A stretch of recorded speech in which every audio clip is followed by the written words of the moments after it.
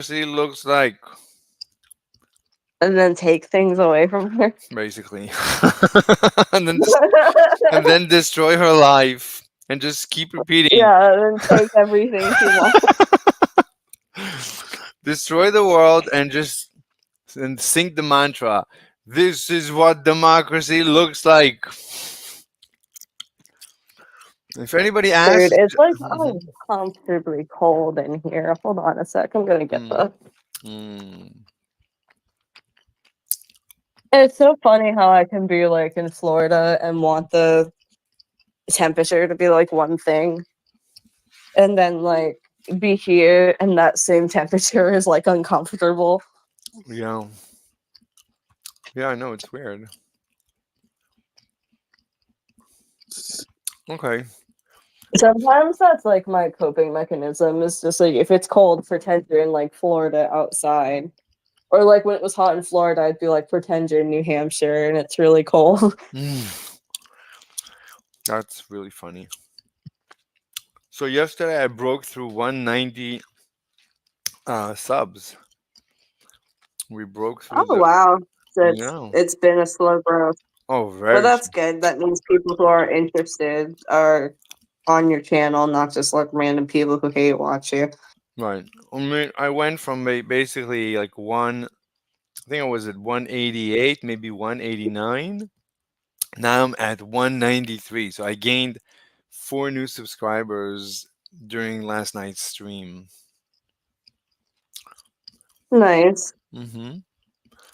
Anyway, do you want Not to? people like a masochist. Basically. I mean it's Mr. Slave, that's what you're here for, so Wait, do you want to go to that server from yesterday? Oh, there's no one there. I think that okay, yeah, you want to go and like wait for your like fans or something. yeah, we can go wait for them over there and talk. Yeah, we'll see how it goes. Okay, let's go.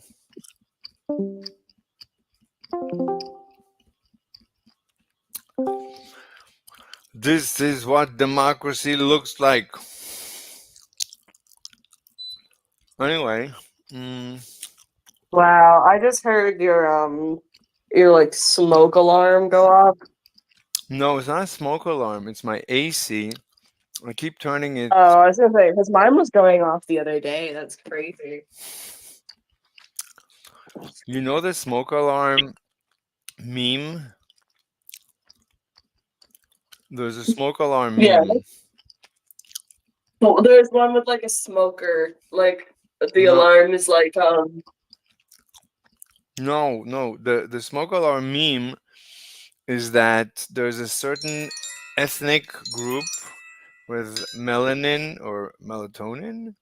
No, melanin. wow, That they a sleepy ethnic what? a sleepy ethnic group. I didn't know they're sleepy. Why? Why? That's what the rumor says. They're sleepy too. No, a melanin. You said melatonin, so I said sleepy.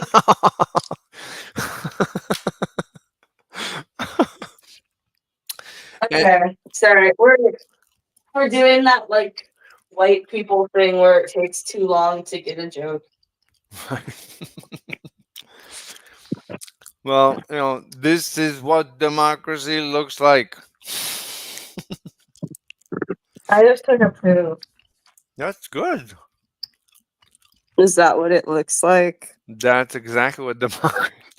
This is what democracy looks like. Wait, let me test. I didn't test the audio. Oh, sweet. Okay, Oh my sounds gosh. good. Sounds like the audio is good. That's good. Hmm. Oh my god. I Um. want to sit on the floor, but my dog will probably attack me and board get me a lot. Mm,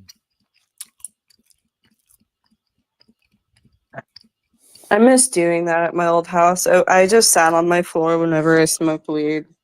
so that way I wouldn't fall on the floor.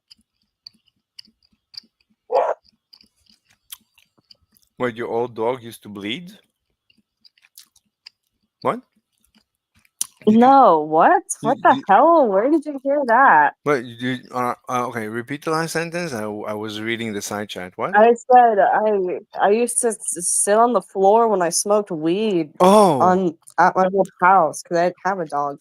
I, And I, when my I, mom's dog was over, my mom's dog didn't go upstairs, so he wouldn't come into my room. so I heard I was on the side chat, so I wasn't listening, but after you finished the sentence, I tried, to put it together from the memory of the sounds, and I heard the word bleed. I was like, the dog bleed? The dog sat on the floor. You put the dog on the floor so that it wouldn't bleed. Somebody was That's bleeding. so bizarre. Yeah. Look, the brain, it gives it its best I mean, you shot. perfectly summed up. Yeah, you perfectly summed up like what it's like to mishear something Yeah. when you're half paying attention. So that's kind of funny. All right, long story short, I just kind of sort of pushed the door shut. It's not really shut. And I'm sitting on the floor anyway, and hopefully she'll just be relaxed in the other room and she just won't give a shit about what I'm doing. Hmm. And I'm letting her bark at cars and like black people outside right now, so Oh my God, dogs are so that's funny. really all she does. Yeah, yeah. That look for her, that's one productive day. It's like for me, like if No, I she's defending her house. Like that's what she thinks is going on. because invaders are coming, the barbarians are at the gate, and she doesn't want strangers to take over her house because then she's going to be homeless. Like she's smart. She's an egoist. She's like, hey, this is my home, stay away or I'll kill you. I'll kill I you. guess you're right. Yeah, and she's just being like an adult about it, and I should respect that. Hmm. Wow. So now what? Um, my skin's breaking out. I Really? think it's my fault. Yeah. So it's either my fault because I took cold medicine and I'm either allergic to the cold medicine, or it's because I put a facial mask on and I was allergic to the facial mask, or I left it on too long. Hmm. Well, you know that this is what democracy looks like. Yeah, I guess. Oh, dude, red. Oh, dude, the Republicans took over my face.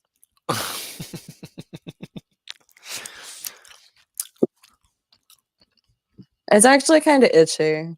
Oh, I'm sorry.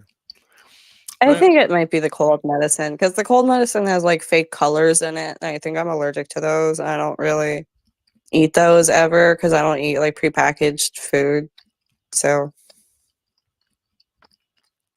But did you know that this is what democracy looks like? I knew you were gonna say it. I knew you were gonna say it. I was like in my head. I was like, he just wants to say it. Like he's not listening. Like No, I listened to everything about your face mask and the Republicans took over your face and it's itchy. Um, last well, sentence. my arms are itchy too, and my arms aren't broken out. So I think that like Mm, I'm getting itchy from the because I took Robitussin this morning. So I think I'm itchy from the Robitussin because I think it has like red dye 40 in it because it's bright cherry red. And I don't know why. Because like honestly, I took Delsum. Delsum's like orange. And Delsum doesn't taste like anything. Like it doesn't taste nasty. It just goes down. This Robitussin shit tastes nasty. Probably on purpose. Probably to keep kids not drinking it. But it tastes really disgusting, and it came with all that extra colors and shit in it, and, like, it doesn't need it. The other shit didn't have it. mm-hmm. And I've also got, like, natural Robitussin somewhere, and it had, like, elderberry in it, and it tasted kinda nasty, but not as bad. Probably because it didn't have the red shit in it. And if I throw up, it's gonna look like I'm throwing up blood, like just blood. It's gonna look really, really weird. Hmm. Hmm.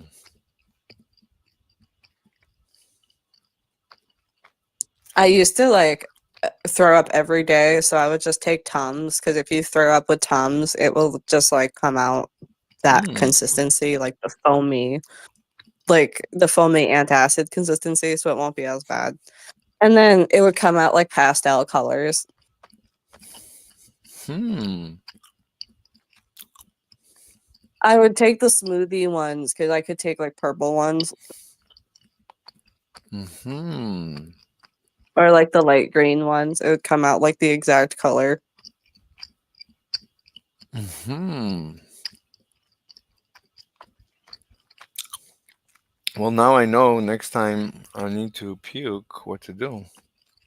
It's always Yeah, that's actually a really good one for if you have to puke. It's not going to stop you from puking, but it's going to make it way easier. wow. That's genius. I didn't know that.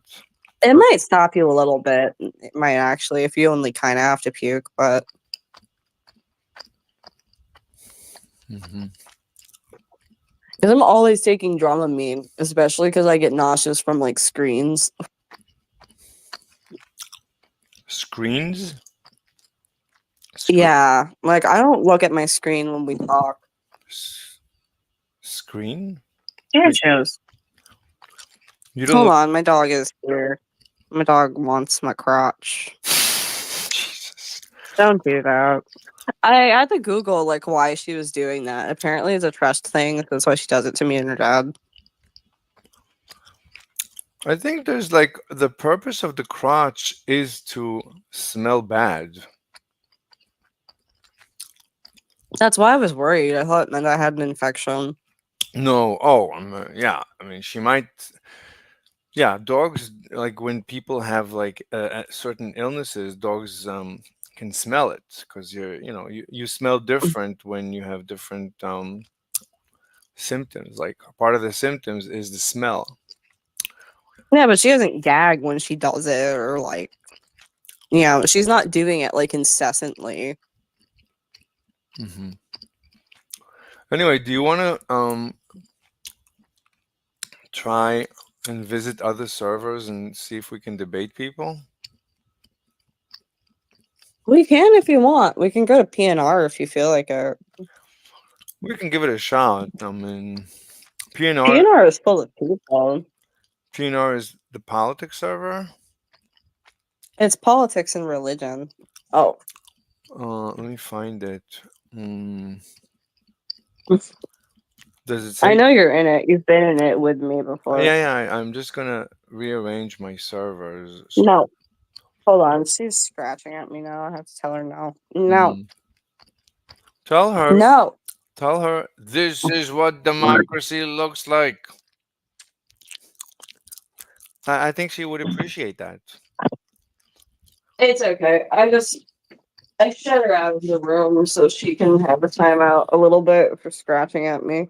Wait, there's like The this. issue is like delaying the punishment, because if I delay it, she doesn't know why she got in trouble. But if I do it now, she'll be like, "Oh, no scratching." Wait, there's hardly anyone on PNR. There's like Well, I don't know. I'm not in a lot of servers. I'm in PNR.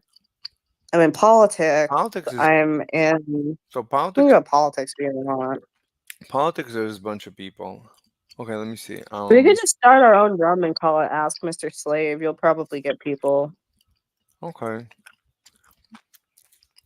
Do you want Um. me to do it, or do you want to do it? Yeah, you want to do it? Yeah, you can do it. So you'd be the mod. You'd have a good time modding. Yeah, I've never. Yeah, I've never done it. Hold on. Okay. Okay, one-on-one, Maybe you should call it three-way. Take "This that. is what democracy looks like." I don't think we Ima- would get as many people. Imagine walking up to someone, slitting their throat, and saying, "This is what democracy looks like." And if anybody, wait, what just happened? Did somebody just join us? Wait, where did you go?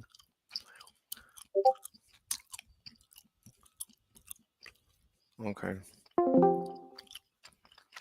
Hey, Yeah, but we need to let people know that this is what democracy looks like.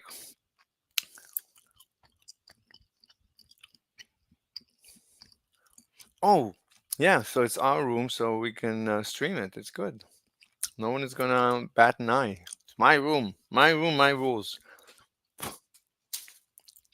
As parents say, "My house, my rules." It's like what every parent always wanted to say. hold on a second. I'm gonna try to mod you just for the sake of it. Mm. I'm just having trouble doing that. Just in case, because I want to make sure I know how the commands work before it works. Yeah, sure. Okay, so I can't add you as a mod, but it's okay. Hmm. I just wanted to make sure that was how I do it, and I guess that's how you do it. And also, I want to change the name of the room.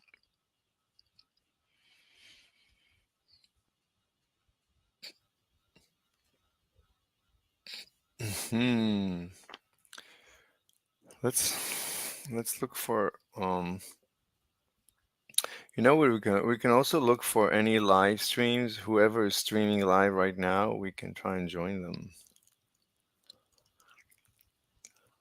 I don't want to have to go all over the place. Timcast has a live that says Kamala campaign just imploded on live TV. 60 Minutes nukes campaign from orbit. Timcast is basic. He should change his last name to Putin. Tim Putin. Oh my God. He's doing his best to destroy Kamala and help Trump win. This is what democracy looks like. Wait, where is the room? Okay, I got it. Okay. Amber hamburger and fries. This is what Kamala looks like. Huge explosion at Hezbollah weapons depot. They still have a weapons depot? Hania Sinwar Oh, they misspelled his name. Yahya Sinwar emerges from ashes. Israel stunned by his message. Hamas boss Yahya Sinwar shocks Israel. Hmm. Are you shocked by Yahya Sinwar, Amber? No, I'm not. Hmm. Well,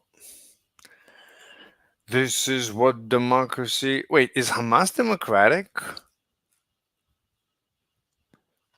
So Greta Thunberg, when she says this is what democracy looks like, and she talks, she's pro Hamas. Yeah, that makes a lot of sense. So Israel, that happens to be a democracy, they are. She says they are a colonizer, and the Hamas, who happens to be a totalitarian dictatorship, anti-democratic, anti-Israel, which is a democracy. Oh, they're the good guys. Yeah, and she sings, "This is what democracy."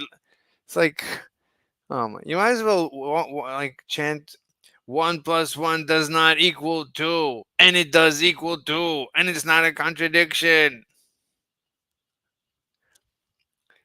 Oh, we have, in a nutshell, hopeless on your life and humanity. Oh, that should be interesting. All right, I modified the room for us, so we're set up for Mr. Slave. That's good. We can watch this YouTube video. Wait, oh, it doesn't show? It doesn't show the preview? Well, that's not fun. You have to start the activity or share your screen or something. I can No, share my screen. I can't share. I don't have any share powers. My sharing I can. powers. I think you might be looking in the wrong place because I have them. No, I don't have. You can see in the stream. I don't have. You can't stream into this channel. and I can't even video into the channel. Can't stream video. I probably have to give you permission. Hold on. Oh, Zorro. Oh, he's not listening. He joined us, but he's unable to hear us. That makes sense. Well, I Hello. just sent him an invite. Hey, Hi, Amber. Saw your what's invitation. that? Zorro, did you know that this is what democracy looks like?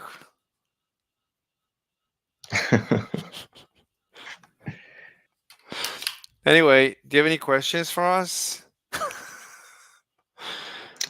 Yeah, what is democracy? That's a good question. Well, what do you think is democracy? A little garbage. Wait, what? A load of garbage. Yeah, I mean, I heard the words. Are you an aeroplane? No, why? I heard like a jet engine. Oh no, Yeah, that's you're just that's casually like that's a trailer doing truck. plane stuff. A trailer truck. Oh, drove by? Yeah. Wow, so you live like in Arizona? No, thank God. You don't live in Phoenix? Anyway, so so you think you don't like democracy? No, no. I think the whole notion that we're um that people get a vote is frankly ridiculous. Most people shouldn't even get a vote. Oh, I might agree with that. So, okay, so what system would you set up instead? I think I'm more so I'm more so leaning towards anything monarchical and aristocratic. Hmm. But are you aware of the correlation between poverty and like or wealth and democracy? Like there is a correlation. Like I'm poor right now, and we live in under a democratic system, so I don't care. oh, you don't care because you're poor, but you know that Yeah, I care about me. I don't care about everyone else. Everyone else I can go go jump off a cliff. I don't care. I that's good. That's good. So you're an egoist like me. That's good. So we have a common ground to discuss. Anyway, so but you being poor, let's say in the United States, you would be considered v- I would say wealthy relative to someone who is wealthy or average, let's say in the Middle East. Well, I mean, yeah, I have the poor people in America have it better than the poor people, say, in like some backwater third world country. But all those backwater countries are not democratic. I'm not saying that's the cause, but there seems to be a correlation. Democracies tend to create wealth or correlate with wealth. Like the ultimate dictatorship is North Korea, and that's the ultimate poverty. Well, if you want to get ahead in that system, all you need to do is just obey, and submit to King Jong Un, and then worship him every day.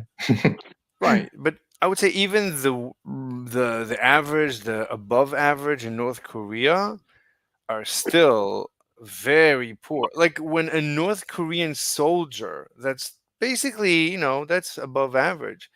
He ran across and he ran into South Korea when he came in. So he's tiny, super thin, and full of worms and germs and lice. I mean, he's basically from the Middle Ages, and that's like a soldier.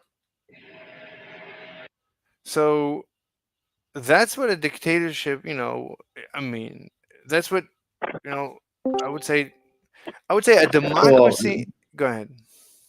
well, I mean, that's a dictatorship. I want a monarchy. What's the difference? A Well, monarch appointed by God and enforced by the church. The other one's I just the mean, guy saying, I'm taking over the military and deal with that shit. that's one way you can do monarchy, sure. No, not a monarchy. A monarchy is always appointed by God. It's the whole point of the monarchy. It's the royal blood. They were chosen by God, and then they sit upon a certain stone to be knighted in the presence of God, and then they do God's bidding. Yeah, a dictator is a person who can seize the military and take power. Sure. I'm not sure how we can do that in America. It would probably be complicated to set up a monarchy in America. Wait, Mate, you started America to get away from a monarchy. There's no fucking way you're going back to one. wait, You know, but- Alexander Hamilton thought of setting up a monarchy.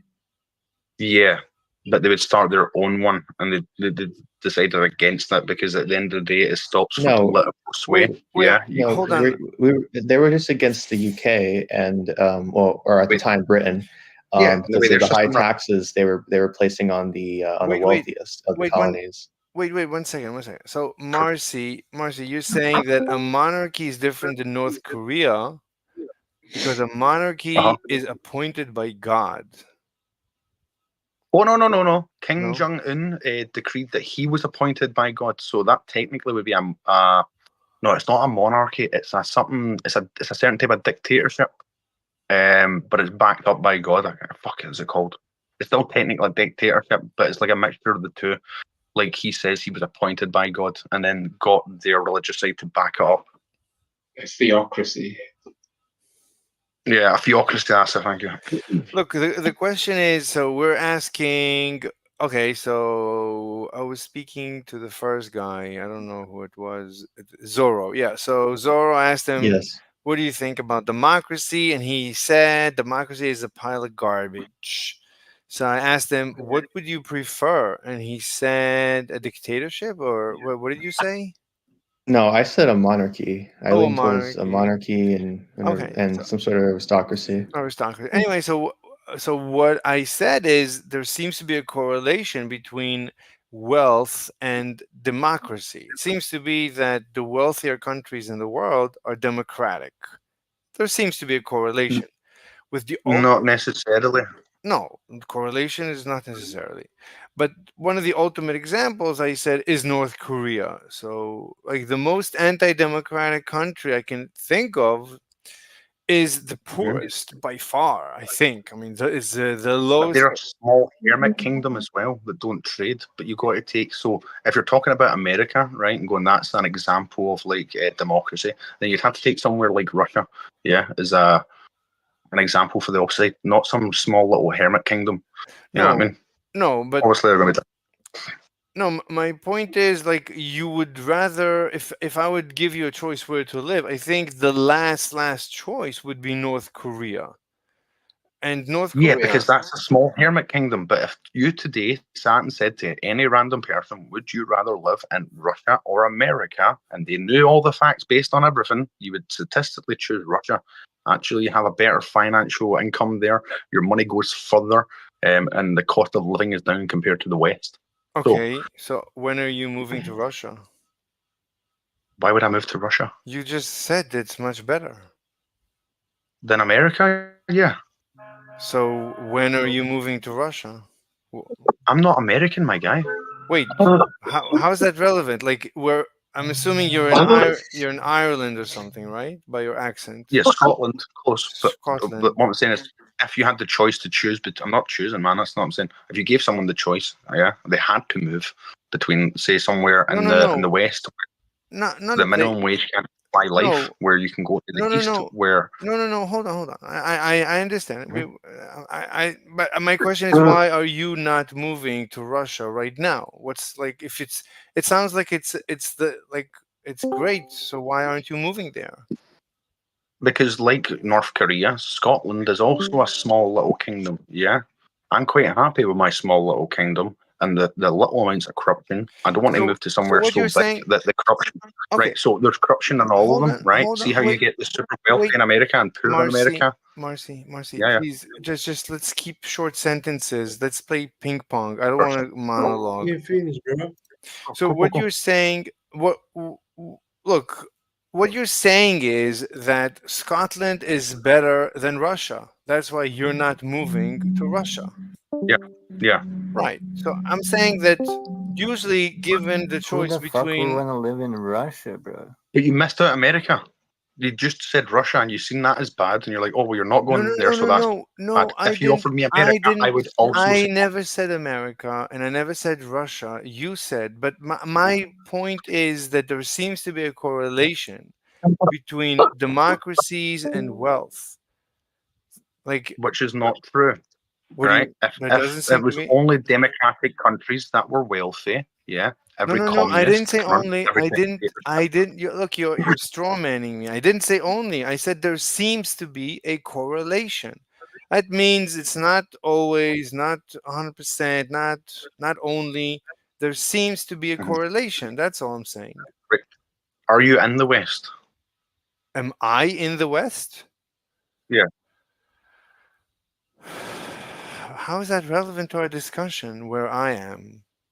If you're based in the West, they'll portray the East is very bad, and if you're in the East, they'll portray the West as very bad. So I'm trying to figure out where you've been getting most of your, to like base your realizations on. No, Is it Western education or media or Eastern?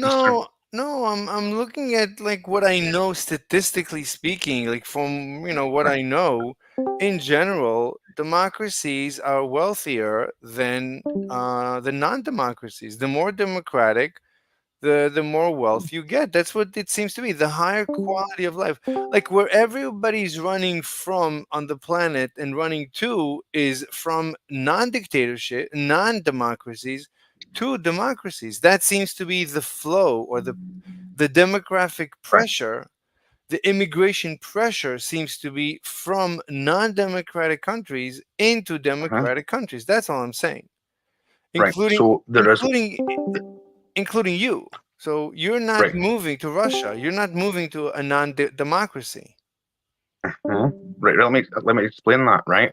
In these like Eastern countries that they're fleeing, yeah, there's so much corruption that there is money there, but the poorest don't see it, yeah, because there's so much corruption. It's like there's a very short list of very wealthy fuckers, and everyone else is broke ass poor. You're Yeah, agreeing with me. I'm saying, you're saying, like I asked.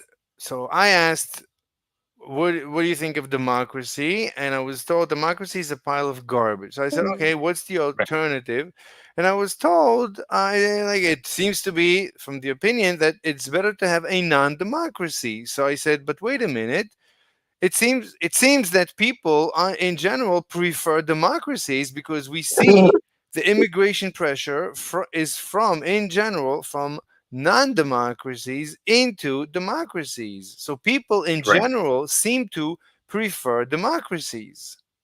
Depending on who you are. Now, if you don't live in the democratic No, no, place no. and you're the person at the No. top of it, let me finish. At the top of the No. tower benefiting, yeah, you wouldn't want to leave You're that agreeing. non-capitalistic We're society. agreeing. Yeah, I know. So Yeah, I know exactly. Right. So those, then right, you're not but answering the corruption question. Also, You're not answering let the me question. finish then. You cut But me you're- off like 4 times, man. But you're not answering. I can let you speak, but you can monologue. You're not answering the question. You're not answering the question. What's the question? What's the question? And I'll answer So, for you. okay, Just put it. look. There's a dialogue tree, right? So I asked, what's better than democracy? And I was told non-democracy. But then I say, okay, I didn't say that. most people seem on the planet seem to be running away from non-democracies, and they run into democracies. So Right, yeah, I get you. that's all I'm saying. So I'm if I'm not you saying like, that one's and better than the other, though. okay, Yeah, okay. I'm saying they're all just as bad as each other. Now, if you're in Wait the a minute. West, right? Wait, you're saying they're all just as bad. Then how do you explain that in general there is an immigration pressure from non-democracies into democracies?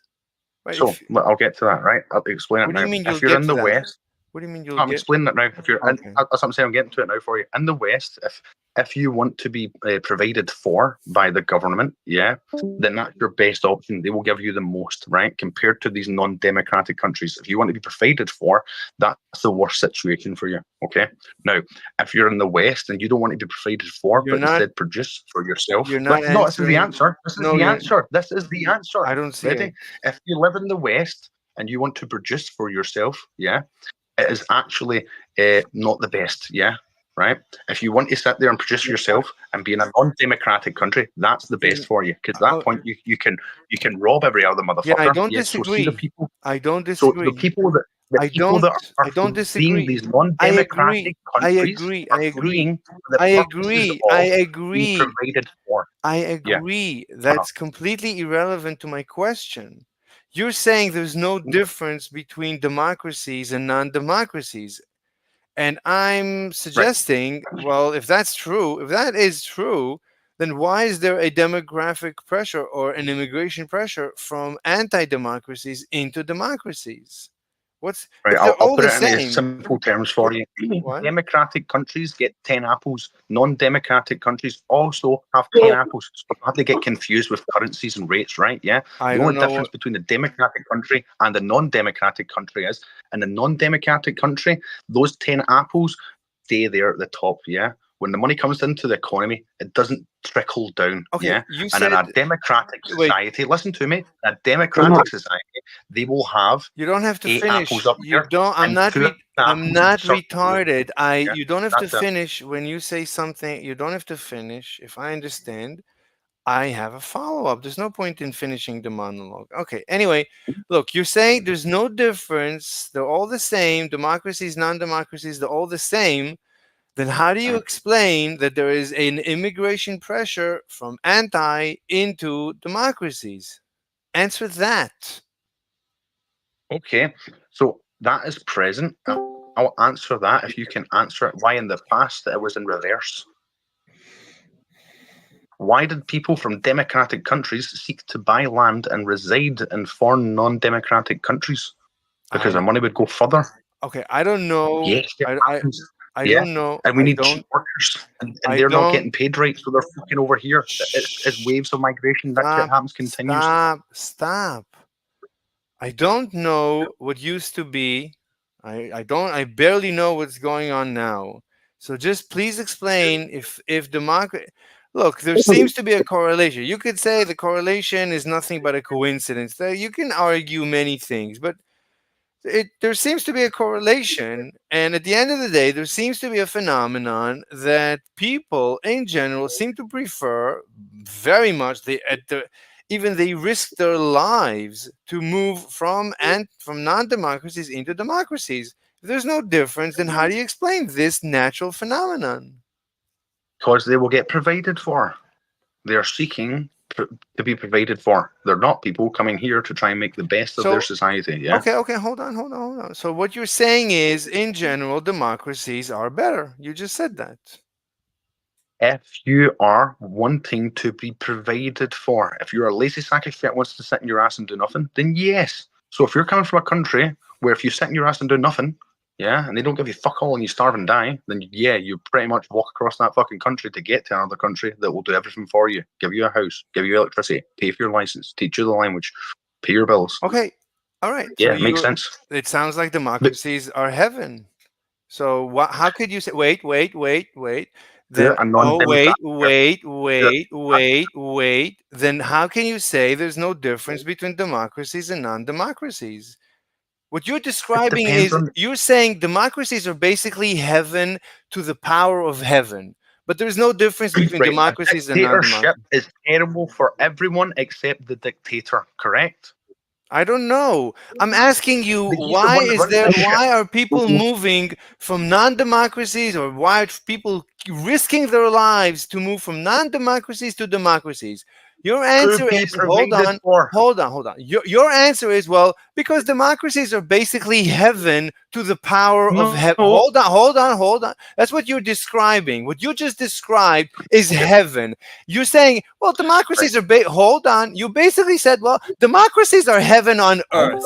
So, but also, there's no difference. Hold on. But also, there's no difference between democracies and non-democracies. I can't fit those two things together. I'm sorry. It all comes down to the individual. The people that are running away from these non-democratic countries are not the people in control of the plant whipping the people, getting the blood rubies out, because We're those not- people that dig the rubies out We're will not get money. Shut the fuck arguing. up. Please wait, We're please not. wait. I So, agree okay, with you. so I please agree. wait, please wait, sir. I Please wait, agree, sir. but you're So- contradicting No, you're yourself. not. You're not You're fixing the cutting me off. contradiction. You're You're cutting me not off. answering the You're you're cutting me off before contra. I can correct the contradiction. You're cutting me off. Yeah, you do not find that people, that are sitting there benefiting in a non-democratic country leave. It's only the people that do not benefit in a non-democratic country that leave. Yeah, see the people that are running the mines or running the fucking slaves or Look, owning you're the not companies up top, answering, they're not leaving. Marcy. They're not coming to the UK Marcy. because if they came here, it wouldn't be beneficial because they do not want to be provided not for. They are providing for themselves. We're not disagreeing. I'm not disagreeing. You Yeah. just hold on. You are. You're Hold- trying to say that No, I'm one not. is better than the other. Wait, If Marcy, you're the hold shit on. person, does nothing. Yes, Marcy, but if you're the person that works, then no. Marcy, I'm not disagreeing. I'm not disagreeing. You're disagreeing with you. I need you to fix the disagreement between Marcy and Marcy. Marcy 1 says there's no difference between democracies and non-democracies. Hold on. Yes.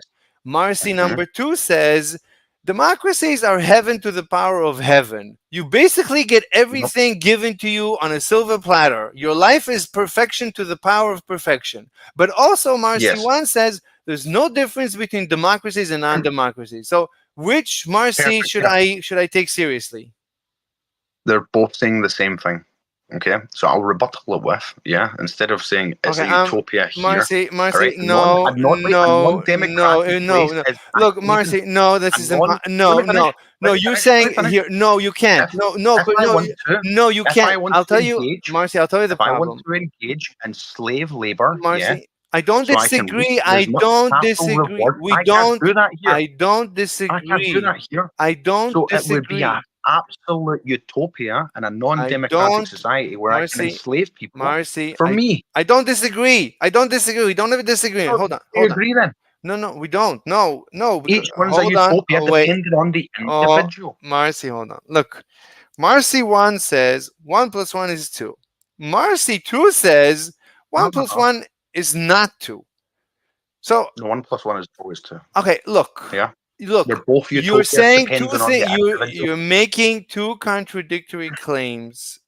I'm not. Yes, look. You're telling me there's no distinction between democracies and non-democracies. That's Marcy 1. Marcy 2. Both corrupt. I don't care. You said Yeah. there's no difference. That's Marcy 1. Yes. Marcy 2 says democracies are heaven on earth. So which is it? Which Marcy should I take seriously?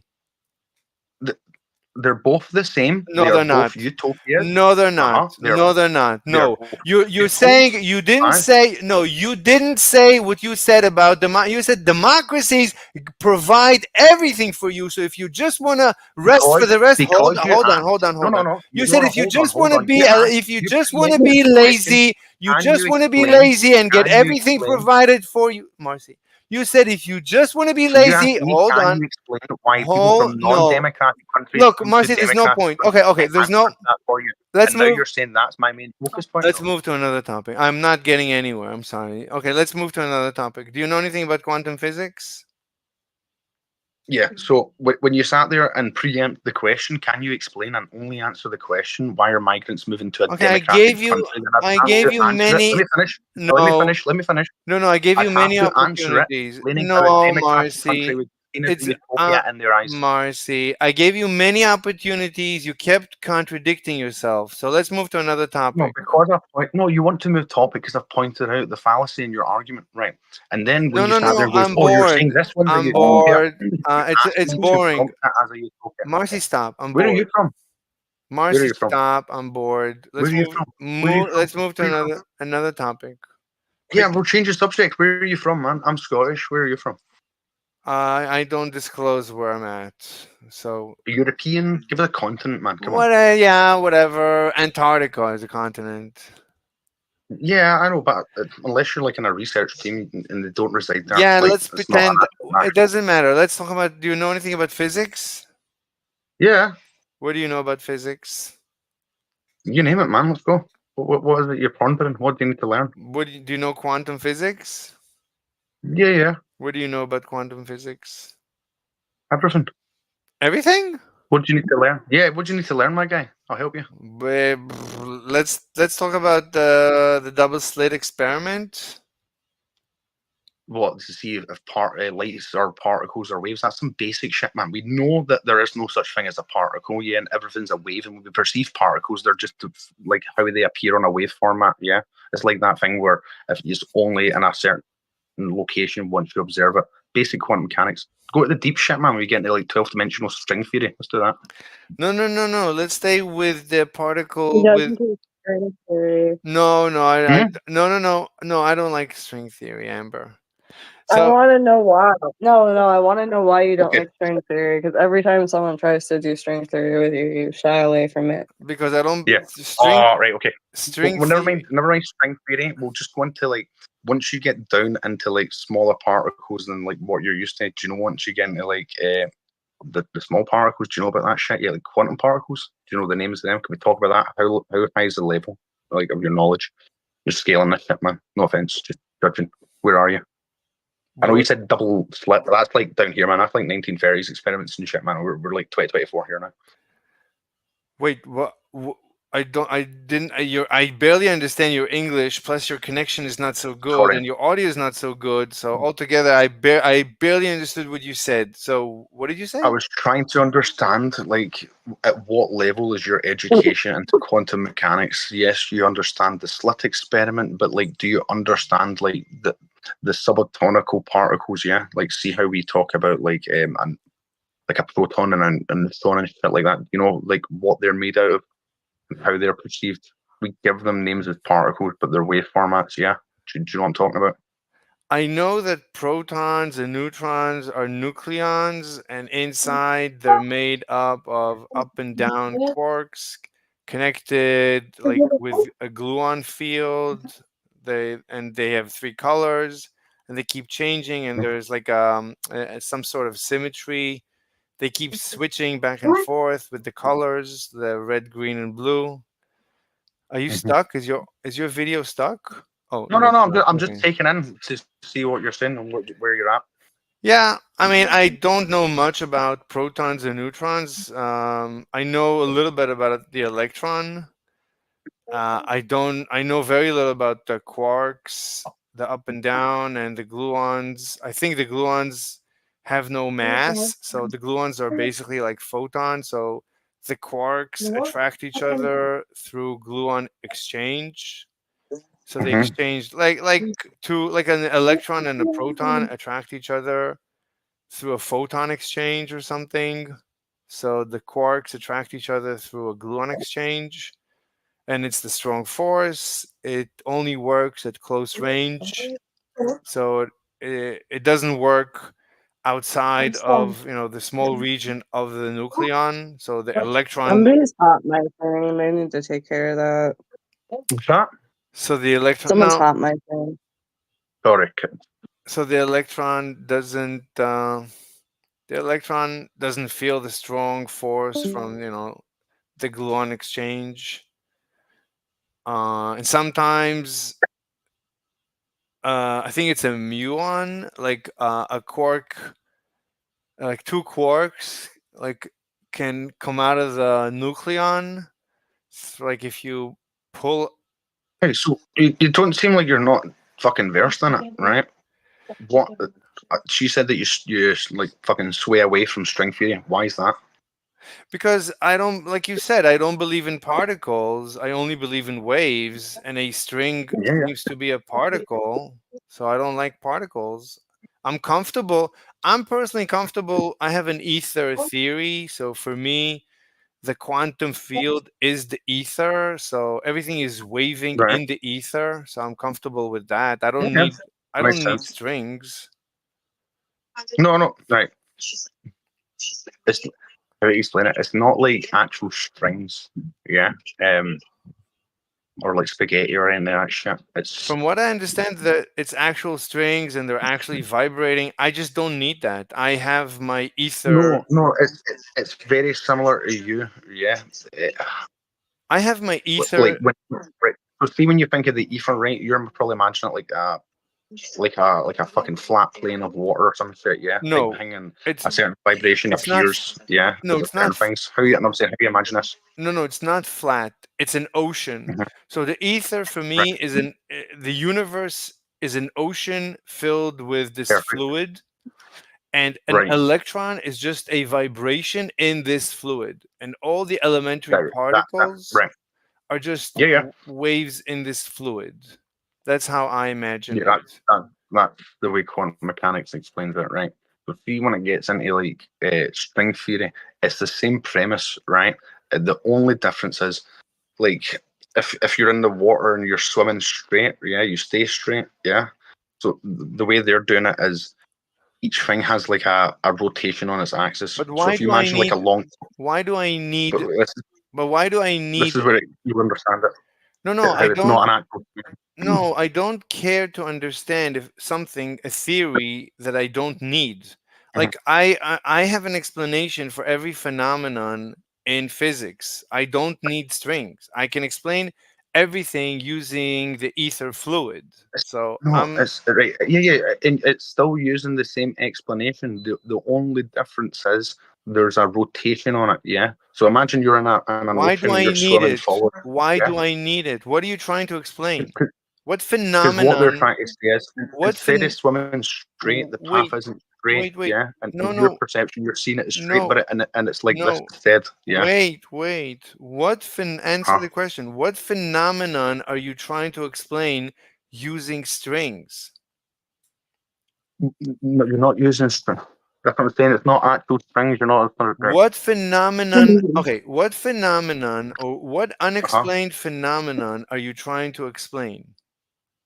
It would be uh, traversing through space. Yeah. What I'm unexplained phenomenon are you trying to explain right now? In order for me to follow, right? movement within itself, my guy. Yeah, No, because no, no. because no, listen, right? 'Cause In what order it for does, it me, goes up to in 12 order for dimensions to me, explain. wait, Marcy, hold on. In order for me to follow what you're saying, I need to know the topic of discussion. A topic of discussion for me must be must start as follows. There is a phenomenon that we observed but we cannot explain. I am going to now explain it to you using the following theory. So Right. what unexplained phenomenon that we have observed are you trying to explain?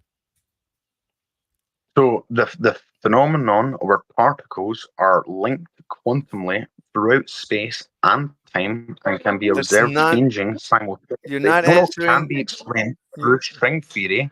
You're not. By You're not explaining. answering. No, you're not answering the question. What unexplained phenomenon are you trying to explain? What have you observed? Explain You have to quantum tell me. entanglement.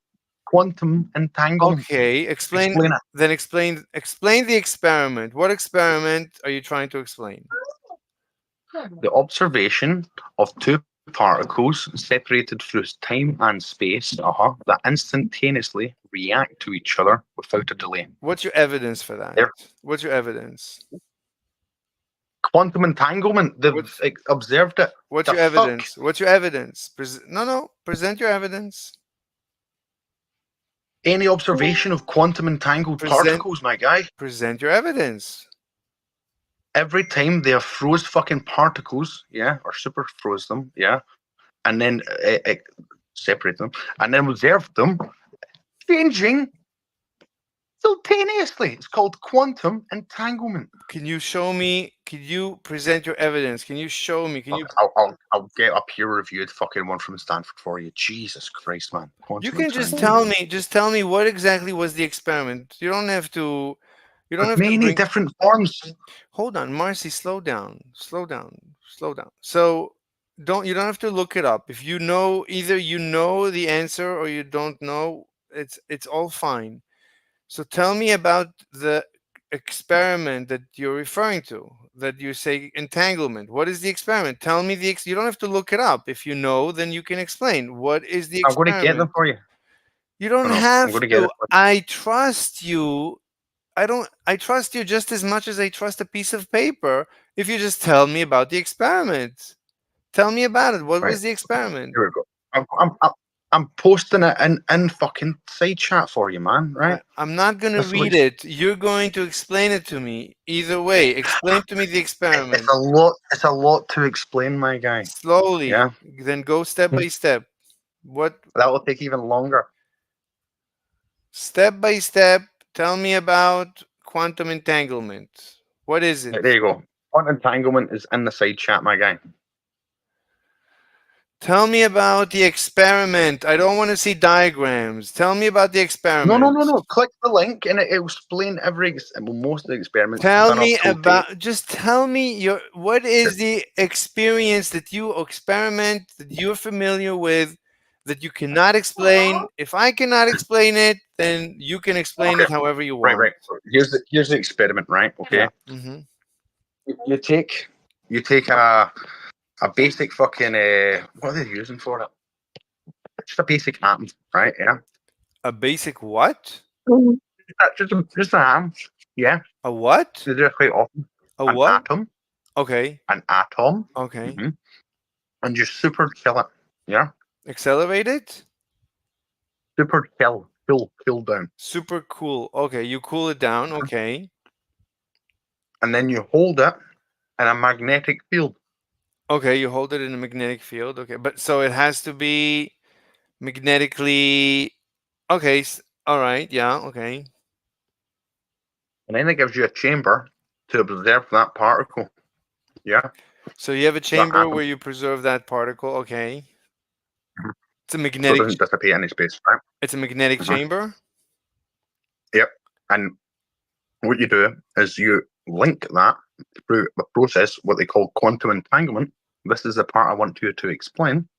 Yeah. Mhm. So that no matter where you take these two ones that have now been like entangled to each Wait, other, what do you mean to any two? part of the world. Wait, what do you mean two? You just said there's one. Now there's two. You said one atom. You take one atom, you freeze it, And you freeze put it and you entangle. This is the part you need to explain What to does me that through your mean? basic. Wait, what does that mean? You entangle it. So you link it to it. How do you link it? You don't smash them together. What do you right? do? That Not makes- what. How do you link it? What do you do? This is you super chill them and you bring them very What do you close mean to them? each other. Wait. You said now you're saying them. So there's two particles. Yeah, you got to. Well, you start with one. Yeah, Start with one. you super chill it down. Super You chill put it it into this chamber. into Yeah. chamber. Then you super chill another one. Another And you one. put it into the chamber. So Right? they're You don't both in. fire them towards each other. Okay, so It's they're not like both. a large head Okay, cider. okay, hold on. Okay, Yeah, hold, and wait, then wait, they hold, sync with each wait, other. slow down. Okay, so you put them in one chamber. Okay, so you have two atoms, super chilled, in one chamber. Next, what do you do Mhm. next? You separate them. You separate them. Okay. And no matter where you put them, No matter when what, you absorb, no matter Yep, where when you you put accept them, them, no matter where you put anywhere in them, the world, anywhere in the space, just world, put one in space. one in Mhm. space, yeah. If you observe that one here, that other one will be in the exact same orientation. Yeah. And if you flip What's that the one, experiment? that one, No. What's the experiment? So you have one in one chamber on Earth, the other in another Uh-huh. chamber in space. Next, what's the experiment you conduct? observation. That's how you got to look at it. What do you right? mean? What's And the when you look at it, no. What's the experiment you conduct? Tell me the experiment you You- conduct. I'm telling you, you look at one, yeah, you see it has a top spin.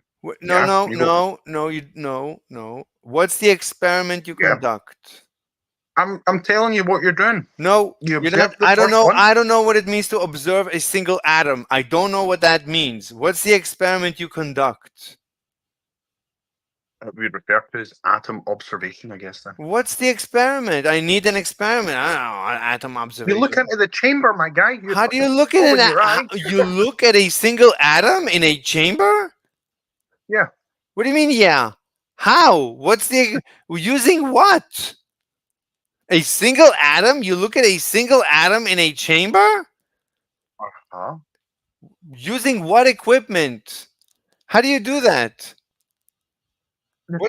You do realize that when we have the LHC Just smashing tell me- particles together, we just- observe all the particles coming Yeah, off but of that's that. that. Okay. Right, Oh, the wait. bearing Yeah, that I understand. That's understandable. Yeah. You said you don't. So you smash it. You put it So- in a.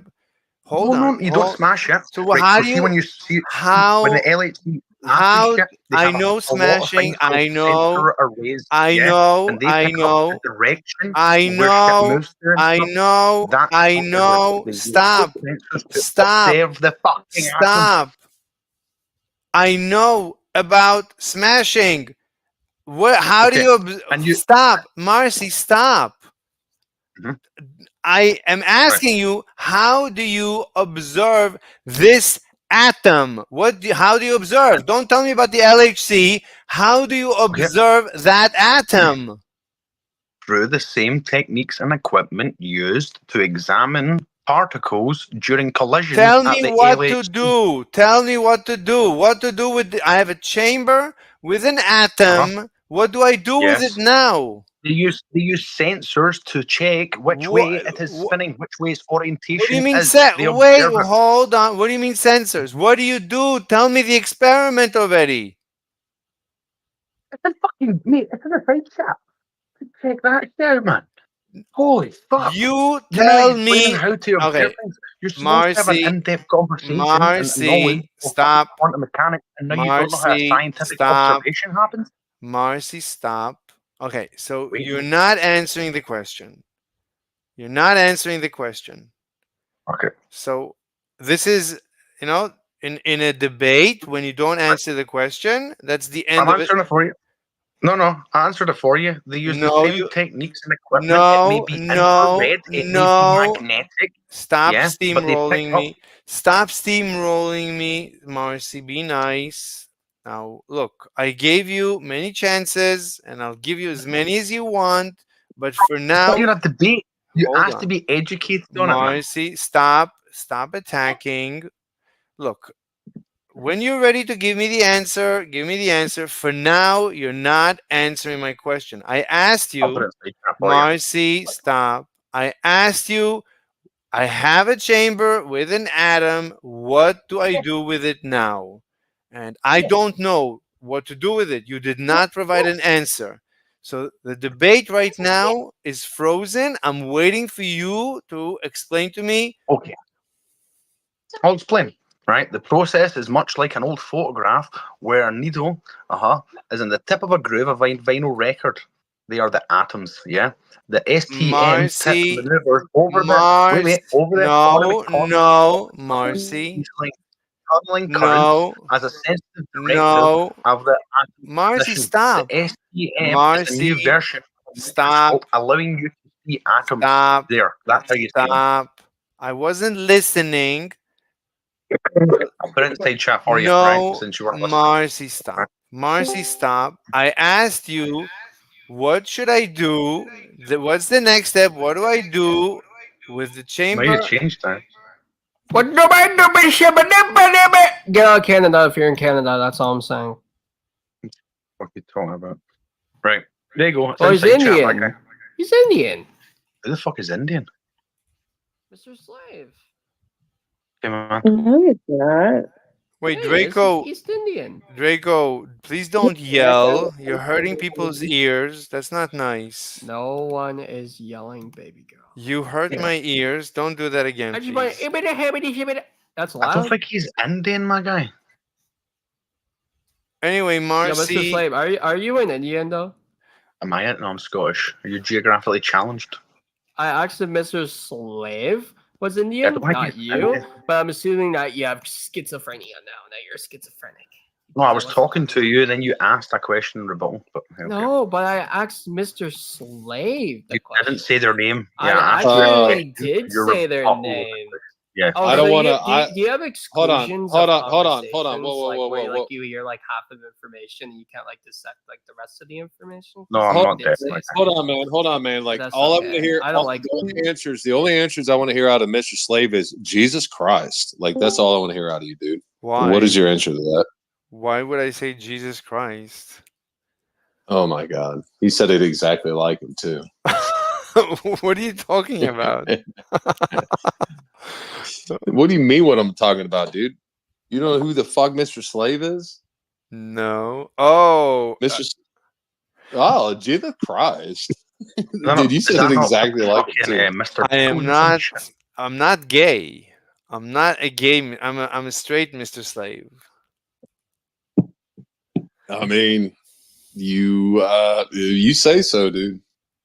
Yeah, Mr. Pickles kept him in a fucking dog kennel, my guy. That's pretty gay. So, Anyway, let me just read a comment from YouTube. are you So actually Indian? somebody says That's this is really from 4 stupid. minutes ago. They say, "Can I just Nay, say nay, it I'm is getting insufferable He's not experience Indian.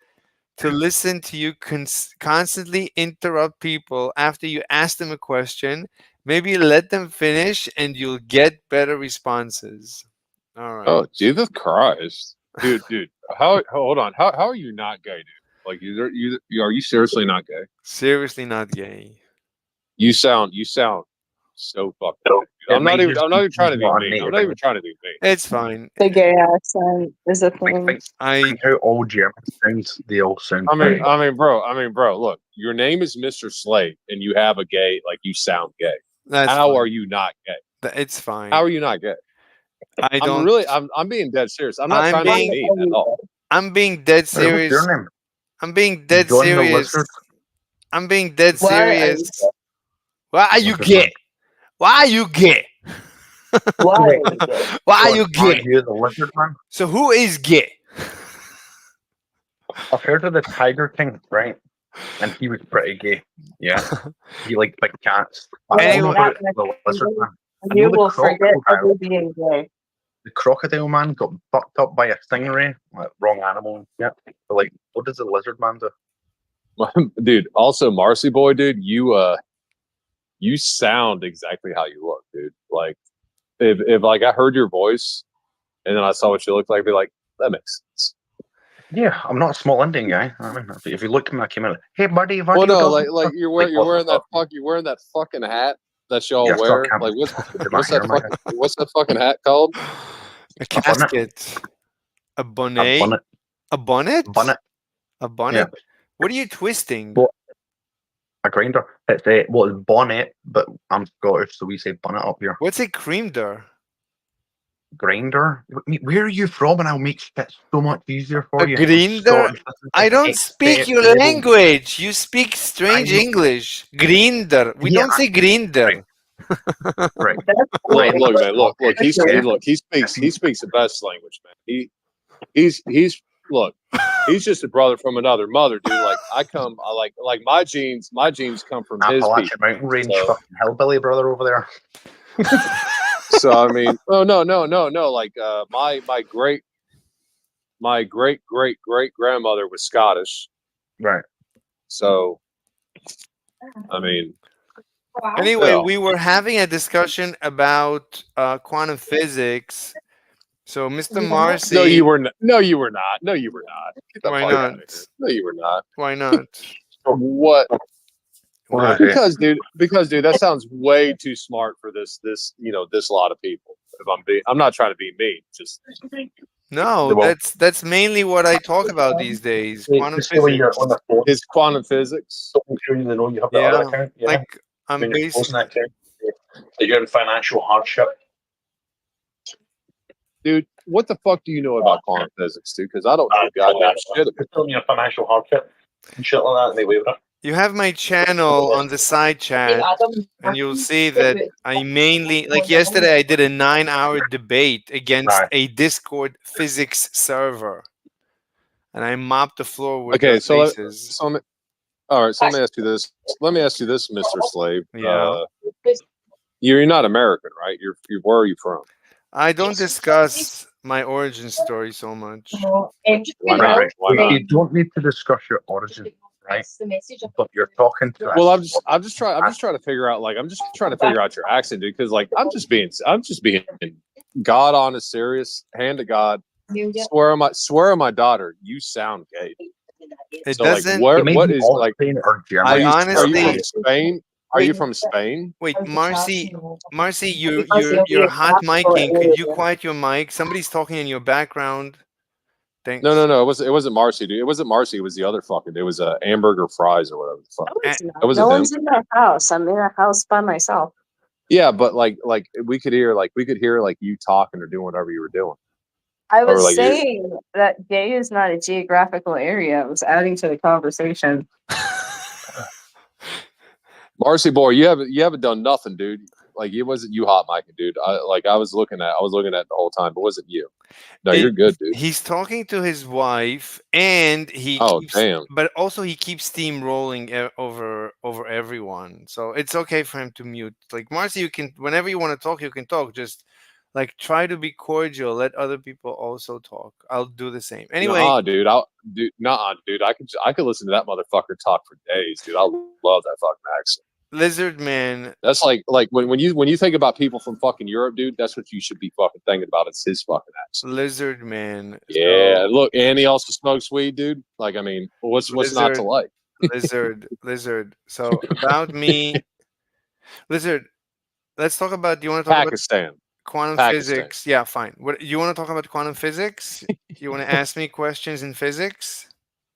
No, dude, I'm retarded. I don't know nothing about that shit.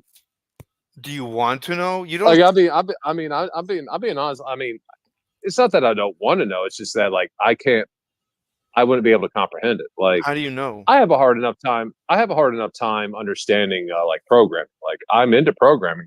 I find that very interesting, but it's just there's a lot of concepts within programming that are very hard for me to grasp.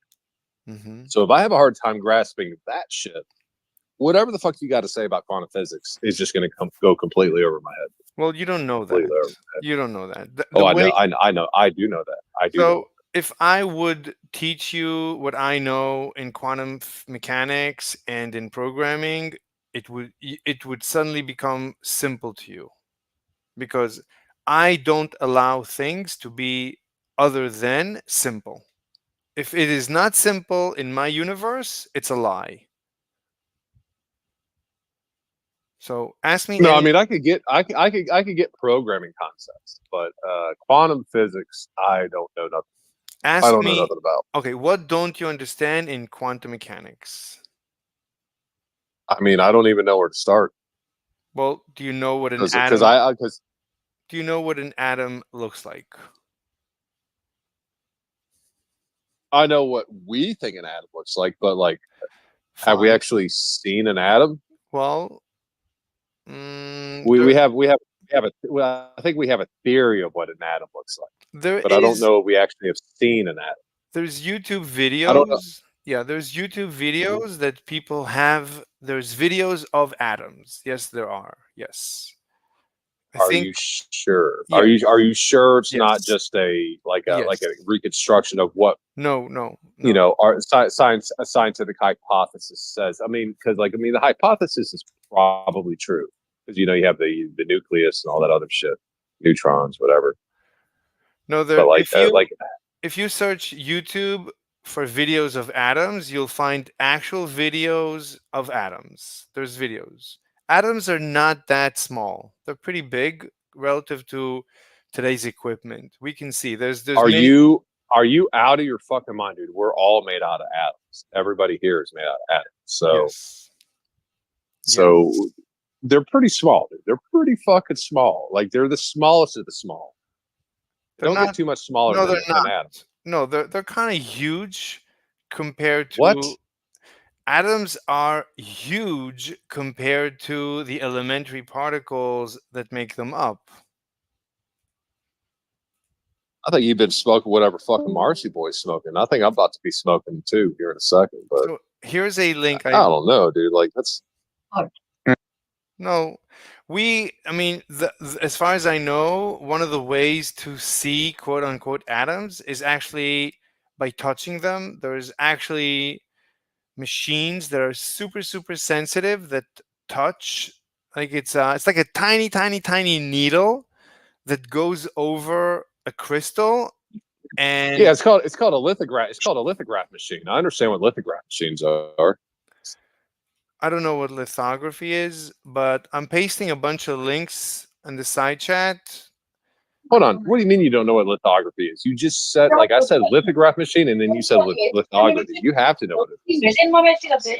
Wait, who's making all that? The message is talking in the background, but I was going to ask. Marcy, your Yeah. wife is yelling in the background. No, it's not even her. It's someone else, and she's in the loudspeaker too. So we need to figure out where you're from, my guy. Come on. We're all nice. I don't have a ladder big enough to climb in your house. Hey, look, man. Look. I'll tell you this. I'm from Florence, Kentucky. Like, you can go ahead and try and figure out where I am in Florence, Kentucky. You won't because I stay off the grid. But I live in Florence, Kentucky. You look it up.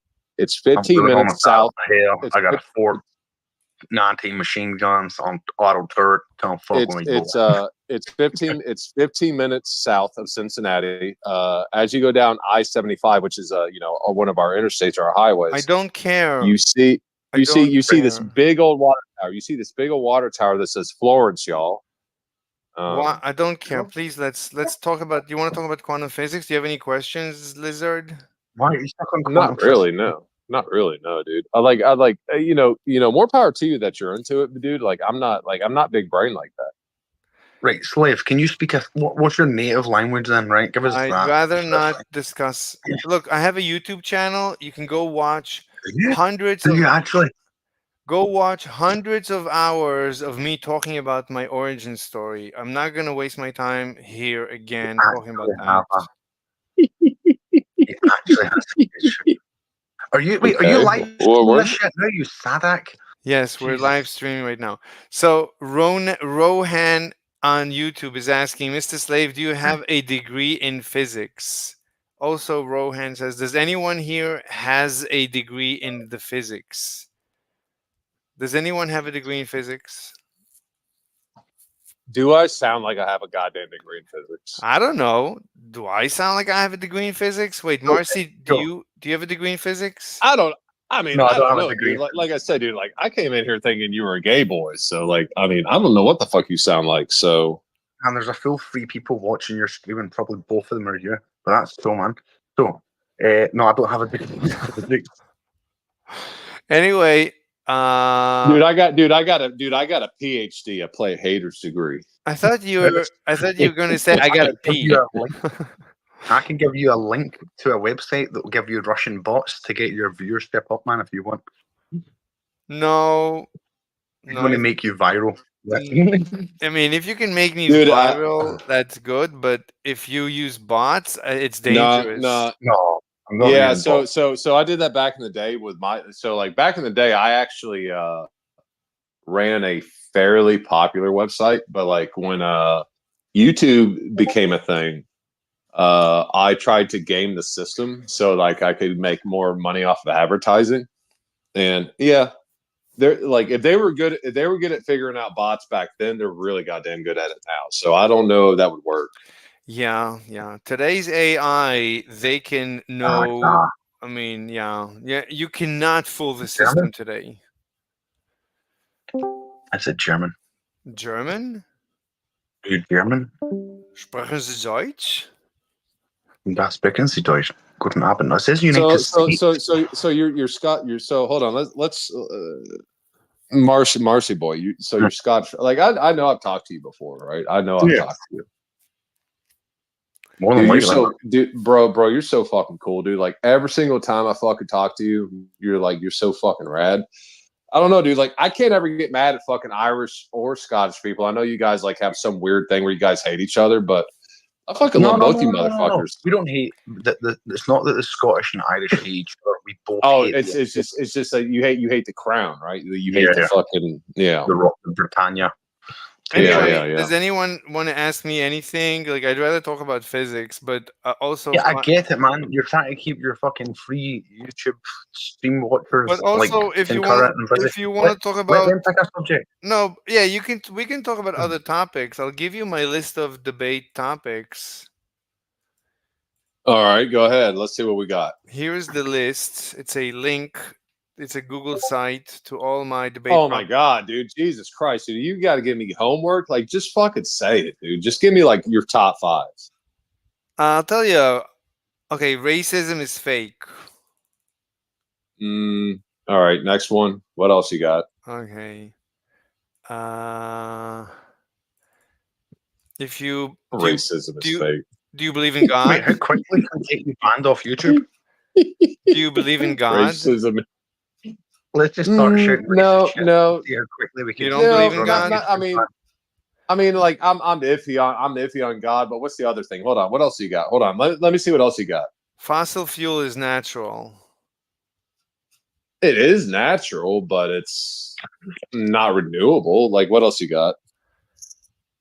I mean, I'm not saying I'm not. Oh, by the way, I'm not saying no to any of these things. I'm just saying what else you got. I should be able to sell my own organs. Fuck I is wrong think with I think you could already do that, can't you? No, not your like vital ones. Not unless you're Chinese and accidentally Okay. kidnapped. The petrodollar is a conspiracy theory. The fuck does that even mean? The Trust petrodollars. trust the science is counter-scientific. You can say that. Look, here's one for you. What do you think about aliens, man? Oh fuck no. Oh, aliens. You're gonna go crazy on that. So I mean, I can talk about Fermi's paradox. Are you familiar with Fermi's paradox? Well, hold on. Let me ask you this: do you think aliens or some kind of other intelligent beings are or like have been on Earth besides us? Yes or no? Yes, but did not like the mainstream. No one. We haven't had visitations, but we did. I don't think. I don't think we had visitations, but I think we did experience crashes. Some alien tech debris probably has crashed into Earth, for the past 4 billion years. 4 billion years. I mean, since Well, hold on. How many years old is the Earth? Mister. Fuck the Scottish guy left, so I'm gonna leave. Have fun, man. All right. Wait, Andrew, did you just make noise? Oh, what's up? No, I just joined. I have just joined you live. Who started? Oh, saying- maybe it's the one who is from Scotland. Maybe I feel that. My gut is telling me that. My I have a guts. feeling inside my guts. My feeling inside my guts is you did it. Yeah. Why do you misbehave? What do you gain from misbehaving? Come on, I'm a kid. You're selling a kid while he's being a kid. That's not an excuse. You're being judgmental. Of course, it's an excuse. If a kid punish you in the face, would you take him and go to trial? Of course not. Of course, yes. What are you talking about? No way. If a kid punches me, I'm gonna just I'm not gonna deal with it. 2-year-olds. Wait. 2-year-old kids. Well, if it's a big 2-year-old, then it, a big 2-year-old. a gigantic. Nice statement. Nice statement. Wait, what's Oh my God. this guy's name? Shadow Magics. Bag Daffet. Shoe bag. Is it shoe bag? Dafat. Huh? Chubak Dafat. Chubag Dafat. Nigga. Wait, Andrew, don't do that. Right. Anyway, does anybody want to talk about physics? Me. What's the question? Maybe. Me. Wait, Maybe. let's give Shubag. Me. No, stop. So let's give Chubag Dafat a chance. What physics do you want to talk about? Anything unrelenting. So do you believe? So do you know anything about quantum mechanics? Yeah. Really? I'm busy. Easy? Can't think right now. You Yeah, cannot. I'm busy. You're dizzy? You're busy? I'm busy. Yeah. So you don't want to talk? No. No. Okay. Andrew, do you? Okay, Quantum Andrew. mechanics. I have a question for you. Yeah. Yeah.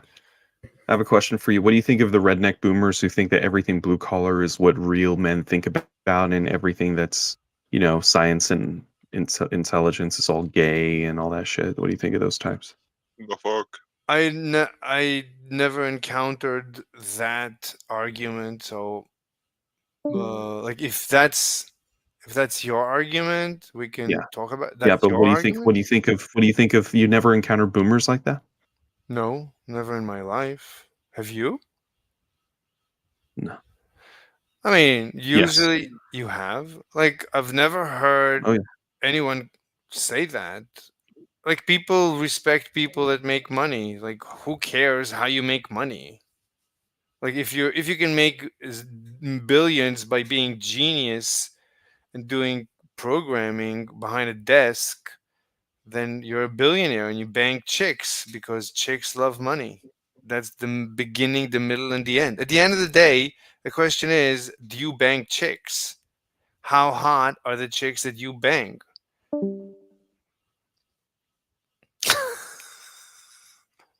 We lost everyone. Amber, everyone is gone. Now Amber is gone too. This is what democracy looks like.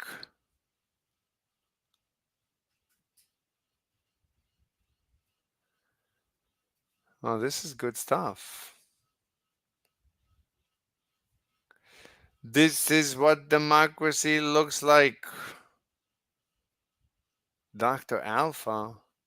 Dr. Alpha. Alfalfa. All right, let's see. Einstein's principle.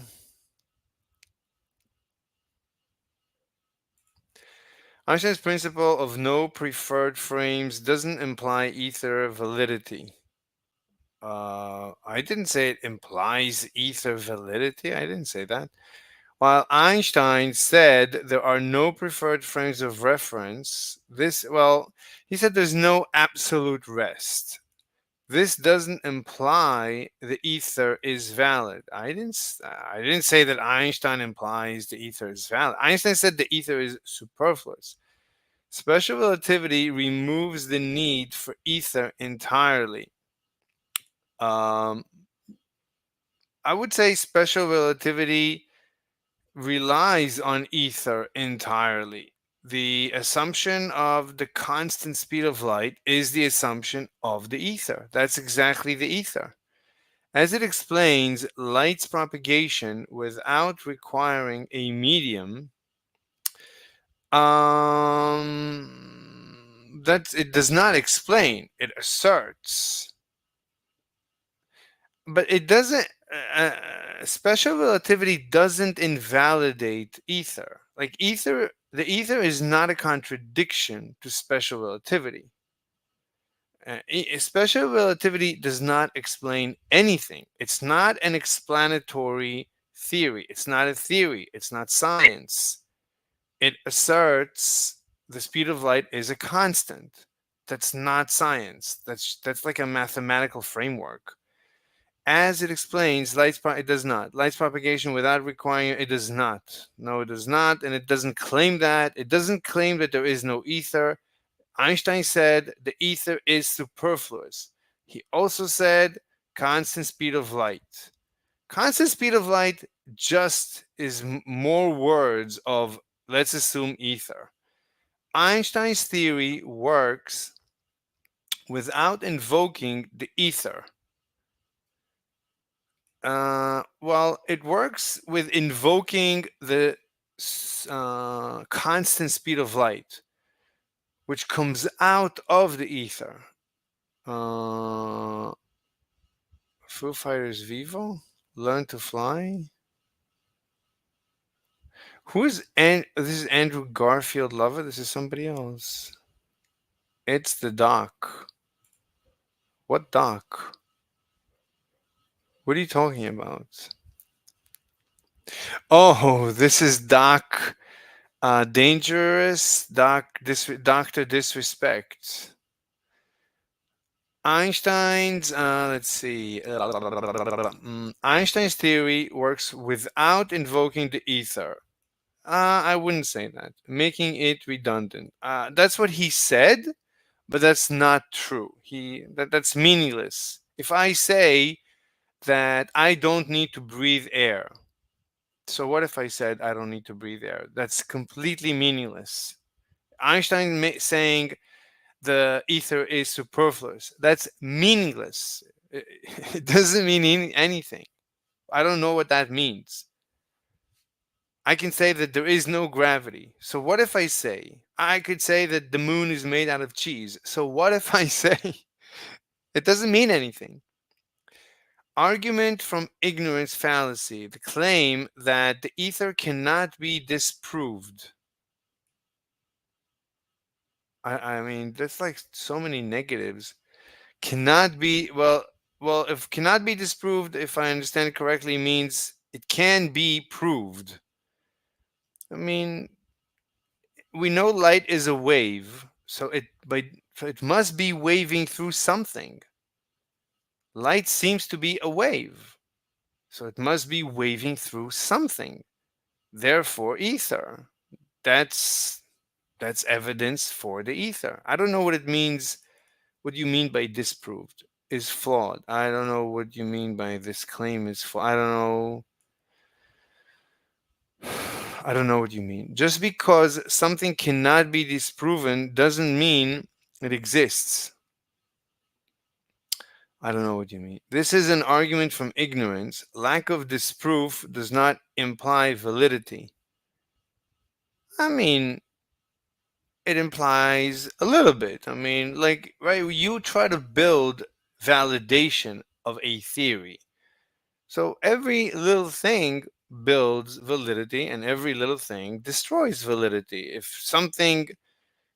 If you have evidence for the validity, then you strengthen the validity. And you have evidence against the validity, you weaken the validity. At the end of the day, like I would say, most theories are not foolproof. There's a lot of evidence and more and more and more evidence and less and less and less evidence against. So you start believing the theory.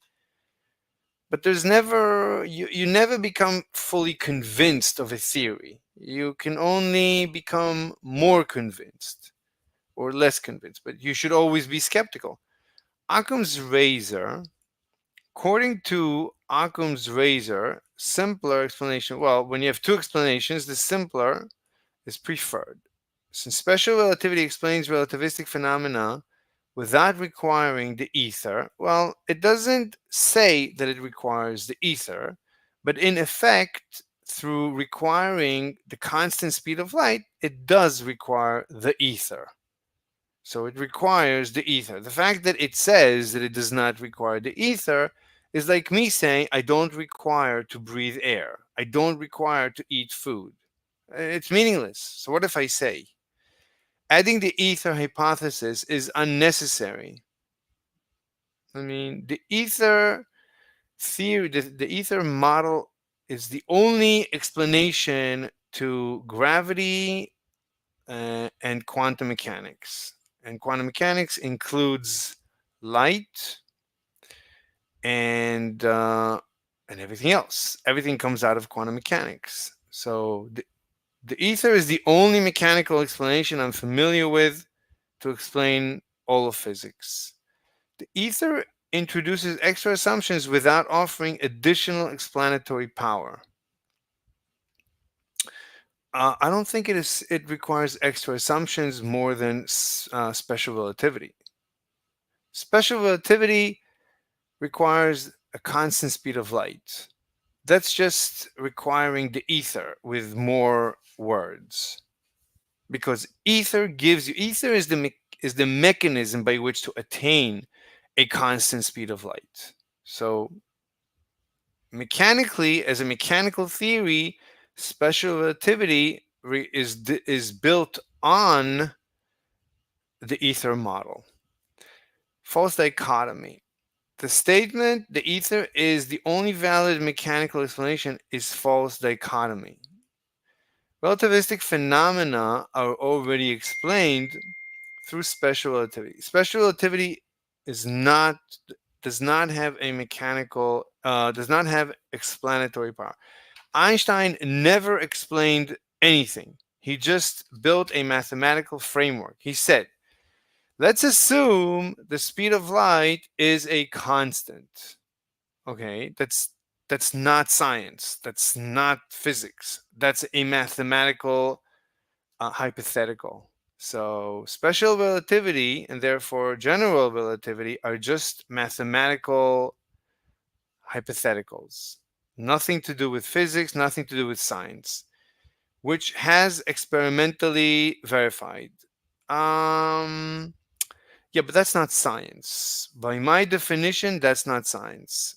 I mean, coming up with a mathematical model that has predictive powers, that's not science.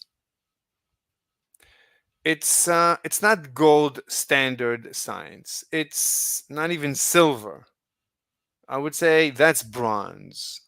That's a bronze uh, standard science, because gold standard is mechanical with prediction. If it's mechanical, no prediction, I would say that's basically silver. But if it's mathematical, meaning no explanatory powers with just a prediction, yeah, that's silver. Okay, let's make it silver. It's not gold. There's no need to assume the ether when a well-tested theory already exists. Yeah, but the theory is not mechanical. So I just wouldn't classify it as a scientific theory. I would classify it as a weak scientific theory. A good scientific theory should be mechanical. If it's not mechanical, that's not good science. That's not perfect science. That's imperfect. That's second-rate science.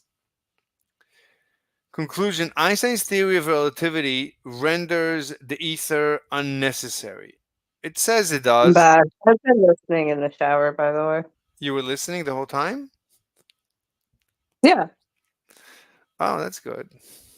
We lost everyone. Everyone left. They all I left know us. that one dude who was kind of weird. Like I know him. He's like some weird LARPer, Which one? and he was giving me like a bunch of shit one day, and I was like, "Leave me alone." And I completely forgot who he was, and I remembered who he was, and he was like, "I'm sorry, you didn't deserve that." Which he, lizard?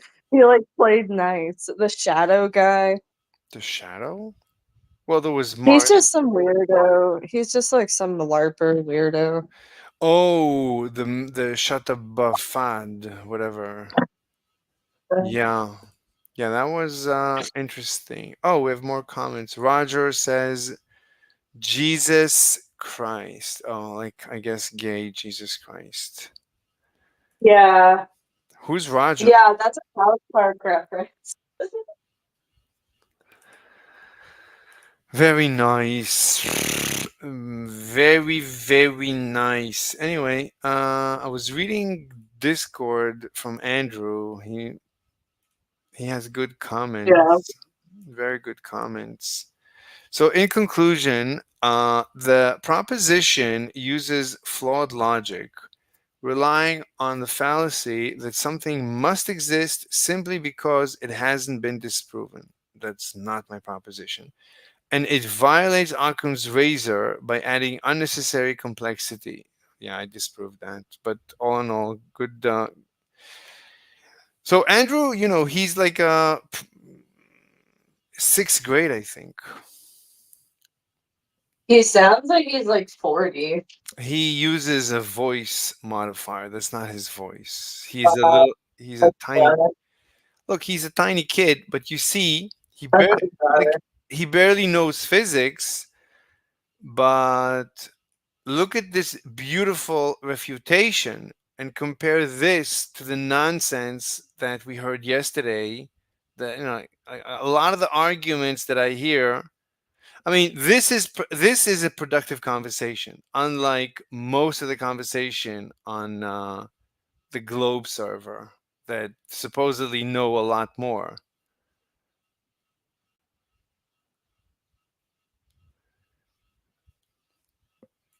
Wow. Let me see. Roger says, Mr. Slave often says Jesus Christ. Yeah, I say Jesus Christ a lot. Yeah. Yeah. Like in Yeah. America, like I think Americans say Jesus Christ a lot. It's very American. Yeah,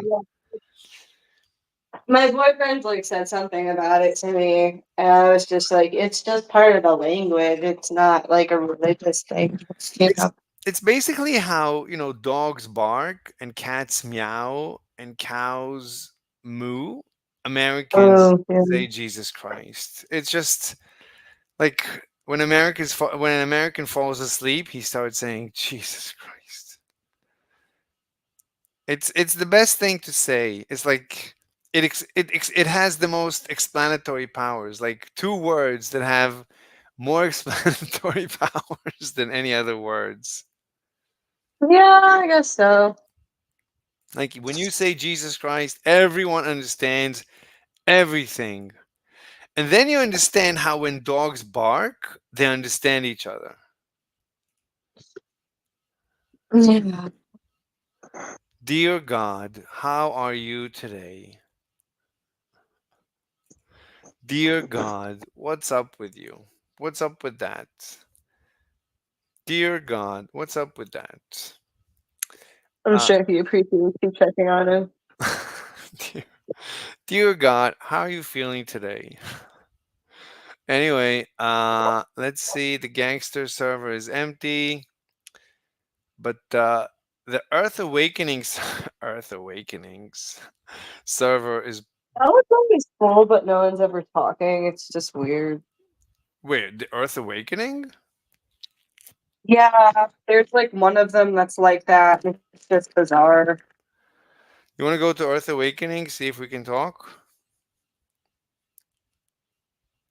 Yeah, I guess so. Let's go. All right, going.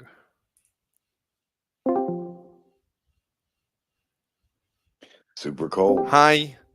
So, Have so how, refrigeration. so how, I mean, think about how you could have a container and control heat and cold. Hey, does anybody want to talk about quantum mechanics or ether?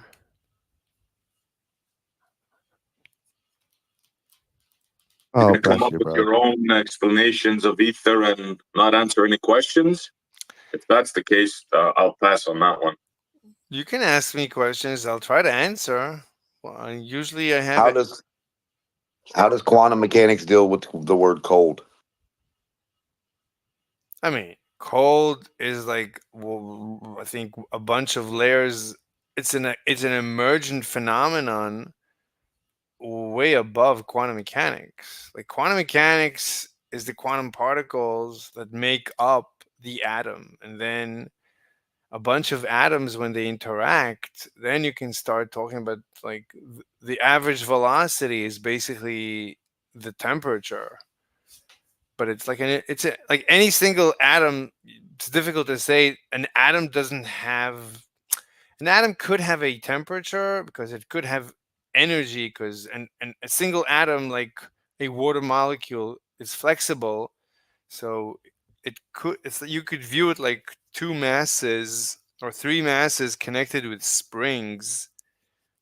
So you could view it as waving or basically like two masses in a spring. So it's Is this where you make stuff up on your own No, and then no, say, no. "Well, that's my idea of how things work"? No, I can show you YouTube videos that say this. I'm just trying to explain what YouTube videos. It's. I mean, this is standard physics theory. I mean, I'm like, yeah, I mean, this is standard. I can show you many You know what videos. we're talking about? We were talking about 2 glasses of water forming a bridge because they put electricity to them. Were you aware of that? 2 glasses of water forming a bridge. What? I thought we were talking about Right. Scroll temperature. up and watch the video. Scroll up and watch the video. Then you could maybe come into the convo. That's what we're talking about. This phenomena of 2 glasses of water, when put electricity to them and put closer together, they form a bridge of water between them. That's what we're talking about. Okay, so what's the question? What? Well, go look at the videos. You could I don't. I'm looking. catch up to what we're I'm talking about. scrolling. I'm scrolling and scrolling and. Okay, I see it. Okay. So we're trying to figure out what phenomena causes that. That's what we're talking about.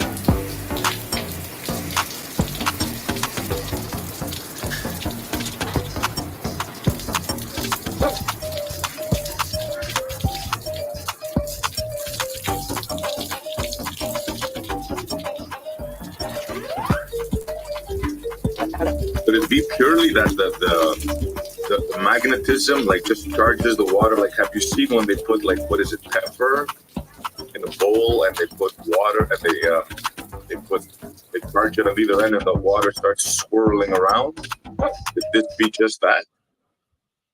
Like negative, positive, just finding each other? Like, It starts. The video starts with a speaker, or like at 1 minute 16 seconds. There is a speaker. He uses a speaker.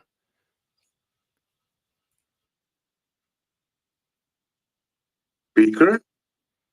I mean, at 1 minute and 16 seconds, it looks like a speaker that he's using to create these effects.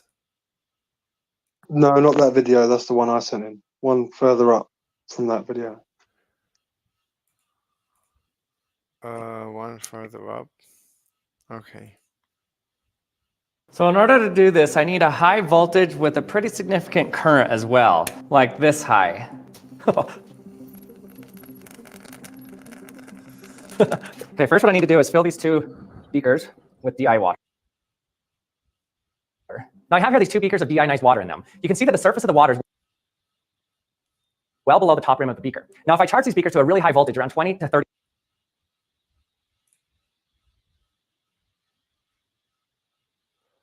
kilovolts, then something unexpected happens. The water suddenly climbs the edges of the beaker and goes into the other beaker.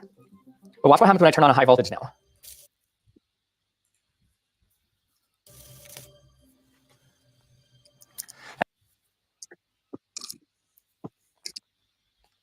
And not only that, once the water connection is formed, then I can separate the 2 beakers, and the water bridge actually stays stable and connects the 2 beakers. It flows up and around the rim across to the other one. This is amazing. Completely unexpected from what we normally see happen with electricity and water. Whoa.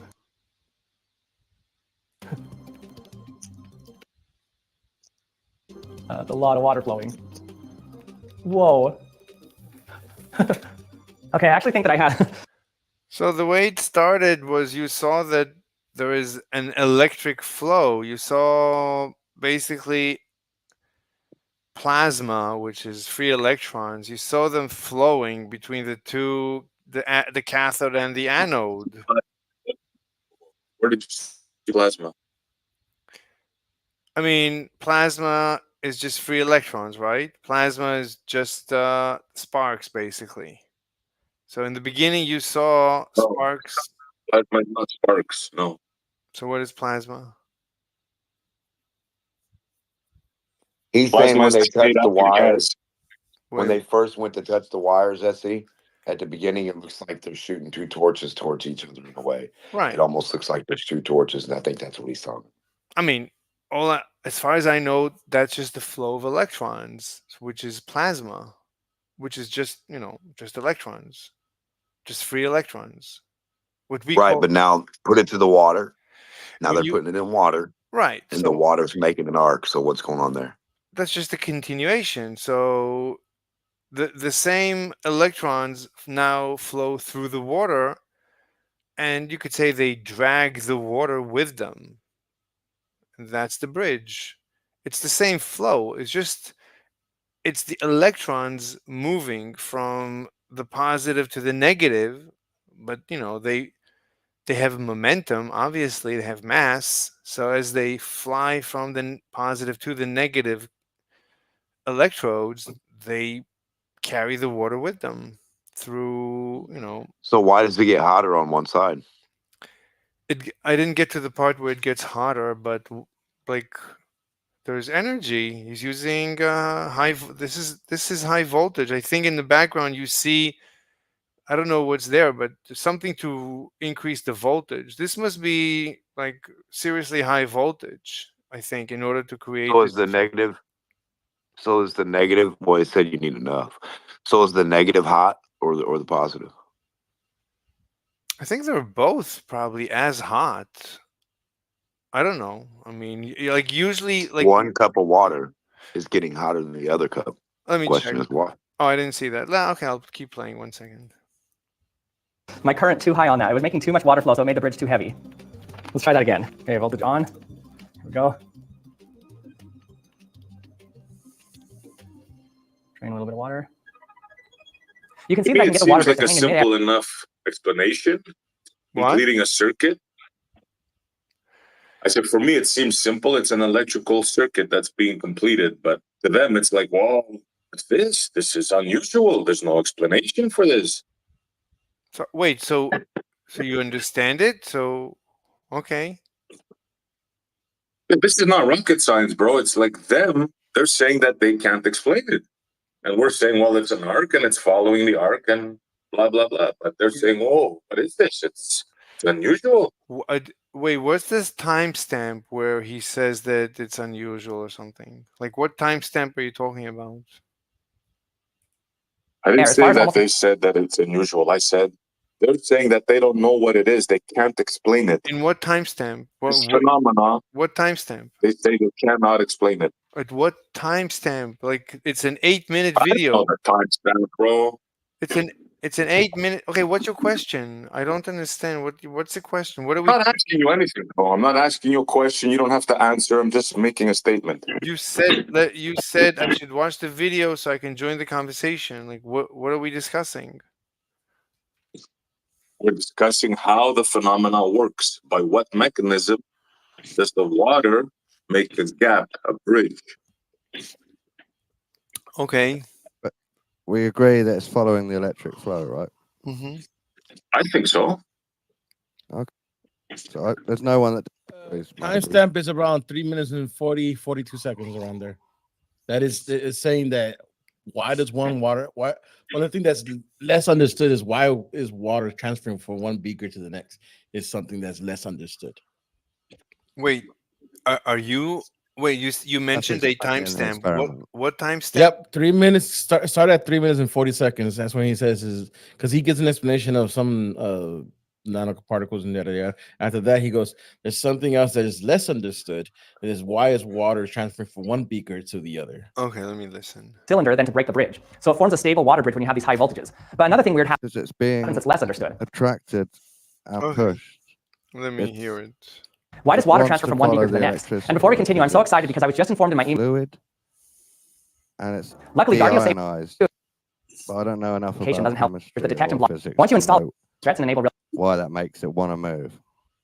quickly and prevent So this thing was actually Information. discovered in the 1800s, and it says Back to our it was experiment. later rediscovered, and it was forgotten, and then we it saw was the water later can go back and forth between the rediscovered beakers. in But also 19 overall, there's a large mass transfer that 2007. moves from 2007. positive to the negative. And not just a little transfer, but a lot. You can get about 10 grams of mass to transfer from one So this deionized water, beaker to the that other. means What's really cool is that I noticed it's that this not bulk movement of regular water from one water. beaker to the other can How do they deionize it? I'd be like to instigated know. by moving a charged What do they balloon above do? the water bridge. As soon as I move the balloon over the No water, you can see idea, it it empties comes out of one beaker and fills the other. like Every time I move it closer, it does it a little more. For some reason, this electrostatic charge is causing bulk water flow from one Right. beaker to the next. Assume he's This bought could it. possibly be an interaction with charged nanobubbles or some other interaction that I'm not sure of. And also, one of the beakers gets significantly hotter than the other as well. Okay. I'm gonna guess it's taking out most of the iron particles. Well, Somehow. you can. I think it's sort of an electrolysis process with the anode and cathode, where the ions will collect, positive to one and negative to the other, and gets all the ions out of the water. Yeah, I saw one was used with distilled water as well. What is an ion? A charged particle. An ion is Okay. like an atom that you either removed one electron or two electrons, or added one or two or a bunch of electrons. So it's A charged. tiny bit of something that's charged because of something. No, no, it's an Well, atom. is it It's specifically an atom that is neutral electrically, that you added or removed a negative electric charge. So now it is electrically unstable. Electrically. But you've got sodium chloride salt, and that's an ionic bond where the sodium is bound to the chlorine, but it's water soluble. When it gets in water, they dissociate and then become a negative and a positively charged ion, each by itself.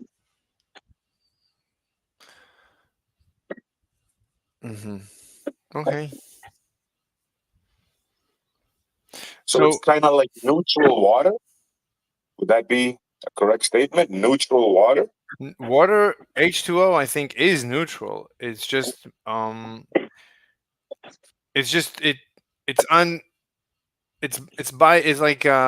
polarized. It has like one side is more electric and the other side is more positive, but it's neutral overall. The molecule, a single molecule of water, doesn't have a charge, but it has one side that is more positive and the other side is more negative. I think that the H2s are on one side and the O is like on the other side. So do you think you could work this out for us, Mr. Slave? What's the Something's been removed to make the water one way or the other. So it's that's neutral? why it's attracted one way. I mean, if the water is neutral and we saw that the electrons, the free electrons, we saw them flying through the air. So it's reasonable that they should move even easier through the water. But the electrons seem to be flowing, right? There seems to be a complete circuit from positive. Yes. Why does the water want to follow that? I think it's just momentum. I think it's the electrons moving through and dragging the water through momentum. It's like if I wondered what if it was that simple. I wondered if it was an actual sort of pushing and pulling, moving. Look, I mean, you saw the electrons flying through the air. These electrons were probably dragging the air. Like we know that you can create wind, you can create a gust using an electric field. There's actually airplanes that work just based on electric fields. They just like a purely electric engine, literally. So electricity, when the electrons flow, they have momentum and they drag anything along for the ride. So they drag air, and in this case, they drag the water. I think it's literally that simple. It's just drag. It's just momentum. It's like if I would run You're through. talking about ionic thrust. That kind of like makes sense there. Yeah. That's probably what I think it is. Yeah. I think ionic thrust is different. That's like an ionic thrust. I think is an engine in space. No, like I'm referring to electric. No, thrust. you can do it in the air. Somebody has made one on his desk. It's just the charged ions moving. So that's a pretty good explanation there. So are you saying the waters are just ions of electricity moving through the air? No, the ions are in the water and they're moving it. It's like in the arc, right? It's in that arc. This is deionized, but I don't know. Right. So I'm saying, is the water equivalent to the electricity? Like, why are they both working on the same principle and riding along the same shit? Well, yeah, the arc is carrying the water, it seems. Yeah, but it's deionized, like Don just said. So this is like a hodgepodge of, That must make it easier to carry with electricity, or it makes it more supple to the flow somehow. So is it cold water or hot water? So what's deionized about it? Well, the charge, it seems that they removed the charge from it, right? Because ionization is charged particles, so they remove the charge somehow. I don't know, man.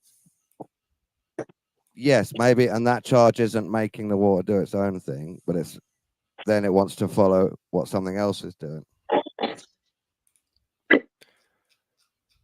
So it's ungrounded water or grounded water? Maybe it still has charge. We're not sure. We just know that they took the ions out, whatever that means.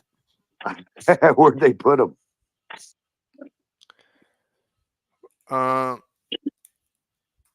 Where are you putting all these ions that you're not using in this water? Where you guys stacking those up? When we Maybe get they in the just market of disappear ions, into the air. I don't know. must be a surplus of those bad boys running around. I mean, we all learn as kids waters can carry electricity, right? Like there's video games where you have to jump over the puddle. It's in movies and all that.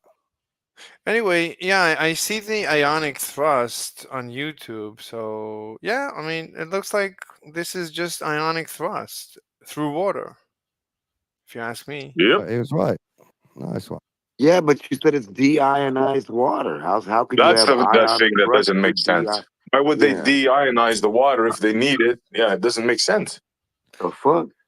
No, deionized water means water that doesn't have any ions in it. It's just neutral water. It's like So normal. how are they ionizing? No. It's just Then how is it? no. It's just normal water. It's like doesn't have any salt in it. That's the point. I think. So it's just not salt water. Yeah. So you mean pure water, Yeah. like water they need Okay, for a that's what factor, he for means. like a Well, they nuclear remove the power plant. minerals. Yeah. They need That pure kind of water, right? They remove all the minerals, yeah, because they say it's Yeah. the minerals and the salt that conducts the electricity. Pure water, they say, doesn't conduct electricity. Correct. And I've never heard of any pure water before. Where's That that would at? just be distilled. That wouldn't have anything to do with the alcohol. Yeah. So It's in just that still, way, yeah, instead yeah. of conducting it, it gets The pulled along ionized with it. water is a different thing. Yeah. She's right. Do both of the wires create different magnetic fields? No, it's positive and negative, I'm pretty sure. But the question is, usually when you put two electrodes in water, you get separation into oxygen and hydrogen. Why wasn't he getting that? And why aren't the electrodes starting to corrode? Maybe they are, but why isn't there hydrogen and oxygen separation? Maybe not enough power. What do you mean? This is very You powerful. mean why is it making steam? That's what I thought. No, usually when you put electrodes in water, you start getting bubbles coming each electrode. It's the Yeah, and the oxygen. steam.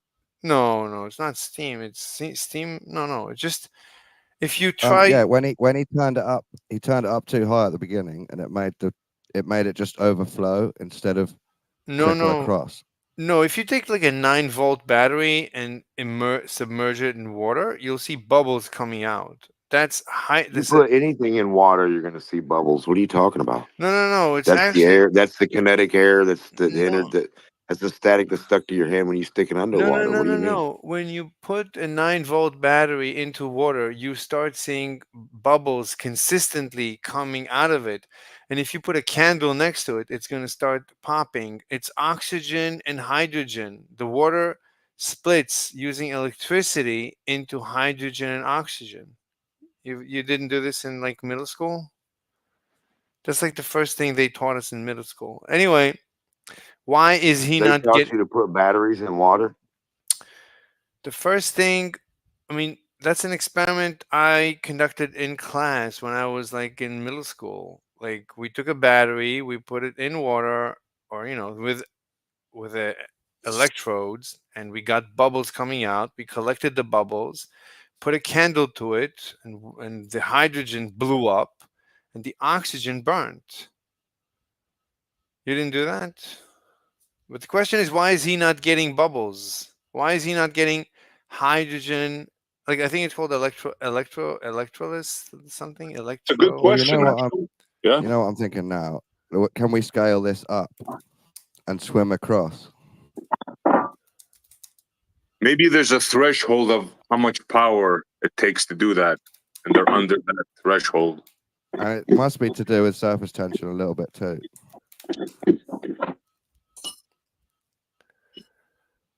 Well, I'll Maybe tell you you could one make thing. When I went searching for a demonstration of, because Oh. you hear that submarines do it, right? It only works with do that. salt. You hear me talking, bro, or not?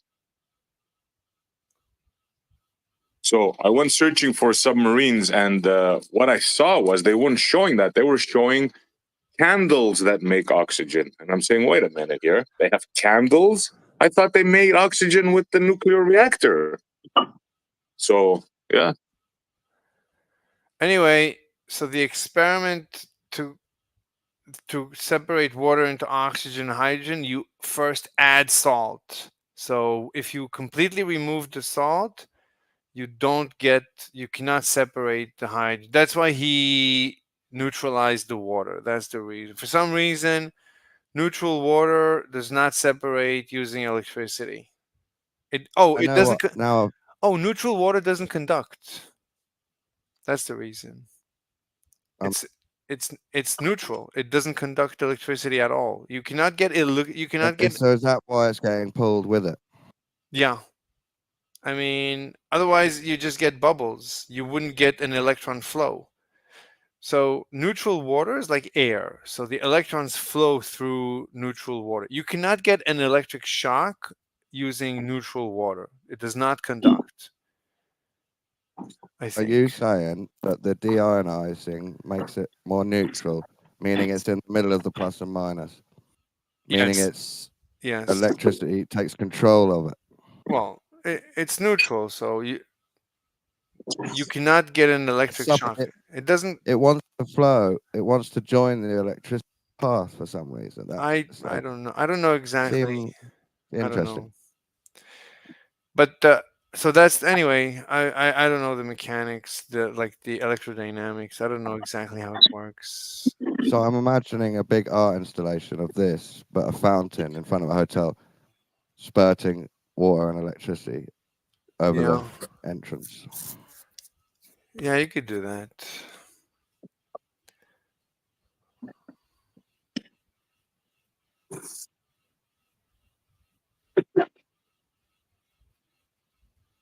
Does it mean you get electrocuted if you touch that bridge? I think it's high voltage, low. How do you shock the fish in the water? Then you take the 12-volt battery and you throw a little thing in the water, and all the fish go up to the top. How are you affecting them then? And is that making air bubbles? Before that, I mean, he asked me Like a lake water. But just before that, he said, "Do I get electrocuted?" So I think it's high voltage, very low current. So there's like zero current. So it's basically high potential, but when you touch it, nothing flows. Hardly anything flows. So there's no energy. The energy is low or something. I don't know. I don't know. Because the water has its own current, its own crazy flow, its movement to whatever thing that moves. That's what I was thinking of, them. The water's ready to flow, following other parts of nature. I mean, that's ready to go. Well, it's got its own vibratory amount of energy or reaction. So that reaction might be putting an offset to some reaction of the electricity. I wouldn't say that. I mean, water is like air. It just flows. It's flexible, like, you know. It's like electricity, isn't it, in that way? No. No, because you have to join the two sides to make electricity flow. I mean, with water, you just make one hole, and then it flows. I mean, electric current is electrons flowing. It's electrons, and water is neutral. It has a balance of electrons and protons. So water in itself is neutral electrically. Electrons are like negative electrically. So electrons are tiny, and water molecules are ginormous. They're millions of times bigger than a single water molecule is millions of times bigger than a single electron, and much heavier. It's like, but also electrons are negatively charged, and water is neutral. But heavier. You're talking about the material that can make stuff heavy or not, like electricity, magnetism. What do you mean heavy? There's no such thing. What do you mean? Like a water molecule has protons and neutrons. A proton is 2,000 times heavier than an electron. So a water molecule has. How would you know that? How did you weigh one separated from all the other shit by itself? Just one of them. You just taking the word of stuff they put in a book. I mean, I understand you can record an attribute of something you think you're recording the attribute of, but like the bottom line of what's happening, yeah. I mean, you're asking a good question. Like, how do we know the mass of a proton? Yeah, how do you know? Let me check. It's a good question. How do you know the weight of coldness or hotness or ice cube versus settled water versus gas that you don't have a containment versus light versus Wait. what's the sound way, what's the light way? I mean, if you're weighing protons and all this shit has to have a proton to even be, or an electron, right, to be matter or mass or material, then what's sound way? Wait, I mean, you're asking many questions. Sound, what's it weigh? Just that No, one you're question. asking. Wait, hold on. You're Stick to asking. just that one. No. Erase all the others. Calm down. We're going to make it simple. Wait, what? Wait, why would you tell We're me? going to make it simple. Wait, why would you Erase say? all the Why others. would you say Because you're calm confusing down? the water. You're making it muddy. Wait, why are you Because being? you're getting right crazy right now. Hey, why are you talking like that? That's not nice. Stop.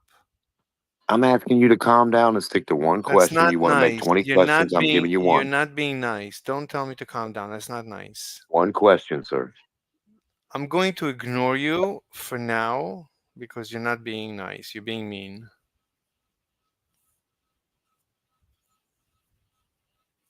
I'm going to look up how we know that that we know the mass of a proton. That's a good question.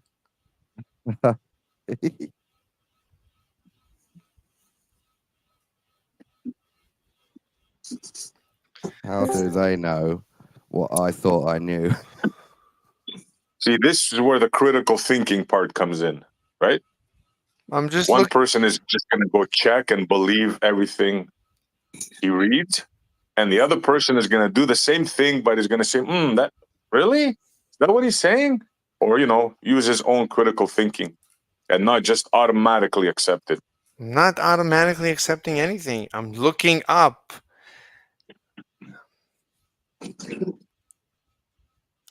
You know me. I don't accept things in general. Like I debated for 9 hours the Globe server yesterday. So Well, like light, right? Light's supposed to have mass. It's supposed to be mass or stuff, no, right? no Or matter. So light's nothing. I didn't say it's nothing. Why do you keep putting words into my mouth? So you said light has You got two mass. choices, something or nothing. I'm not putting anything anywhere, brother. If you're telling me that you're offering me two options and I want a third and you're not allowing that, we cannot have a discussion. I don't know about a third option, either physical stuff or non-physical stuff, non-stuff.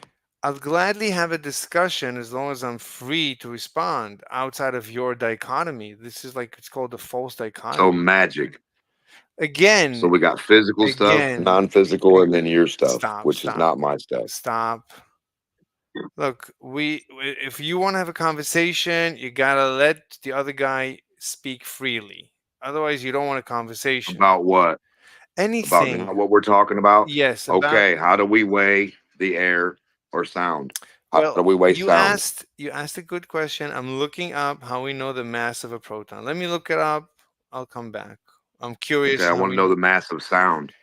But go ahead. Okay, one at a time. Let me look it up. I'll come back when I have an answer. We can discuss it. Yeah, you should look up the weight of sound. That's thing at a time. That's what I want to know. No, I'm curious about. Well, sound should be the one thing that you're looking up, not protons. Okay. Look, I'm not curious. I'm not curious about the mass of sound. I'm curious about the mass of a proton. So let me look it up. I'll come back when I have an answer. Well, if everything's got mass and everything's made of matter, and that material coincides, and you have to get a weight, then what's the weight of a rainbow? What's the weight of a lyric? There's of a word? There's no point in asking many questions when you're first. I'm looking up the answer to the first one. So let me come back to you. Brother, there's a whole bunch of people in here, not just you. There's an audience watching on YouTube that might love these questions. Yeah, and his point of asking the questions is not to get answers, but to overwhelm you with seemingly hard questions. Yeah. To show that you can't answer. Yeah, and not give me a chance to answer, not give me a chance to look it up. It's like, what's the point? Brother, nobody's stopping you from looking it up. I'm asking other people, there's other people listening. So I'm saying they might want this same question to be asked too. They might be asking themselves this question. Hey, what does a rainbow weigh? Hey, what does sound weigh? Not that they have the answer. I'm not even saying they have it, but it's a good question. They're all good questions as long as you give, you ask and you wait for answer. There's no point in overwhelming the other side with questions and then claiming, oh, you can't answer 10 questions in under 10 seconds. That's like, yeah, you're right, I can't. That doesn't prove anything. So no, I don't know what you can. I never said what you could do. I was just saying, what do you think sound weighs? You asked me many good questions, but let me look up the first one and then we can continue the conversation. You can do whatever you want. So how do you weigh a proton? Let's start with that one. That's what I'm looking. That should be interesting. Yeah, I'm looking it up. Yeah.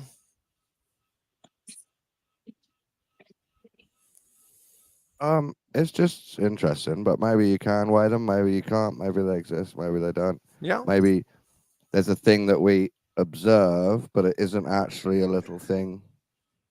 Yeah. It's just how we if it goes to ground, the field or whatever.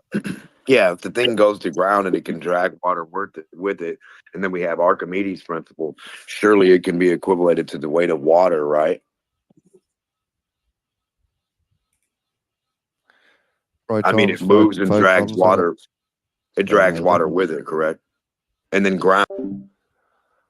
Okay, I'm gonna look it up in quiet. Oh, it's in Hindi. Everything is in Hindi.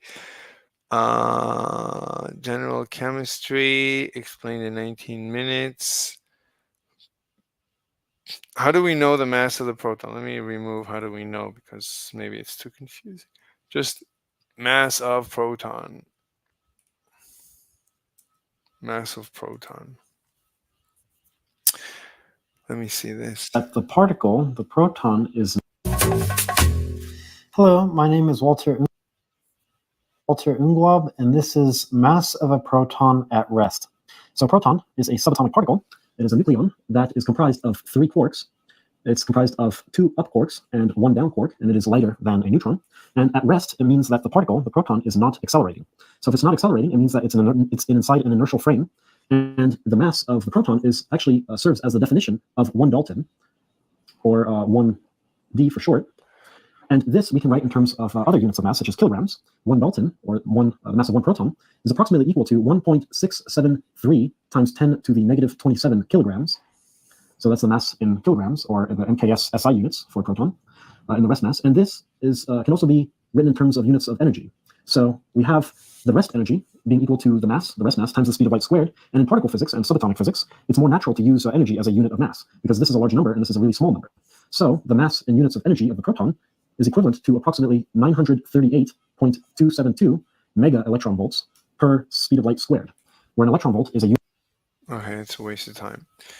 So I need to know how we know the mass of a proton. There's no other way.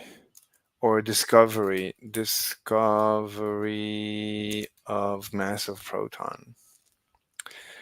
Protons, electrons. This is not playing. Wait, is there? Oh, there it is.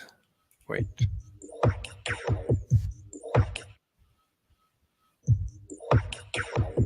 That's good. Discovery. Or electrons, but the Let's see. And that's exactly what I just came across this famous quote by Albert Einstein. The important thing is to not stop questioning. Yes, and that's exactly what different scientists did. Famous quote by Albert Einstein. The important thing is to not stop questioning. Yes, and that's exactly what different scientists did. One discovery led to another discovery. And do you know what that resulted in? The discovery of subatomic particles. In 1897, J.J. Thomson discovered negatively charged particles, or electrons. But the confusion was, how can atoms be neutral if they consist of negatively charged particles? This confusion was cleared by the results of some experiments performed by a German physicist, Eugene Goldstein, much before J.J. Thomson. In 1886, Eugene Goldstein performed an experiment using a discharge tube. He divided the tube into 2 chambers with a perforated metal plate. This plate acted as a cathode. An anode plate was placed at the other end of the first chamber. A small amount of residual gas was present between the anode and the cathode. When he applied... So anode is positive, cathode is negative. So it's the cathode, the negative was perforated. Okay. German physicist Eugene Goldstein, much before J.J. Thomson. In 1886, Eugene Goldstein performed an experiment using a discharge tube. He divided the tube into two chambers with a perforated metal plate. This plate acted as a cathode. An anode plate was placed at the other end of the first chamber. A small amount of residual gas was present between the anode and the cathode. When he applied voltage, cathode rays What do you mean residual gas of what? Like hydrogen? What? began to move from the cathode to the anode. And when they struck a gas Wait, what? What happened? between the anode and the cathode. When he applied voltage, cathode rays began to Did he say what type of gas? the tube into two chambers. That's the problem with simple videos. They skip steps and they waste time. So they end up being they end up taking up much more time than a long video. Like an hour video, you would end up spending less time on it than a 2-minute video. Seconds. This confusion was cleared by the results of some experiments performed by a German physicist, Eugene Goldstein, much before J.J. Thomson. In 1886, Eugene Goldstein experiments performed by a So this is 1897. German physicist, Eugene Goldstein, much before J.J. Thomson. In 1886, And this is 1886. This is 11 years before J.J. Thomson. So he cleared the confusion 11 years before J.J. Thomson. What is going on? This is almost 1900. This is, wait, 5 plus 3. This is 8 years before Einstein's relativity. the discovery of subatomic particles. In 1890, Wait, do we see discovery led to another. timeline? They don't show the timeline of the years. The important thing is to not stop questioning. Yes, and It says is not to stop, and she said to not stop. that's exactly what different scientists did. One discovery led to another discovery. And do you know what that She just explained that it was first the positive, then the negative. What is going on here? resulted in? The discovery of subatomic particles.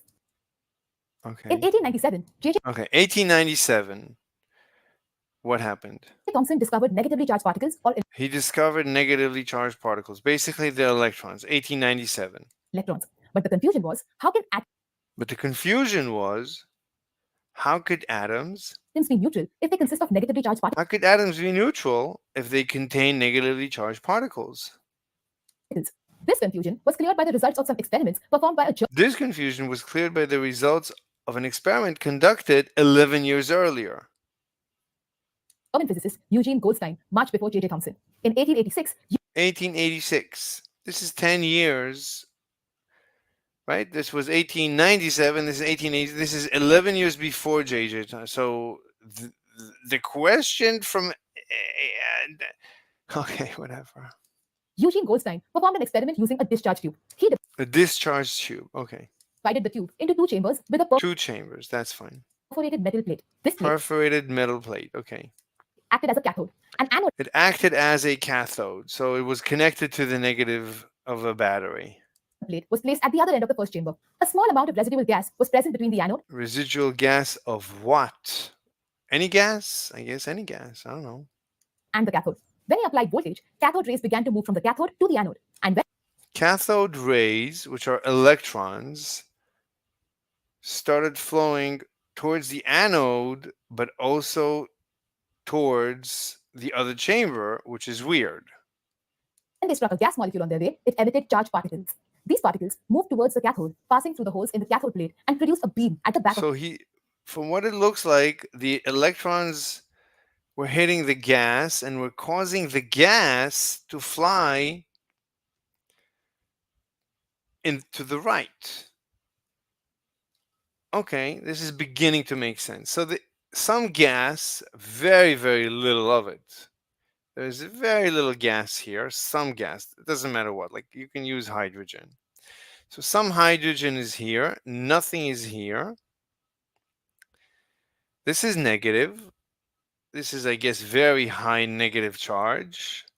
Probably also heated. This heats up somehow. I think you would have to heat it up so that you would free up the electrons. Anyway, the electrons at one point start shooting off. This is an electron. You see it's negative. The green is negatively charged. It flies to the anode, and probably there's a you measure the current and you would see a current flowing. There's probably a current flowing. But also what he noticed was something was moving into the right, from the gas to the right, I guess. The question is, what was he noticing moving to the right? What was he measuring moving to the right? Since they moved from anode to cathode, they were called anode rays. Goldstein What did he measure? What did he notice? dual gas was present between the anode and the cathode. When he applied voltage, cathode rays began to move from the cathode to the anode. And when they struck a gas molecule on their way, it emitted charged particles. These particles moved towards the cathode, passing through the holes in the cathode plate and produced a beam at the back of the cathode. Since they moved from... They produced a beam. So why don't you show me what it looks like? Why don't you show me the actual experiment? I gotta wash those treatment out in 15.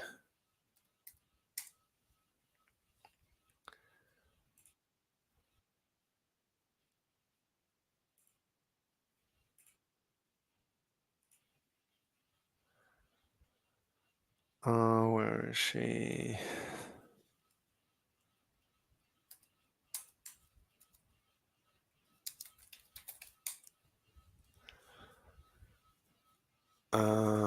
Where is she? La la la la. Anybody on this server? No, there's no one here.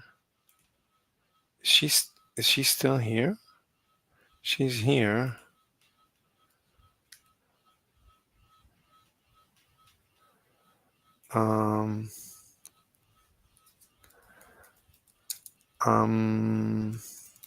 Looking up stuff. Let me know.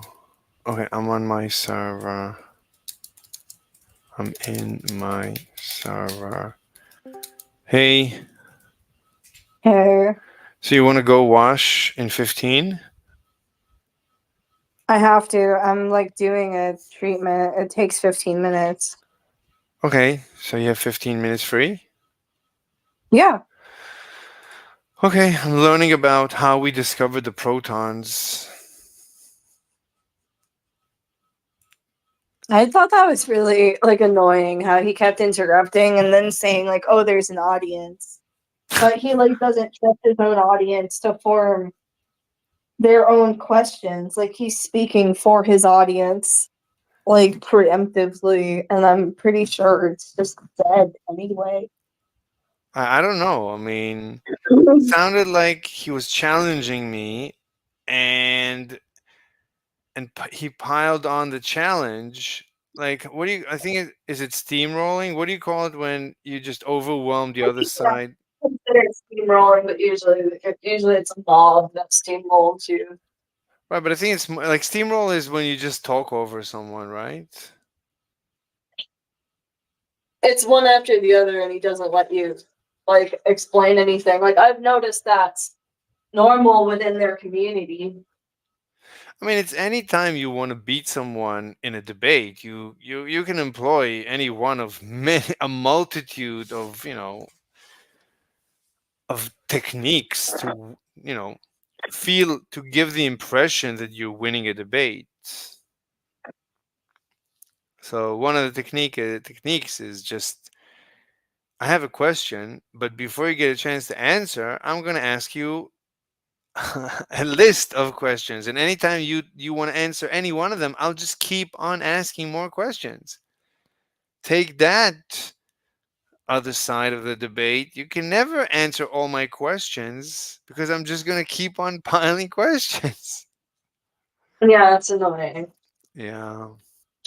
Like I was thinking, like when you think back to yesterday's 9 hours, I was thinking like there was this guy Lush. I think his name was Lush, which is gay. Yeah, I get lost. I know Lush. Yeah, obviously. Which is gay. Yeah, obviously. People call you gay. It's just because you're taking it out on other people now because someone called you gay. Yeah, I mean that was fine. That was like on politics server. That's fine. But no, but the Globe server they admit that they are a gay server. I told them, like as soon as I spoke to the owner, I said, "Wait a minute, you're gay," and he said, "How did you know that?" So I told him exactly what he said that gave me the clear indications that he's gay. But then I noticed that everybody on the server is gay, and that I think that is why they are the war between the globe trotters, whatever they call them, the globe experts, and like the flat earth, The globe gangsters, you said. right, and the flat earth. Usually they're just called globers. Like a glober is the opposite of a flat earther. Right. So my theory, my feeling, my spidey sense, my intuition was that it's really it's a deep disdain that gays have for straights. And it's just gays against straights. The straights are the flat earthers. Flat earthers tend to be straight, and Do you globers, think there's like a gay war? yes, definitely. It's just it's gays bashing straights, definitely. It's it's a gay Do you think they're server. being straight bashed? Yeah, the gays are just gays hate straights. Gays are jealous of straights. They can Why do you think that? Like, why? First of all, start with me. Like, why you feel that way, and how you think it applies to you. well, I'm not I'm neutral. I don't care. Like But, like, why do you feel that way? Is it because people keep assuming that you're gay, and they're just like, "Why aren't you gay?" Or no, I don't care. is it because you keep finding a bunch of gay people, so you think the whole thing is gay? Like, No, I have nothing against gay. I could care less. I mean, I fantasize about being, I part of my fantasies for what? what? You didn't know that? If you fantasize about being gay, how is that not gay? I fantasize about forced homosexuality. Like I'm the ultimate anti-gay. Like I find gayness so disgusting. It's like I fantasize about being forced to eat poop and being forced to be gay. So I That's hate hilarious. I hate both that much that because because I'm into BDSM and into I enjoy pain. So part of enjoying pain is enjoy the pain of being forced to be a homosexual. I mean, I have like parts of my kink where it's like being forced to do stuff, but like I don't hate like that's what's weird to me is you're just like this disgusting thing I hate. Like that just seems like masochism to like an extreme level. Yeah, that's how much I despise homosexuality. I find it so abhorrent. So you're just like, hey man, I think being gay is so gross. I want to be forced to be gay. Exactly. That's hilarious. I know, but I don't care. Like in reality, like I have friends who are gay. What do I care? Like you want to bang dudes, you want to suck dudes. Go ahead. Why would I care? Like I don't want to watch. Like in real life, like if I see two men kissing, I literally want to throw up. But if a chick forces me to do it, then that's the hottest thing in the world. Like if That's hilarious. if a chick enjoys forcing me to do anything against my will, that's like the ultimate turn on. So the ultimate is forced homosexuality. But ew, like I don't know. That's kind of funny, but like crazy. I didn't. I I don't know. know. Look, I know everything is a thing, but then like when people get like honest, it still like kind of gets me. You know what I mean?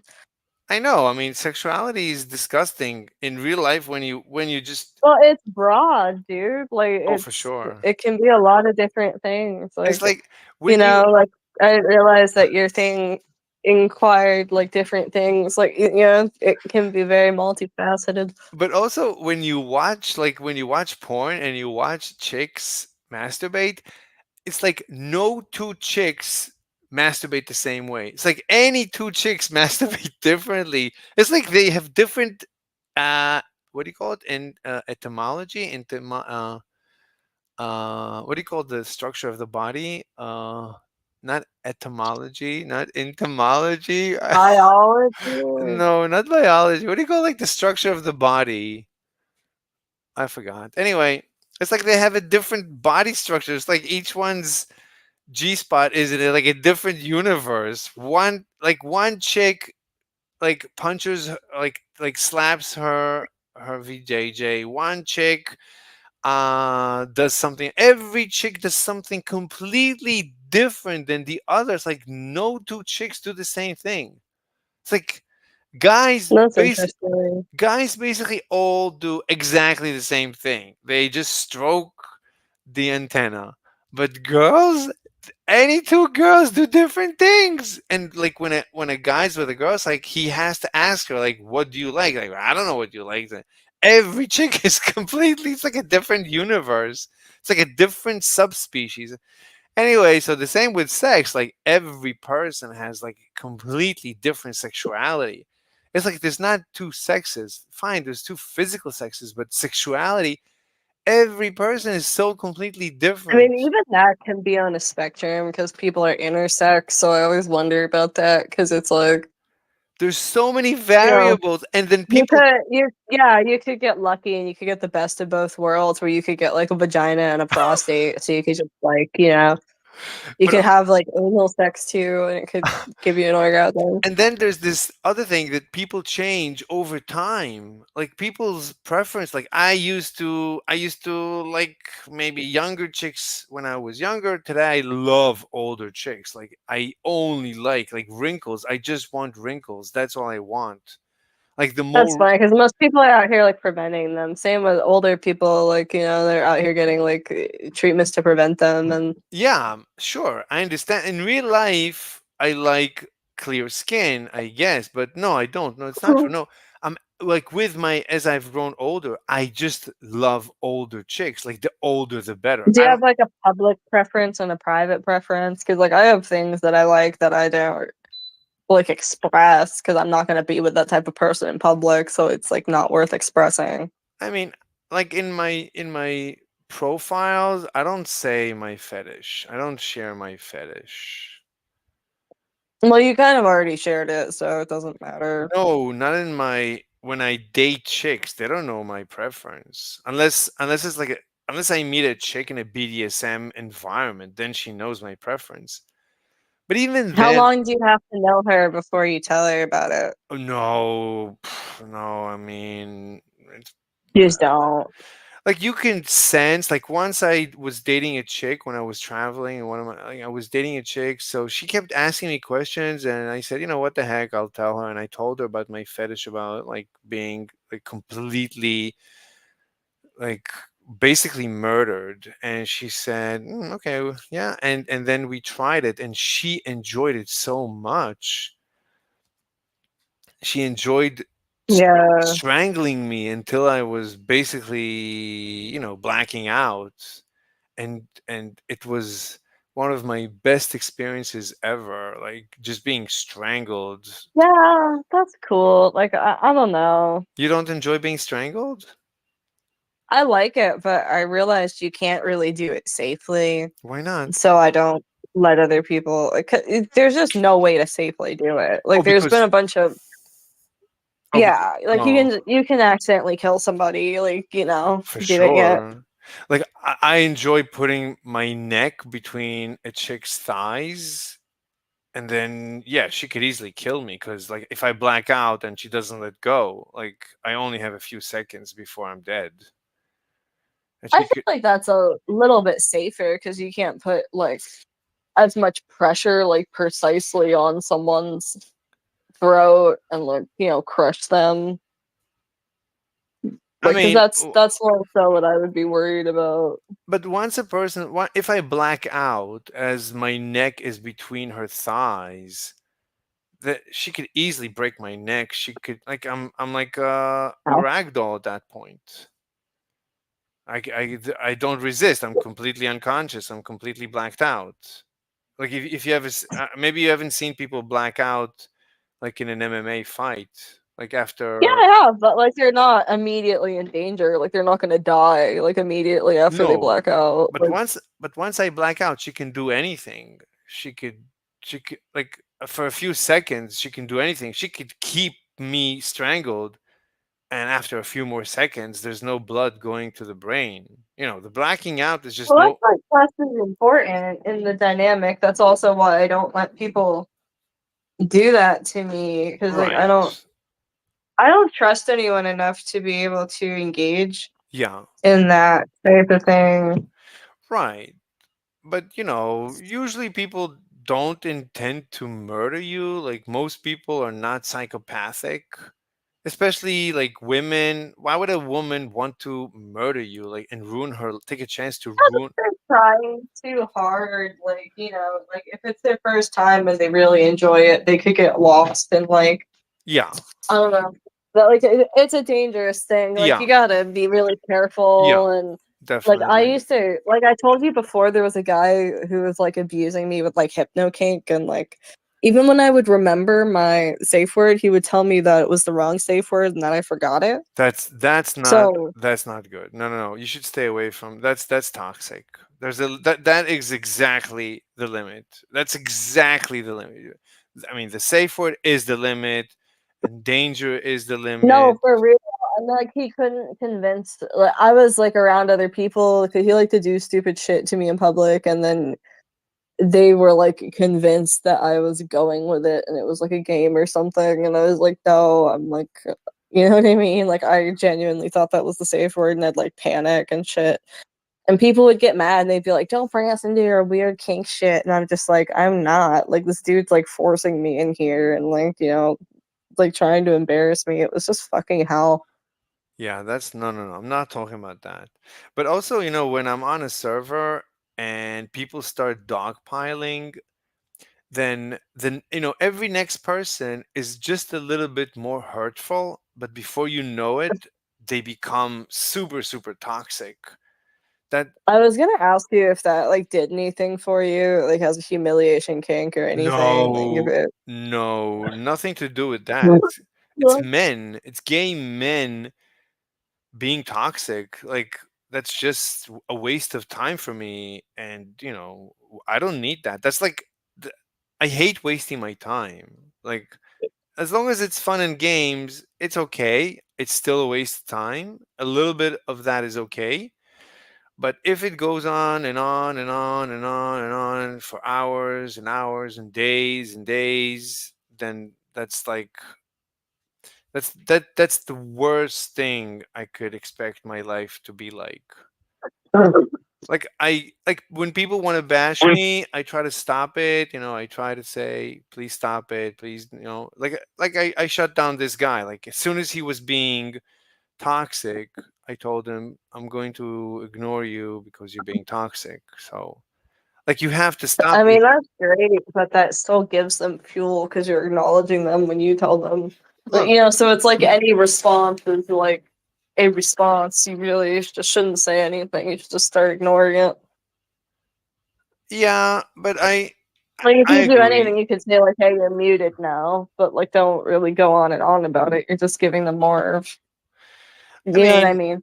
And like that, like if you pretend they're not there anyway, like or if you just turn them down to 20%, you can typically steer a conversation to a point where they wouldn't like participate anyways.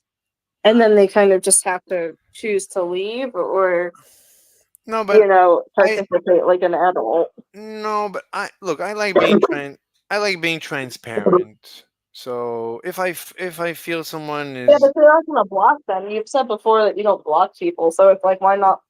If you're gonna mute them, like mute and block them, and then have it be fine.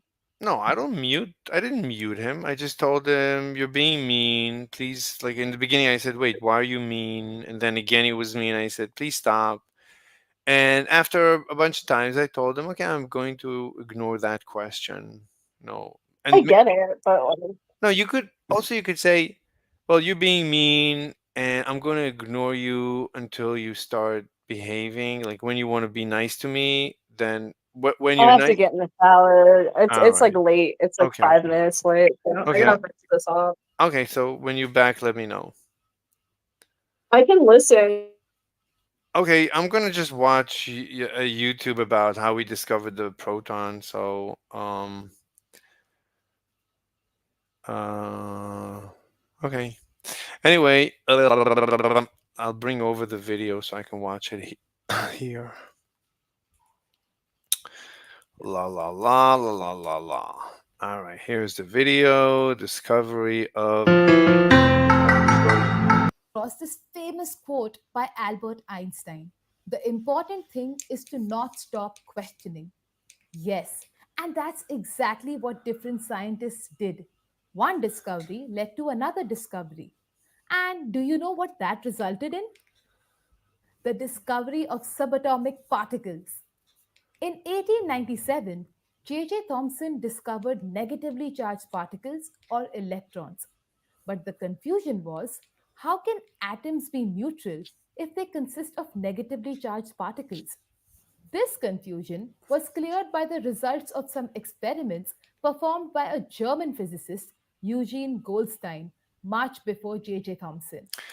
This is so confusing. So Goldstein, Eugene Goldstein, In 1886, is in 1886. And we just said that J.J. Thomson was in 1897.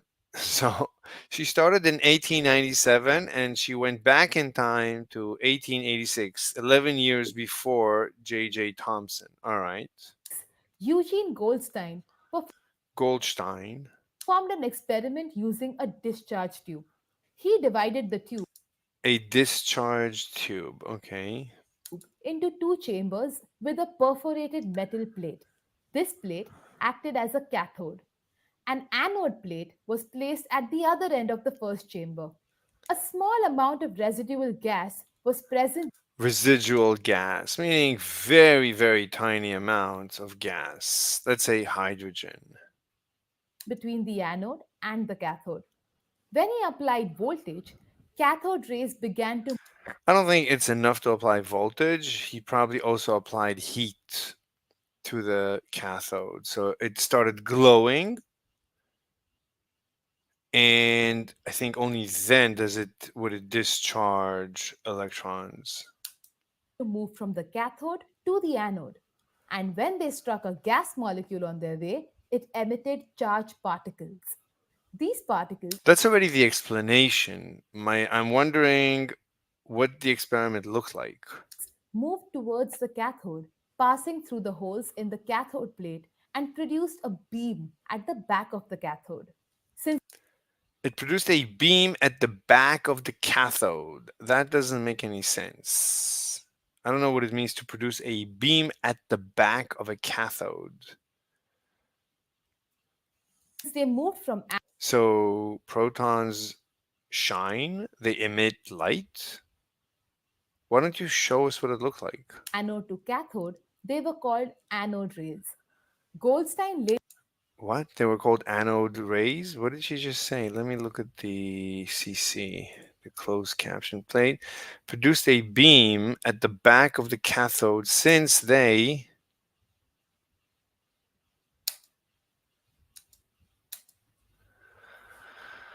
moved from anode to cathode. Since they moved from anode to cathode, They were called anode they're rays. anode rays. Okay, they were called anode rays. Later we discovered they're protons. Okay. Goldstein later tested these rays. He observed that in the presence of an electric field, the rays changed their path. They deflect What do you mean? In the presence of an electric field? You already noticed that they move from away from positive towards negative. What do you mean later? You can already see that they are positively charged. But then he put positive here and negative here, and you could see that they move downwards, away from positive towards negative, which you already saw. He already saw it here. Anyway, I don't see the distinction, but fine.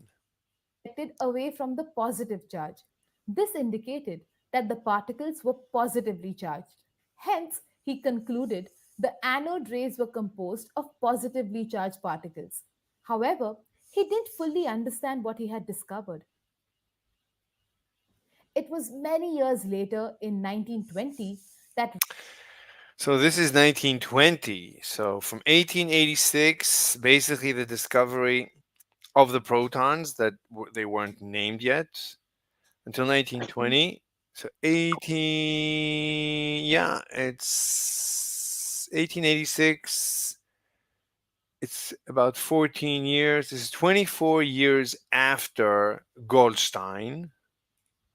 Rutherford performed different experiments and concluded that these positively charged particles were protons. Protons are positively charged Well, how did he know? What was the experiment Rutherford conducted? subatomic particles carrying a unit positive charge and mass equal to the mass of a hydrogen atom. Yeah, that doesn't Many such discoveries were made to give the final structure of an atom. Just like these scientists, we should also be curious and keep asking questions about things. Until next time. Yeah. Yeah, but these people were not paid by government. So just like these people that were not government shills, so today's science, it should not be government sponsored. The end. And that's how I became the worst person ever. The quartering says Kamala Harris just lost the election. 60 Minutes nuked her from orbit. Total disaster as Trump surges. That's interesting. AI expert on the dawn of conscious machines. That's nice. Let's continue our search and destroy mission.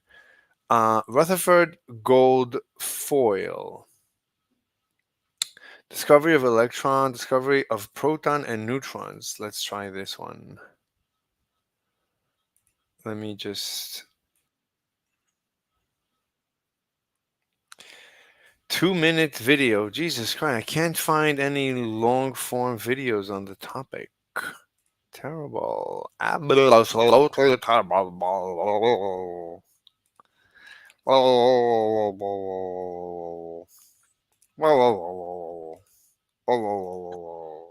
Discovery of protons and neutrons. Discovery of protons actually started with the discovery of a stream of positively charged particles in a modified cathode ray tube. The characteristics of these positively charged are good quality visualizations. This is from 8 years ago. Jesus Christ. So already 8 years ago, they had good 3D animations. Like cathode rays. These rays depend on... So this is interesting. So what are we seeing here? So it's like a wooden construction that's holding this thing. This is some sort of a vacuum tube. This is, I don't know, positively or negatively charged. I don't know. Oh, it says positive here and negative here, but I don't know what's connected to what. On the nature of the gas present in the cathode ray tube. So positive is here, negative is here. This battery, this is positive, this is negative, or is it the opposite? But both are connected, so what's going on? But this is probably the two chambers. So this is probably positive. So this is positive, this is negative. So it's not heated up, but I guess there's like very high voltage, extremely high voltage. So this starts glowing or something. I don't know. Somehow, by magic, electrons are discharged and fire towards the positive anode. And there's gas on the way, and gas is impacted and is stripped of the electrons through the interaction because of the energy. And then the protons are left alone, and the protons fly through and go to this side. All right, but what's ABC? So there's positive and negative. So it's going to stream towards C, away from A and maybe even away from B. The charge to mass ratio of these particles is dependent on the gas from which these originate. The behavior of these particles in the magnetic or electric field is opposite to that observed. What is this like a filament? What is this? For electron or cathode rays. For a long period of time, many scientists experimented on hydrogen gas under low pressure. What are we looking at? This is terrible. He's not explaining anything. Chadwick, discovery of neutron. That's interesting. Discovery. Let's just say discovery of proton, because I'm not able to discover Discovery of protons.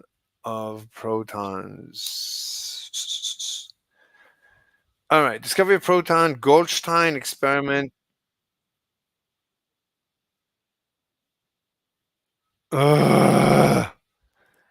Discovery of proton.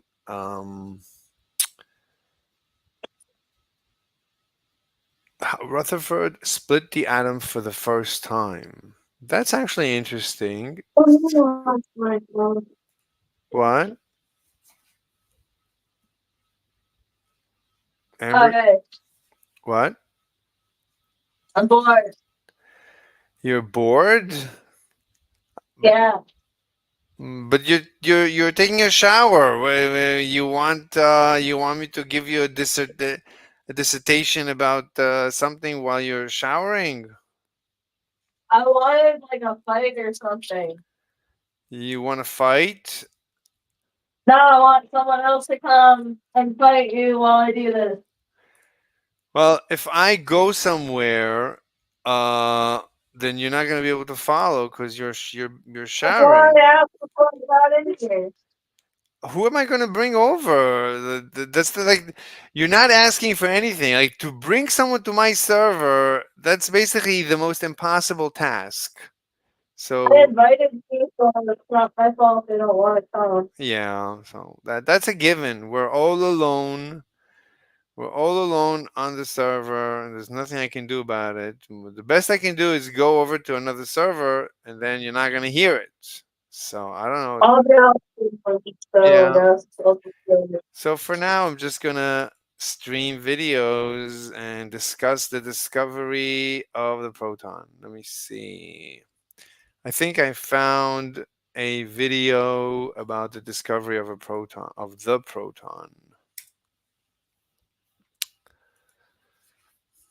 Canal rays. Let us look at Goldstein's experiment setup. This is the Goldstein setup, which is very nice. Very, very nice setup. So what are we seeing here? So I see a battery, and I see this is probably a positive charge and a negative charge. So very high voltage until electrons start flying over. There's a gas here. And something is going to happen, and this is like a photographic, whatever. And I don't know what this is.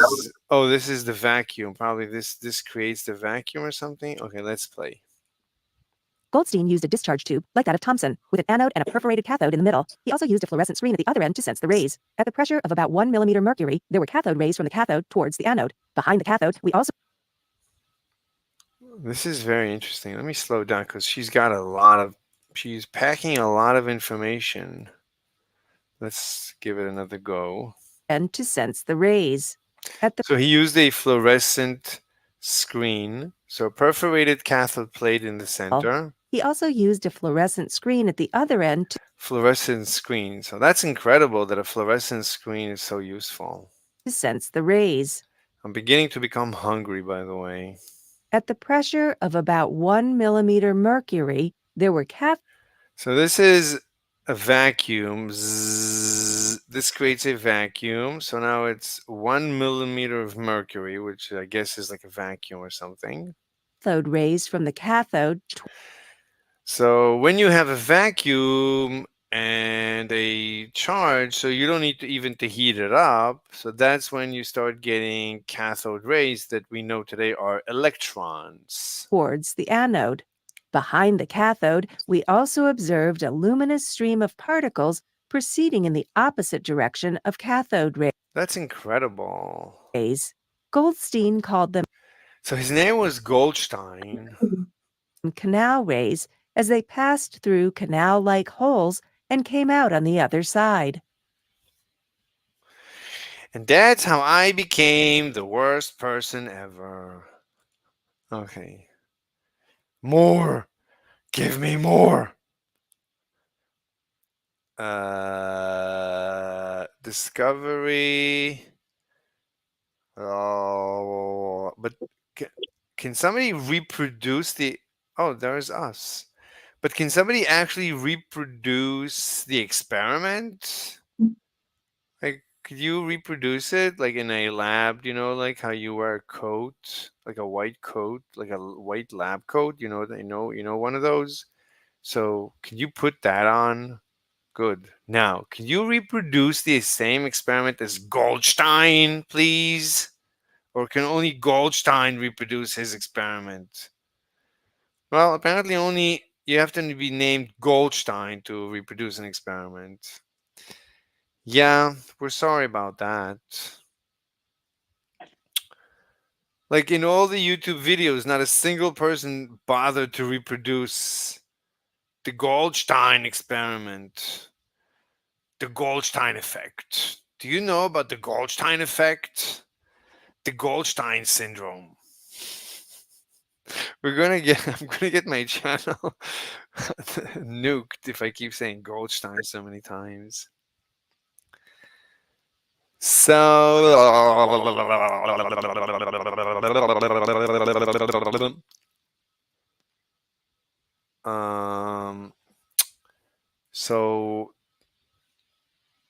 let's see what we got. Let's look for reproducing the Goldstein experiment. Like reproducing, let's say just reproducing. Let's see if that gives us anything.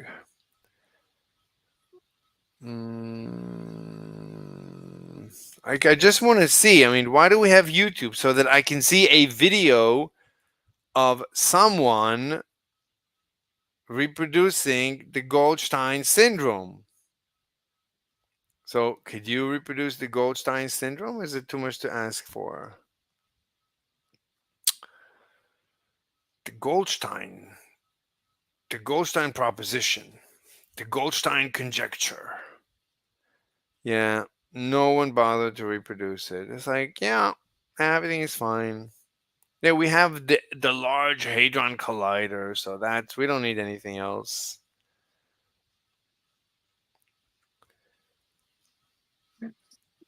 Okay, I got nothing. It's like no one reproduced it. No one bothered to reproduce the Goldstein experiment. Let's try reproducing the Goldstein experiment. Let's see if they know what the Goldstein experiment is. This Goldstein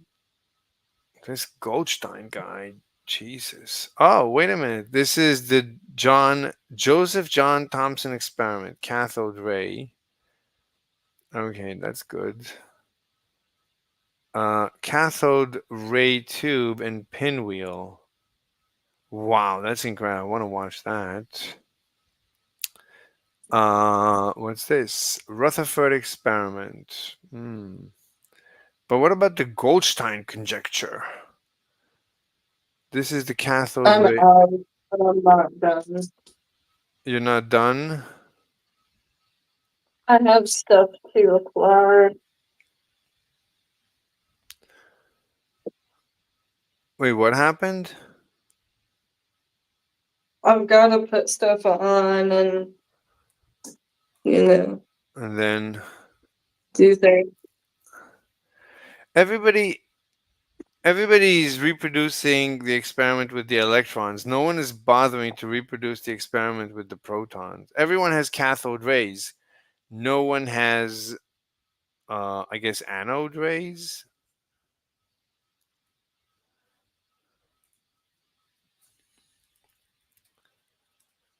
One second. And then the kick in the pants.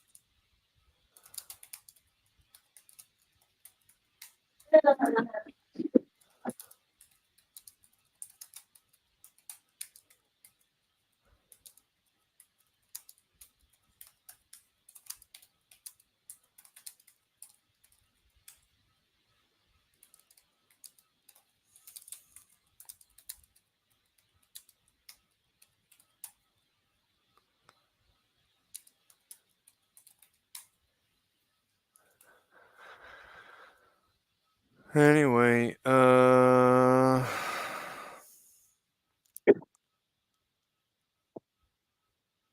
Let me. Yeah.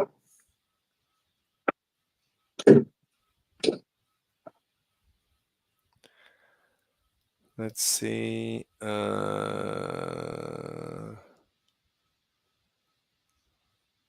Oh, cathode ray tube. Yeah. There's no anode rays. Are they called anode rays? Cathode ray tubes with a paddle wheel. That's like the most fascinating thing. That so amazing.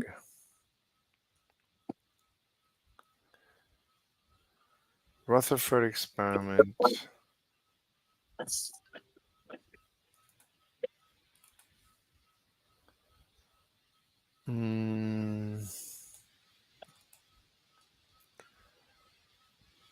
Anode ray tube or canal ray tube experiment by Goldstein. Chemistry PK in Hindi. Oh, PK is Pakistan. History of it's amazing.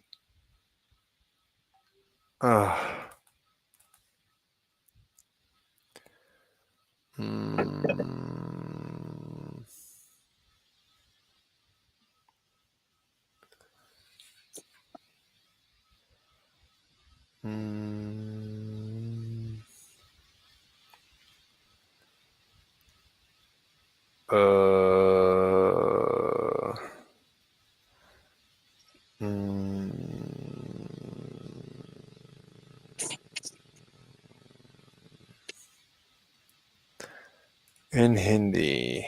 Coming to you in Hindi.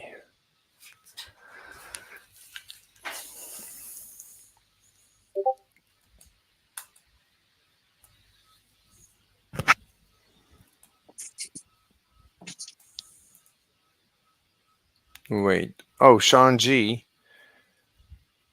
Open panel debate review. So I'm supposed to be on Sean G. Maybe now. Oh wow. What server is that? It's in 24 minutes. Okay.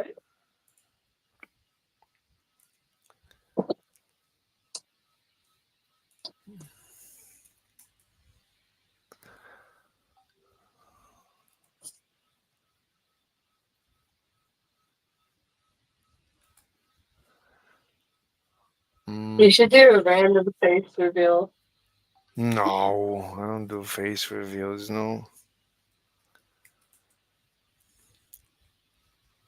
One second.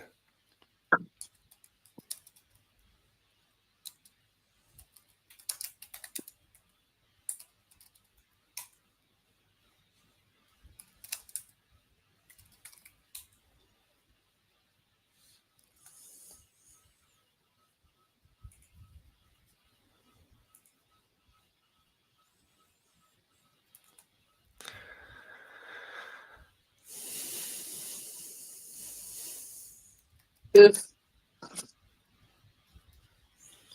Oh.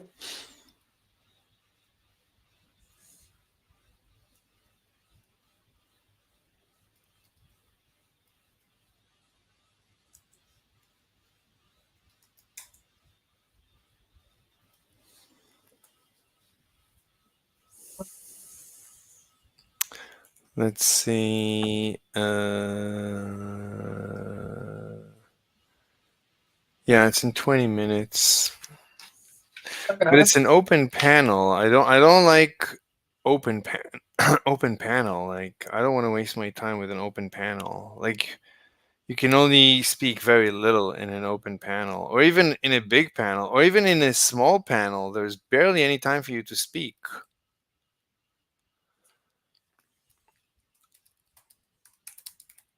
Well, you already said you would do it. Yeah, but I want him to just invite me. This is probably how you get him to do that. This is like the precursor. And if you do well with this, then maybe he'll want to just talk. But, you know, Nobody just talks to you anymore. This is just how it's done. I mean, last time I was on Sean, he interviewed me basically for 2 That's kind hours. of rare. What? It's kind of rare. Yeah.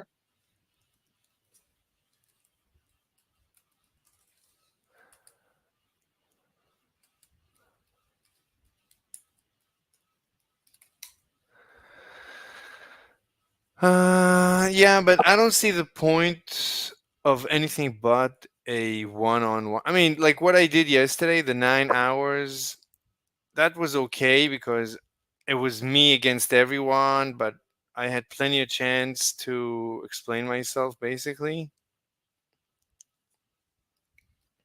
Okay.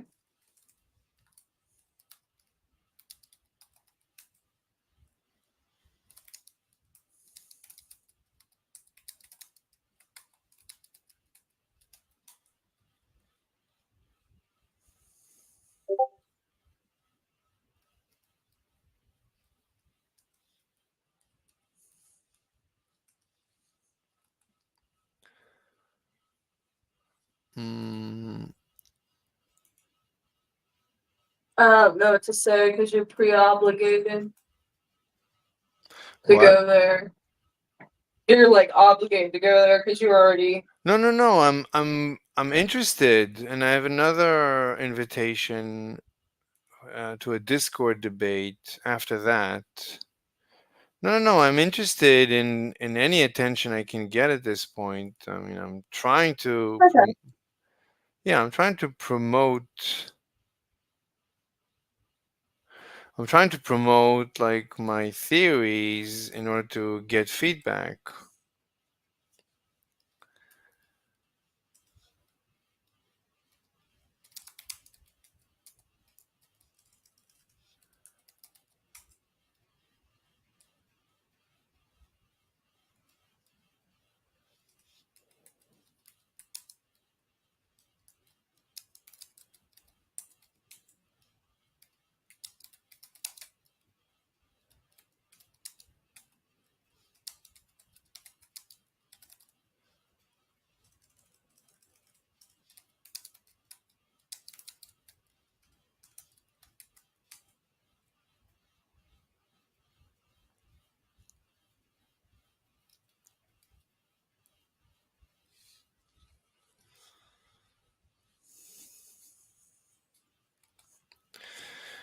Anyway, let me see.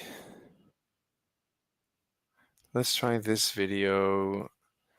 This is Veritasium from 13 years ago. So he was basically nobody, I think, at that point. Do you know Veritasium? No, I don't like physics. Like, why would I know any of these people? So Veritasium has like 20 million subscribers on YouTube. How many? 16.3 million subscribers on YouTube. So he probably makes, I would say, $10 million a month.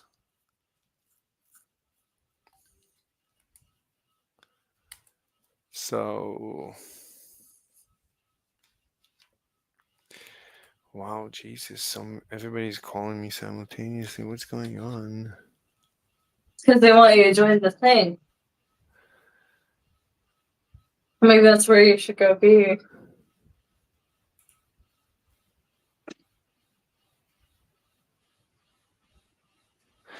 No. Everybody local in IRL is calling me. Weird coincidence. Yeah, IRL is calling.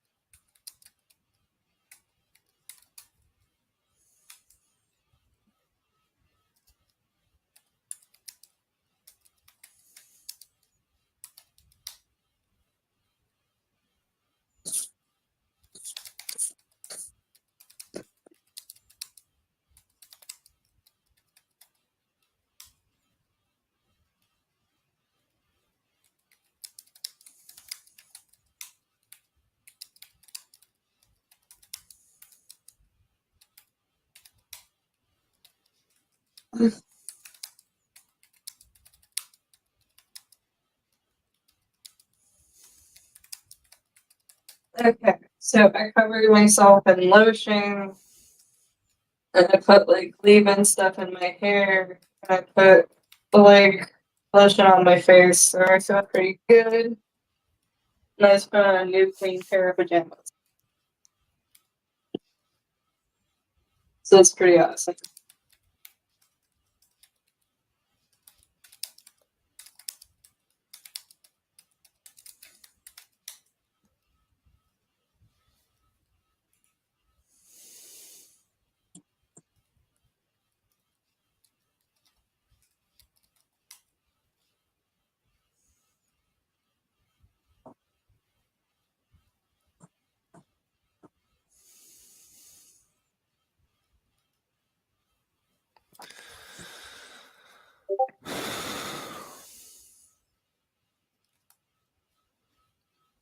Let me listen to what Veritarium says.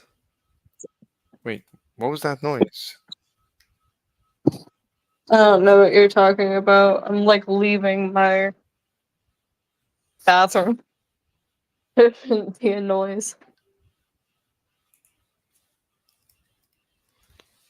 One second. So, oh, I'm available.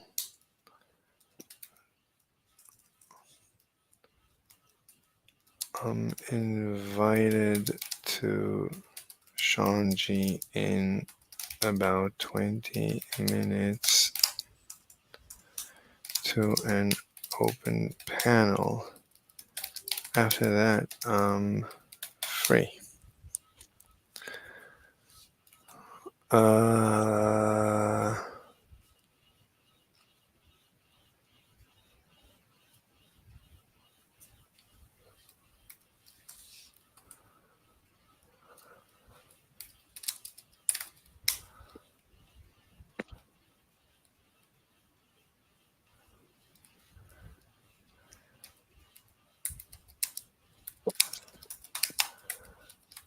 Sorry, my dog just barked because I can hear another dog.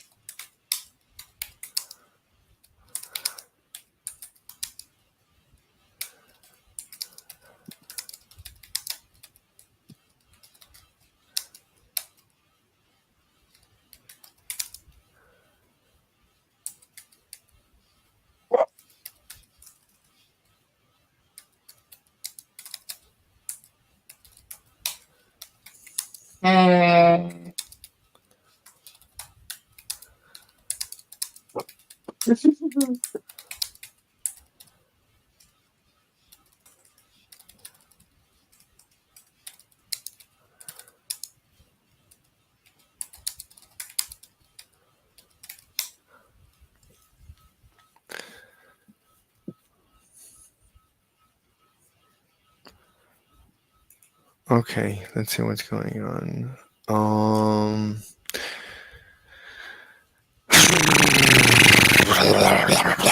Okay, please let me know. I may have rescheduled to tomorrow, if that's okay. Could I also get a link to that? Probably can't make it, but will follow.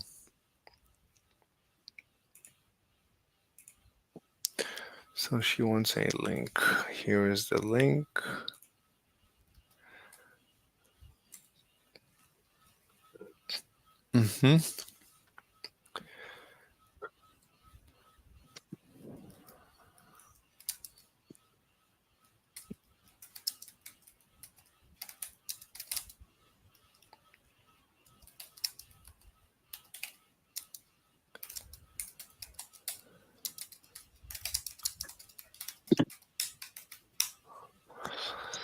All right, let's see what's going on.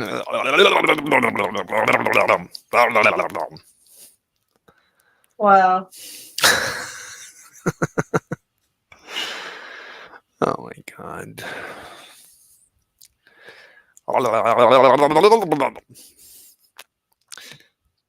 Did you know that is what democracy looks like? That is what democracy looks like. Well, if you didn't know, Democracy is horrifying. I know. It's like you can walk up to anyone, chop their head off, and start yelling, "This is what democracy looks like," and you're fine, and you're just fine. It's like it's magic. I mean, it's like it's magical words. All you have to do is use the magical words. Just say, "This is what but you have to yell, and you have to be really upset, and you have to. This is what democracy looks like, and I guess I'm gonna save it for like a special time. what special time? What? Yeah, I gotta save it for when I'm actually like feeling passionate. You want to see it like when you are I really. said I have to save it because you said I have to be really upset, so I guess I have to save it for a time when I'm more passionate. Well, if you ever want to kill someone, just kill them and then walk up to the corpse, stand over the corpse and start yelling, "This is what democracy looks like." But you also have to bang something like really hard. I mean, you have to make a lot of noise and you have to screech. You can't just use your voice. You have to screech. This is what. I'm not saying that I won't try. I'm just saying I'm worried I won't be able to give it my all. That's not good. So you have to take, I think Greta has courses how to give it your all when you murder someone. This is what democracy looks like. Right, democracy is Hamas. Democracy is Hamas. But you didn't know that? Well, now you know. There you go. See, you were just uninformed. Hamas is what democracy looks like. But you didn't know that?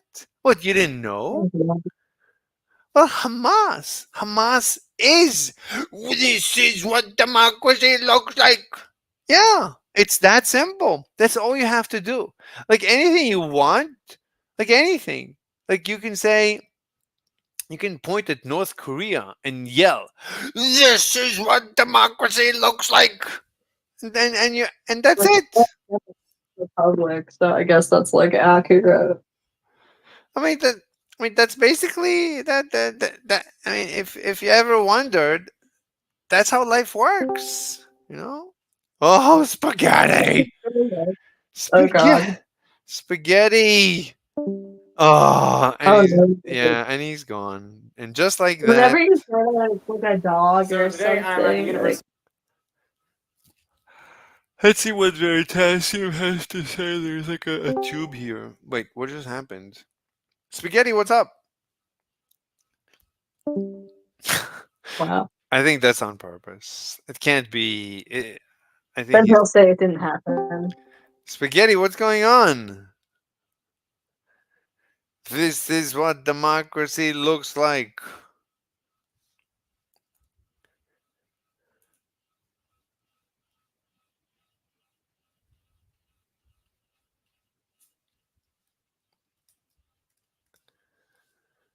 Spaghetti, can you hear me?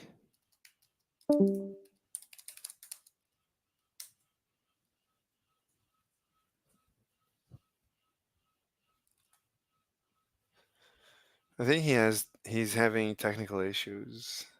Maybe he's trying to talk and we can't hear him. University of Sydney with Dr. Phil Dooley, and we're talking about how our idea of the atom changed. So usually the day before a video, you tell the guy we're coming to film, so he puts on his best shirt. Oh my god. Primitive Alpha, state your name and business.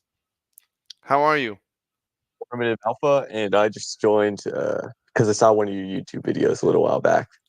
That's amazing. I was kidding with state your name and business, but Oh, that's yeah, awesome. all right. Anyway, well, Yeah. do you like physics? I mean, a little bit. That's great. What do you like? What's your line of expertise? What would you say you're the top expert? Maybe high school level at most. I haven't Okay. really gone to college and done physics yet, Okay. but I have a basic understanding of them, Of quantum like mechanics? Newtonian.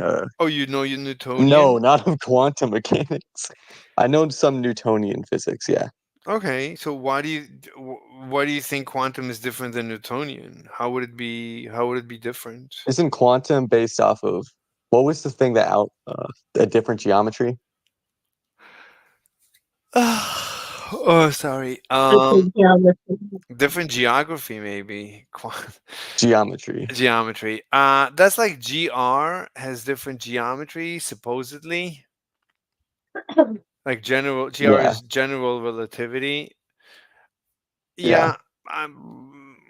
Okay. I mean, I don't like this terminology. You know me. I don't like any terminology that is fancy. I put it in the garbage. So Yeah. I don't like general relativity's space-time and curved space-time. I don't like it. It might be a good tool, but I didn't study GR enough to say. But my intuition is, I don't know, something is wrong with the interpretation of GR.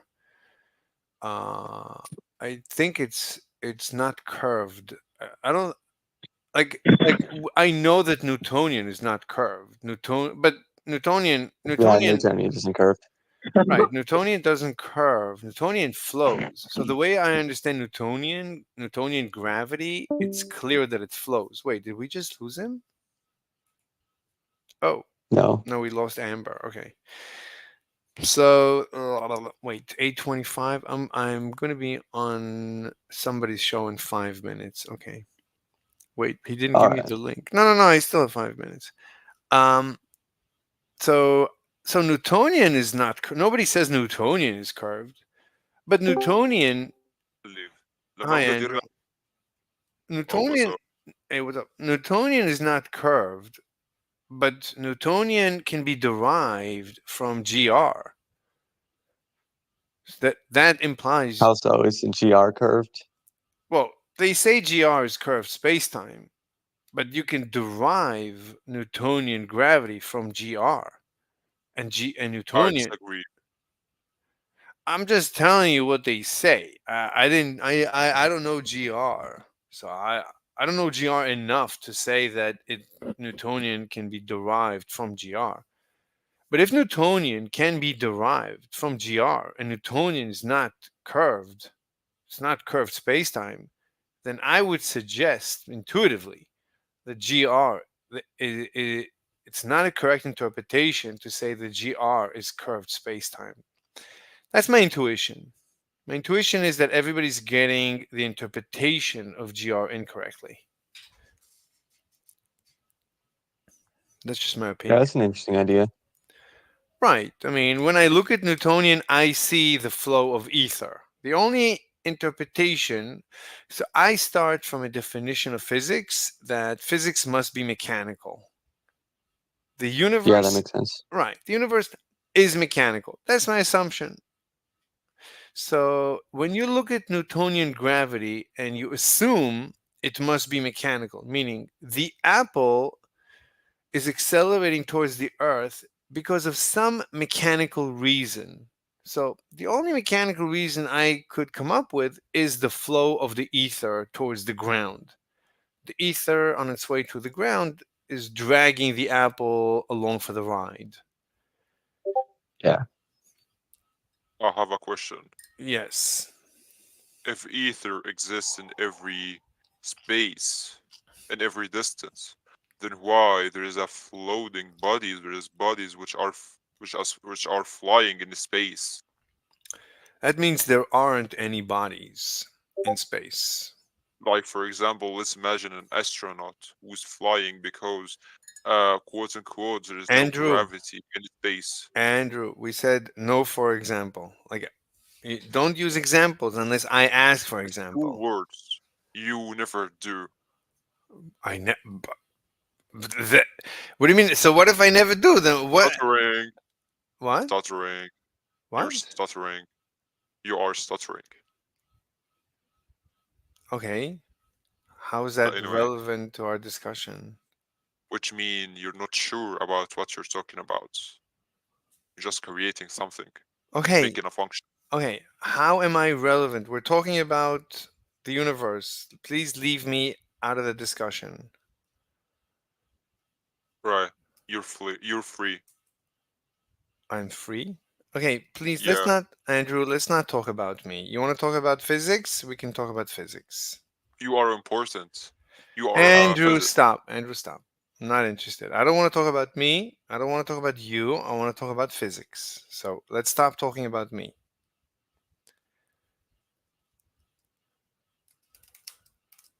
You can continue. I'm listening.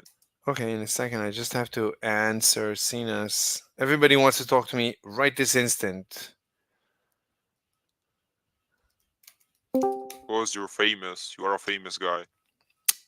Yeah, you're famous. Yeah. Hey, Da Vinci. Everybody's here just as I'm about to start an open panel, but I never received the link to join. Because you're a famous guy. I just told you. Mm-hmm. What's the open panel? What's that? I'll give you the link to the open panel in the side chat. Okay. So, I mean, you guys can join too. I mean, it's an open panel. I guess everybody can join. Okay. Mm-hmm. Oh, Mr. Slave, what did you do about smashing women? What? Do you have any progress? With what? Smashing women. Duh. Did I make any progress smashing anyone? I cannot disclose that. I cannot. A gentleman never tells, isn't that it? That is. Yeah. Anyway. I'm waiting. Oh. What is this for? Okay, did you just write that comment in the chat? Who? Andrew, is this you? Are you Elmano? Nope. Andrew. I have an account which is named Andrew. I see. So who is Elmano? I think maybe Elmano is Cenas? Oh, really? I don't know. Damn.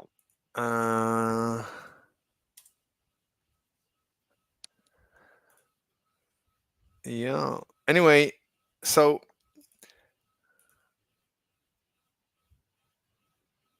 oh, Sheep for Life. You're now a standard moderator for this channel. Wow. Guys, what the fuck is this? What is what? What is the video, the upcoming video, related about? Or what is the fuck? I'm invited to this open panel. About? I don't know. Oh, it's usually about physics, as you can see from the thumbnail. Boring. Earth is flat, 100%. Anyway, so going back to my discussion with primitive alpha. So we know Newtonian is not curved spacetime. And if we assume a mechanical universe, then the only explanation I have for gravity is the flow of ether. So if we then go to general relativity, then whatever it is, it's just Newtonian combined with special relativity.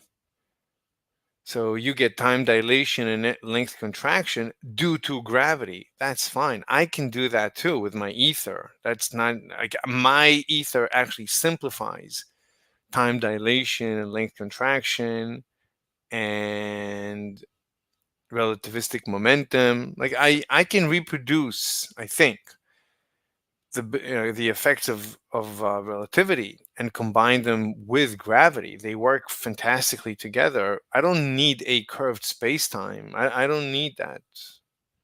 So Yeah, you tell him. I mean, the problem is that whenever I have a discussion with physicists, they don't want to have a discussion. They just want to tell me how terrible of a person I am. Well, can I ask what happened on the Raging Tomato? I haven't watched that. What was that? Is that also about physics? A little bit. Some of it was physics. Some of it was physics, and some of it was about finance. Like it was about general conspiracy theories. Oh, okay, cool. I mean, some conspiracy theories are definitely true, so like I don't see anything wrong with What do you think about conspiracy. 9/11 being an inside job? What do I think? That's what I mean. So Bin Laden is was a CIA asset. I mean, Bin Laden worked for the CIA to bring down the Soviet Union. He was the leader of the Mujahideen. The Mujahideen is the CIA. Yep. So Bin Laden is ex-CIA. So yeah, Hitler was also an inside job. Hitler was the German FBI sent Hitler to spy on the Socialist Party. So Hitler was also an inside job. Like everything, like Hamas is also an inside job. I mean, the Israeli government created Hamas. Everything is an inside. The Russian Revolution, the Bolshevik Revolution, was created by the German government. So that's also an inside, whatever, outside job. Yeah, I mean that's life. Like, yeah. If that's how you want to define inside jobs, I mean you can redefine everything. But did the CIA Well, when I mean inside job, does the CIA have a direct relationship with causing 9/11? I wouldn't say that's like did it that's like Israel. Did Israel want October 7th? I don't think so.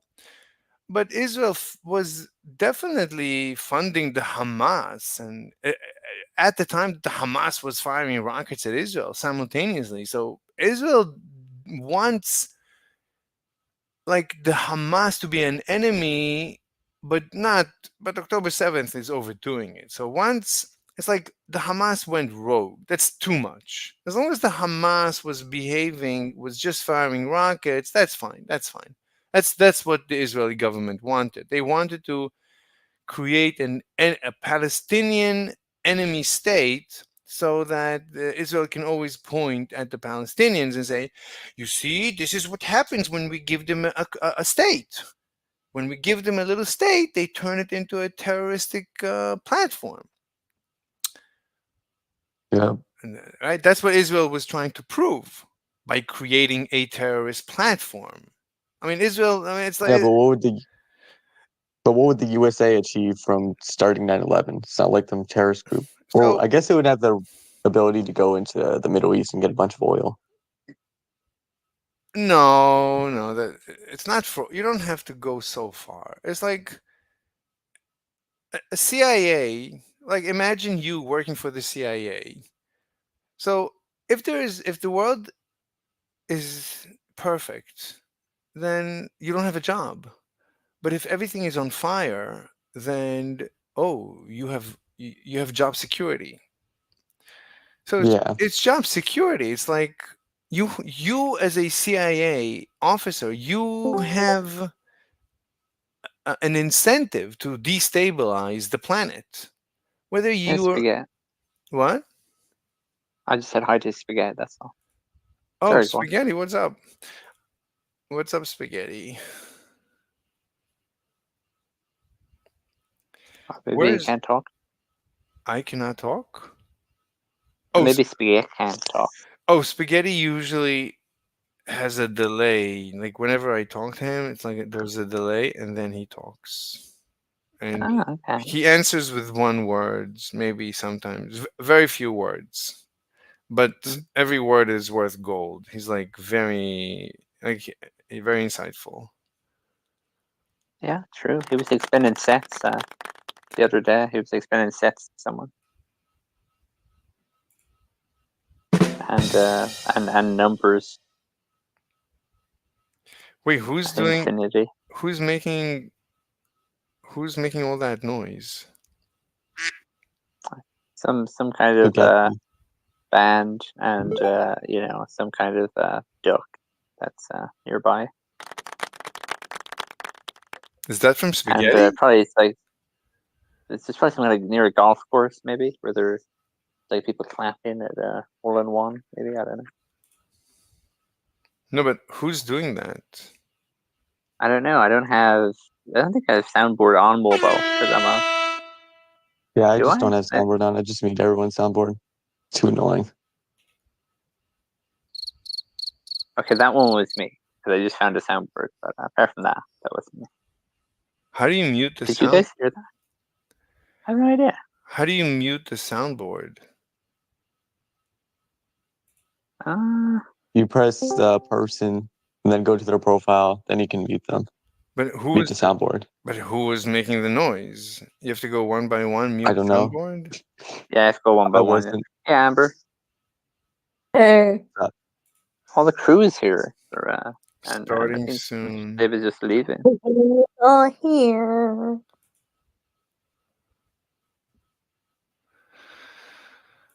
Anyway, whenever.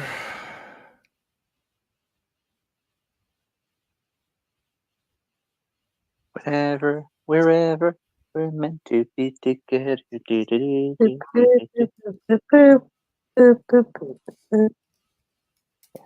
Yeah. Magical.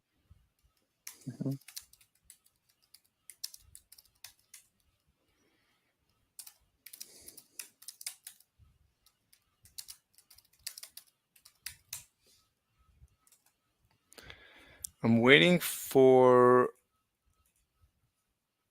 the panel. Oh, there it is. But I still Okay, don't. so you're waiting for a miracle. Yeah, I'm waiting for a miracle. Yeah. You will be here, my arms, waiting for it to be. What's Fair Merge Valley? Can you play that on I mobile? don't know. I've never played that. Must be some Farmville ripoff. It is. Farmville But it's was still fun. huge for a bit and then it just disappeared. I don't know what the hell happened.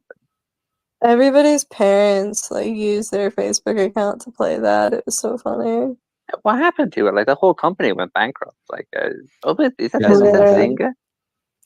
Okay, Is I it thought it was Zynga? EA.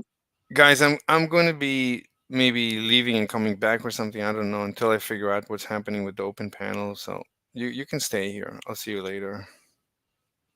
No. I mean, I'm going to the open panel. I don't know when he's inviting everyone. How do I get out of this game? I definitely How do don't know. like, I don't is there know. other people playing this? Like, what is? I'm not playing What anything. does that even do? Oh my god! Why? You guys God leaving? has You're leaving me abandoned here? us. My god! What is? I'm doing the thing they're asking me to do, and it's not working. It has like an What? exit activity button. Oh, should I exit? Yeah, Yeah. exit just means Why you didn't you exit. just invite us to the open panel? You I weirdo? did. I invited Oh my multiple god! times. Is this the Send link? us the link to Oh it. my god! Here's Send the it link. to us. Here, it's in the side Can chat. anyone go onto the open panel? It's open Okay. panel, so I guess so. Let's see what he says. So let's go. I left the game. No, this is YouTube. This is not a Discord. Up, everyone in the chat. What is up, Texlex? Yep, I will put that out there in a second. Let me get this over here. Okay, back to what I was saying. One thing, I definitely wanted to go over the debate that our buddy Lael had, and let everyone know that there is another flat earther that is willing and ready. There she is. Let's see. And what was I saying?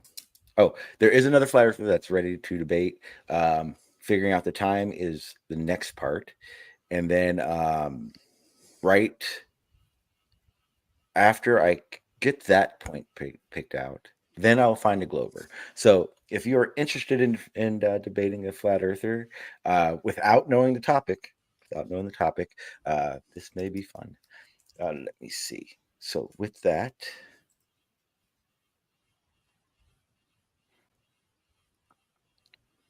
let me see. 1 second. Something is messing up on my end. Give me 1 second. All right, that's better. Okay, so back to what I was saying. So if you want to be involved in this style of debate, let me know. DM me in Discord, probably be the absolute easiest and fastest. But if you don't know, the idea is this: you're going to debate somebody, and you'll debate a known flat earther, because they're going to be the ones I'm showing is going to be the debating part. The twist is you don't get to know the topic. The twist for them is they won't know who they're debating until the debate starts. So it's kind of a little twist on it. I thought it was fun. I think if we had a better Glober last time, it would have been even better. But to each their own. I don't know what else to say about that part. Dex, can you bring yourself in? I was assuming you could. Okay, wasn't sure.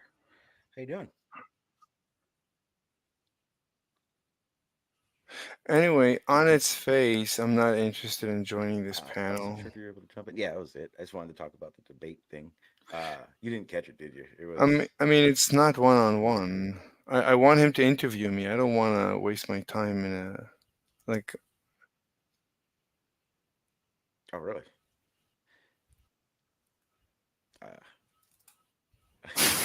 What? You're deep in school right now. How's that going?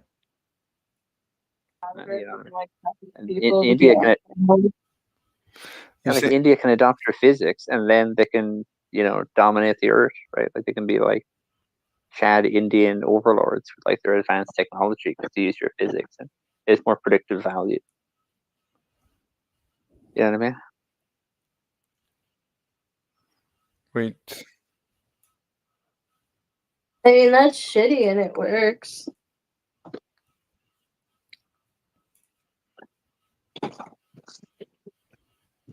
Why isn't a guy called Mr. Slave doesn't have a latex bra? I mean, that's the real question, right?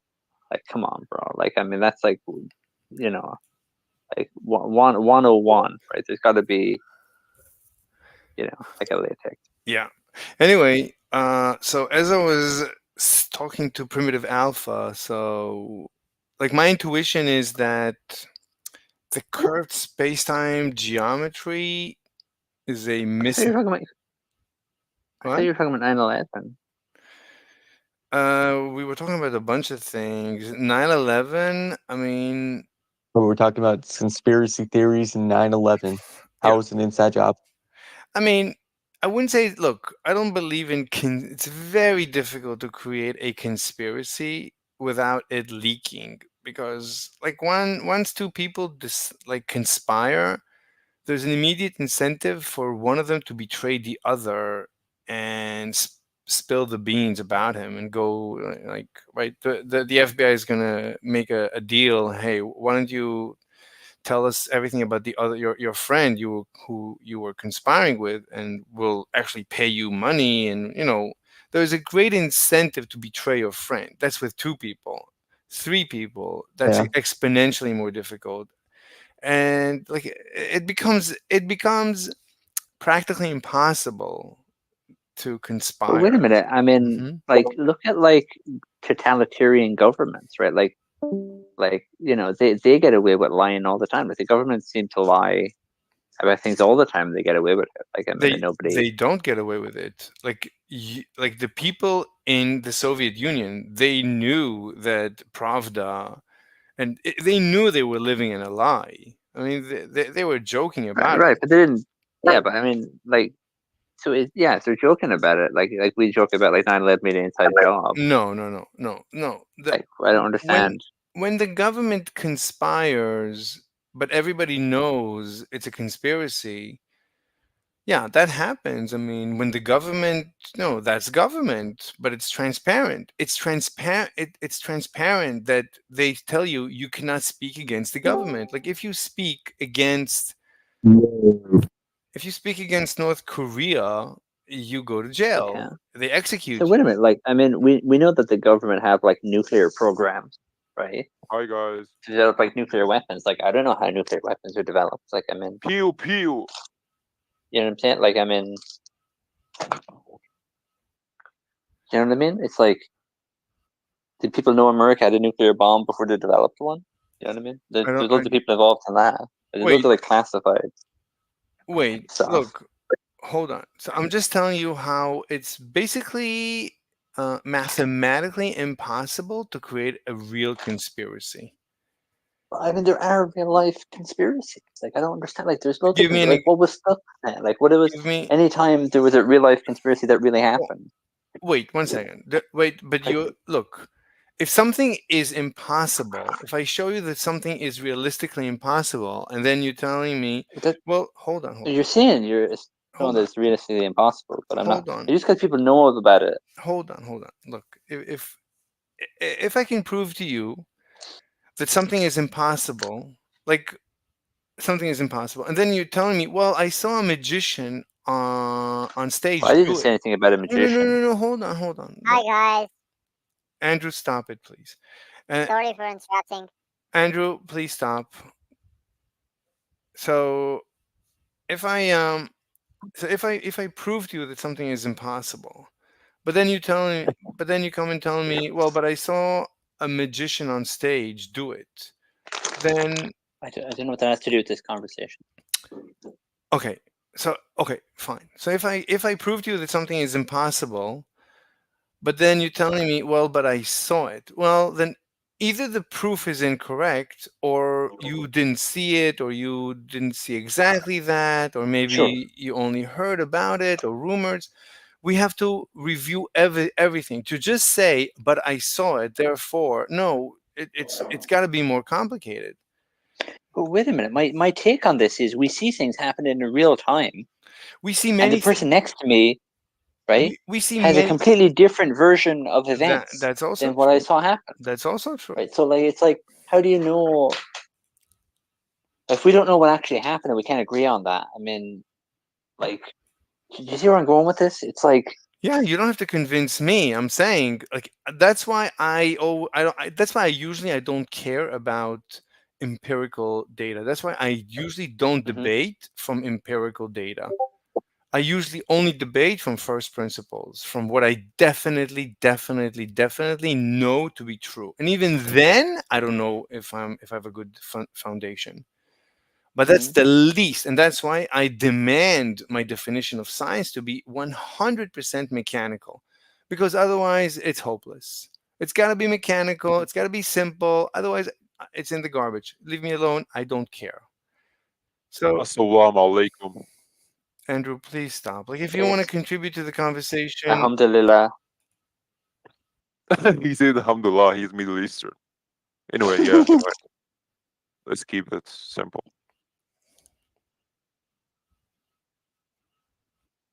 Mr. Steve, you can talk. I'm literally going to mute myself. I mean, it's okay. You can speak, Andrew. I'm trying to also see on when this guy is going to invite me to his open panel. But Andrew, as long as you have something interesting to say, that's great. But if you're just gonna spam the discussion, I have. Go ahead. Are you a pro-gun or an anti-gun? Well, and everybody can participate. Thank you, Andrew. But we're already talking about the mathematics of conspiracy theories. Oh yeah, my bad. After we finish. I agree about the mathematics that it's hard to hide the conspiracy. But even when you reveal the conspiracy, nobody might believe you, right? Like, I mean, if a load of people come out and say something, like, you can just discredit those people. Then that's you understand what I'm saying? fine. But then that's not a conspiracy. A conspiracy. Rover Da Vinci, are you making noise? It's usually you with that was sorry. That was me with the biscuits. I'm sorry. I'm sorry. No, it's okay. As long as I know who's causing the noise, I'm fine. Let me just tell him in the chat that I'm streaming, and when he wants to invite me, I'm ready.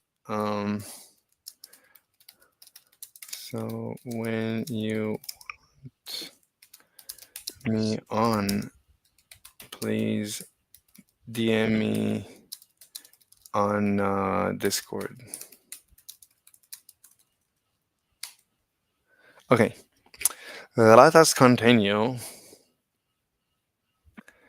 So look, it's about the definition of a conspiracy. So if you're telling me, well, everybody at this point, everybody knows, yeah, then that's not a conspiracy. That's transparency. I would say that's the opposite of a conspiracy. I would say conspiracy and transparency are literal opposites. Sorry, wait, what are literal opposites? I'm sorry, I was typing something. Yeah. So conspiracy and transparency are literal opposites. So if you're telling me it started as a conspiracy between two people in the government, but then it evolved into something very big and it got out and everybody knows, but they're still continuing, well, that's not a conspiracy. Then it might have started as a conspiracy or something like that, but it metamorphized whatever into a transparent policy. Fine. I agree that both can happen. Like something can start as a conspiracy between very few people, like 2, 3, very, very, very small number. But then sooner or later it gets implemented and people discover and it gets out and it's transparent. Like nobody knew about the F-22 until one day. Everybody knew about the F-22. No one knew about the F-117 until the Iraq War, and everybody knew about the F-117. Nobody. That's the issue I'm having. Like loads of people must have worked on the F-22. Like I mean, that must have been a huge number of people. Right. I wouldn't call it a conspiracy, though. It's not illegal. Anyone who would have leaked it would have lost his job and maybe even gotten executed. I mean, that's betrayal. I mean, that's dangerous.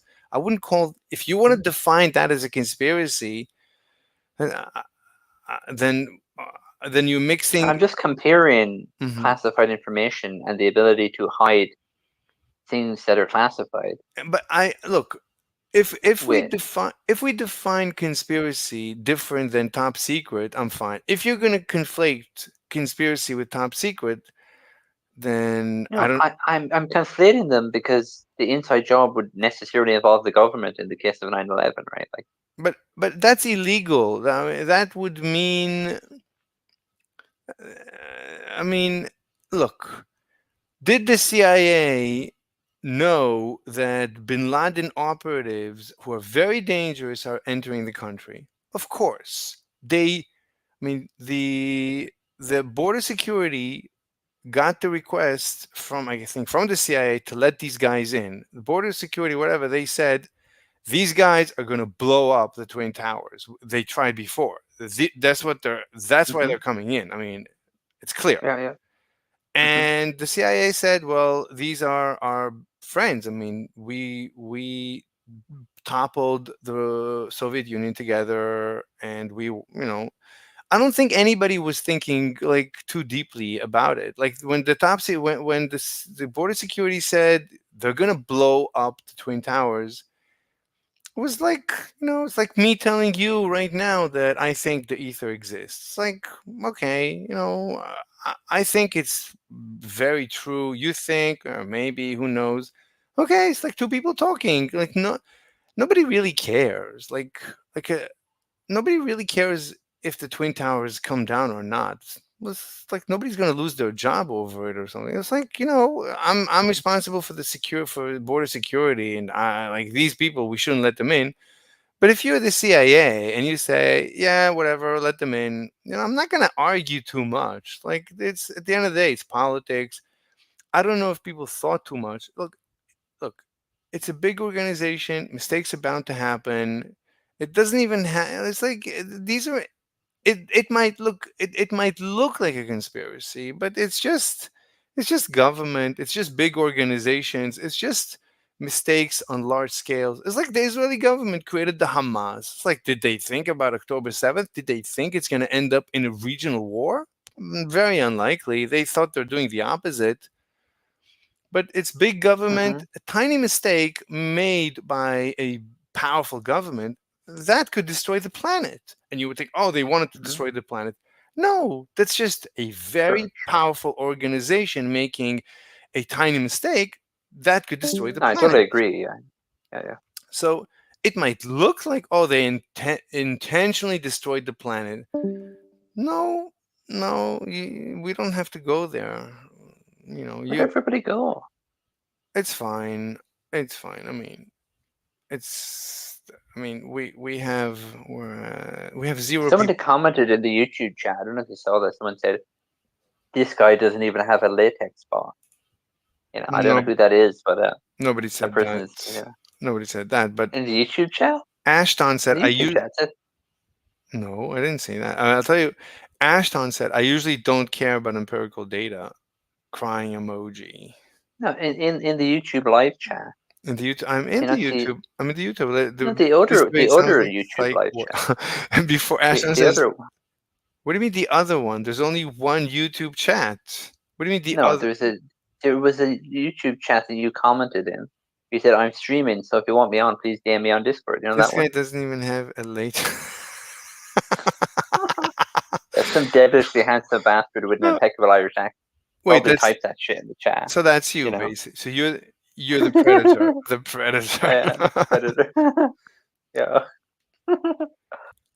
So so TextLex there's a StreamYard link. Let me see what they're saying.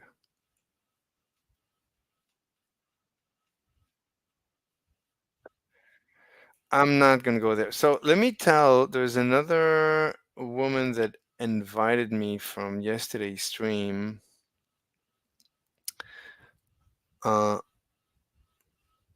Where's the texting? Oh, that's her. Okay. Hi. I'm free. I'm not going to join the open panel. So let me know if you want me. Anywho, so that's it. I mean, so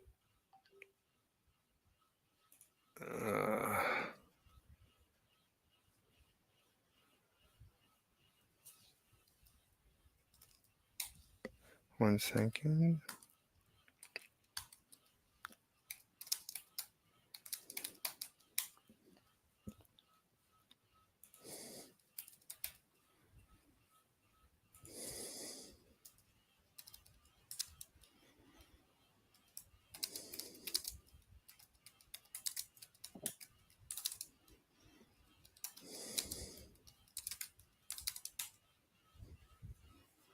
All right. Let me give this. So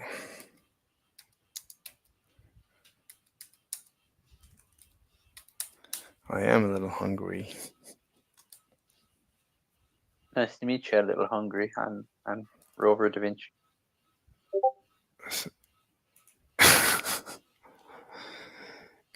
Phrasing. Is Amber still here? Yeah, Amber. Amber's here? Yeah. Yeah, Amber's here. Yeah, but silently waiting in the shadows.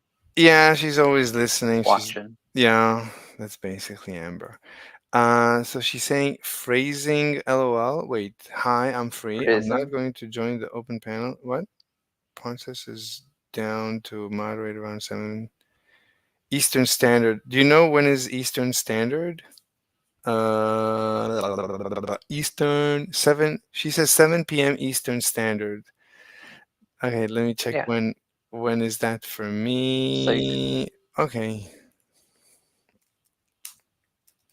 Yeah, I don't know what time zone you're in. I'm in GMT. She is. Eastern Standard Time is like 8 hours behind me or something. Right. She's 7 p.m. Eastern Standard Time. For you, it's like 4 hours later than 7 p.m. because the sun rises in the east, so you experience everything earlier. So oh my god, I mixed up west and east because I'm dumb. Oh my god. Yeah, it's very difficult to think of the sun rising and the earth rotating. So her 7 p.m. is basically your midnight or something, or near midnight, like 11 p.m. Right. Yeah. So yeah. What were you guys talking about? How to convert Eastern Eastern Standard Time. Like how to convert time zones. While thinking Yeah. about the Earth rotation, like from first principles. Anyway, so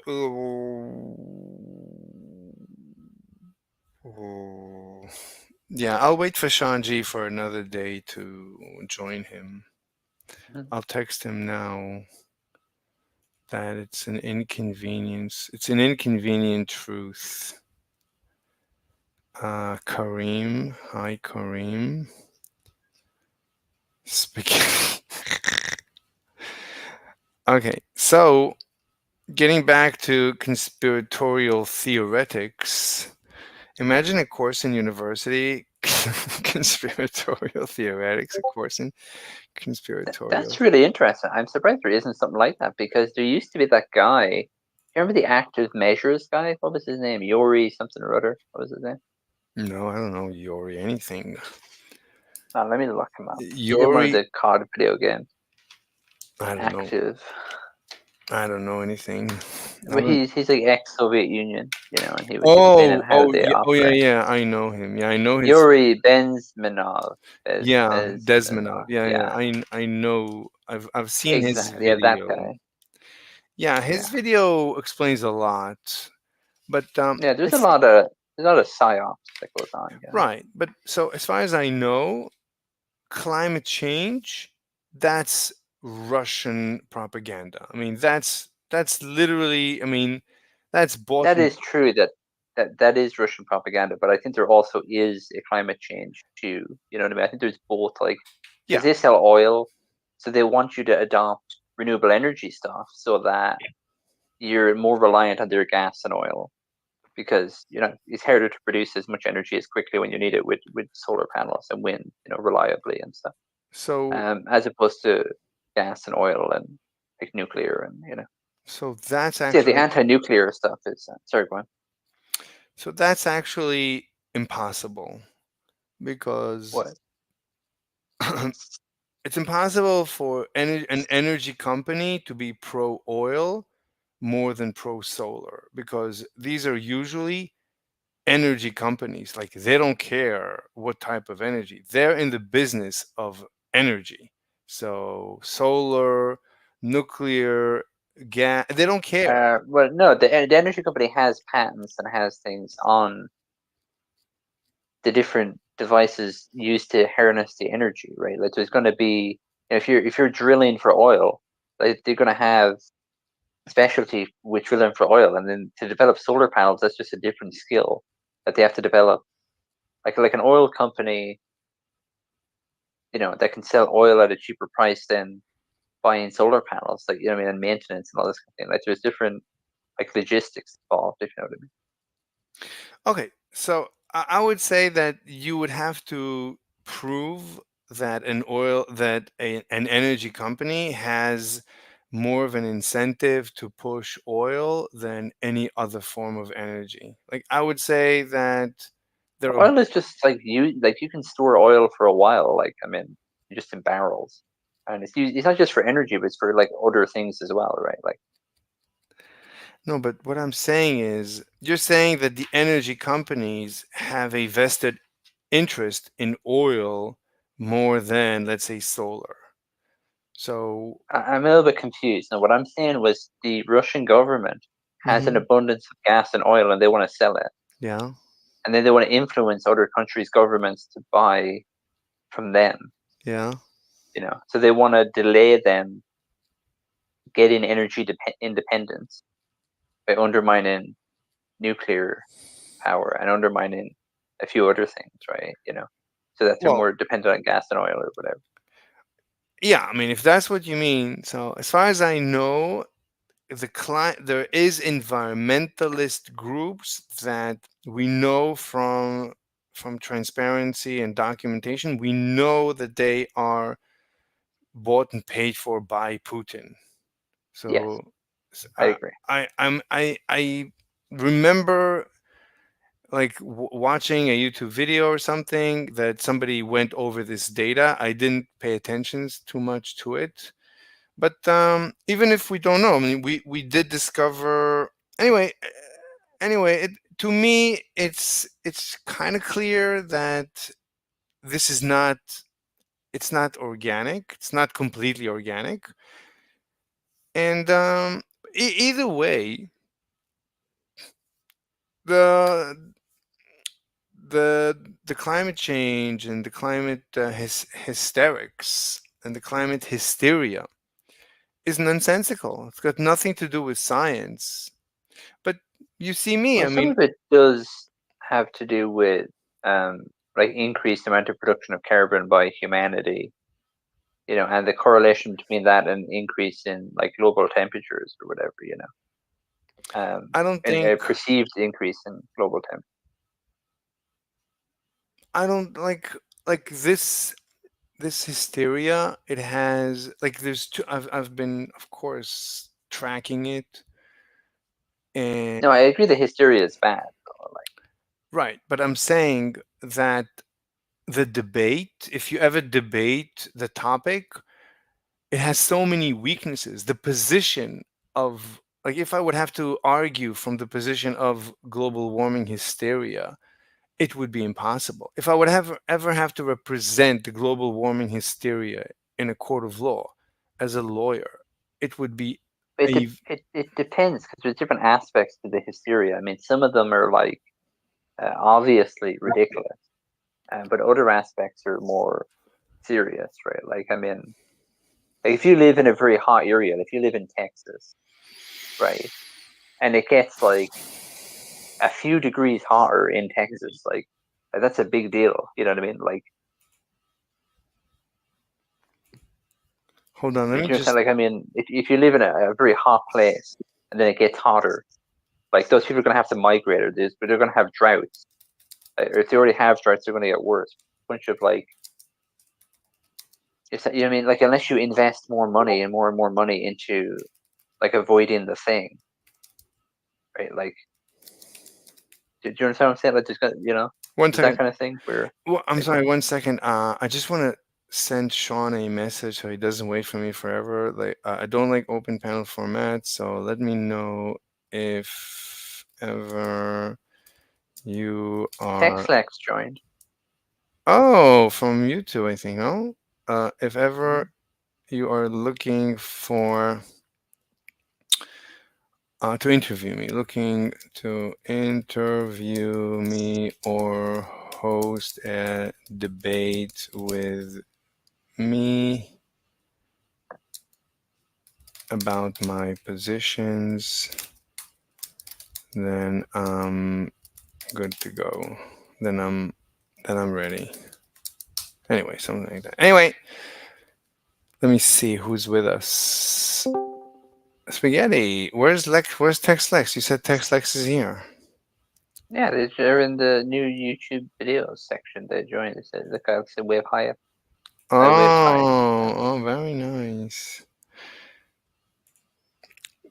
So, getting back to what do you want to talk about? Conspiracy theory? Let's or global warming. Waterman. Yeah, I'd like to hear your take on global warming. Do you think the globe is getting warmer, or No. I think that like No, I don't think it's getting warmer. wait a minute. If I measure the temperature in a bunch of different countries and I correlate it and we chart it out, and like on the chart there's like an increase, like what am I? If you measure the temperature, if you go and do a measurement today and tomorrow, that's not gonna be an indication. So you need to wait another year.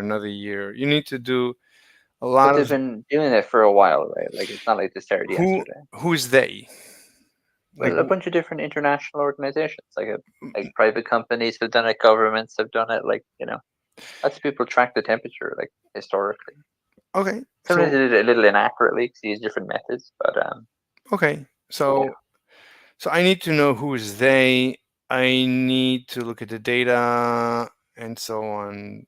Until then, I thought you were the one claiming it wasn't true. Like, you know what I mean? It's like if it's not true, then wouldn't it be on you for the burden of proof? Like, I don't know. Wait, who's Tex Lex? He says here, he's giving me the StreamYard, the link to the StreamYard. Who's StreamYard? The one you were just looking at a minute ago. Oh, With the Shang-Chi. Oh, yeah. I don't Yeah, want to yeah, join that. Oh, they'll be sad. Yeah, I don't like open panels. Why not? I Well, maybe need. if nobody shows up, it'll be the same as an open panel because nobody's there. Yeah. No,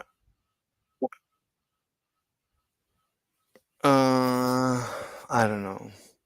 Did Sean G invite me? Did Sean invite me? Did he tell you to invite me? Let me see what he's saying.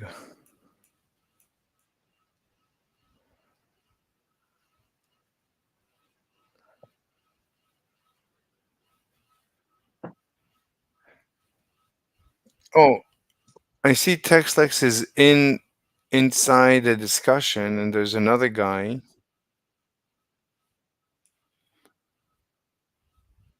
Who's the other guy? The other guy? Well, let me see what he's gonna text me back. I asked TextLex if Sean is inviting me, if like how much attention am I gonna get? Like, am I gonna sit there like a dummy and most of the time be inactive? If so, then I'm not interested. Well, how are you gonna find out unless you go there and find out, right? Like, I mean, you can't tell ahead at a time. Really? How are you gonna know? I mean, like if it's like me saying, I just "Oh, eat this I'll tell you chocolate bar," like you don't know. the truth is I don't want to leave you because we're having a lively discussion. Me, you, and True, Amber. So like, it's not like. It's true. I am a great conversationalist. That is. But he has 1,600 subscribers, so that's a good opportunity for me. But His spaghetti. Spaghetti has returned. Spaghetti, yeah. Spaghetti, what's up? Anyway, I'm still waiting for TextLex to write back. I was saying, like, you could just bring us to the open panel because it's open.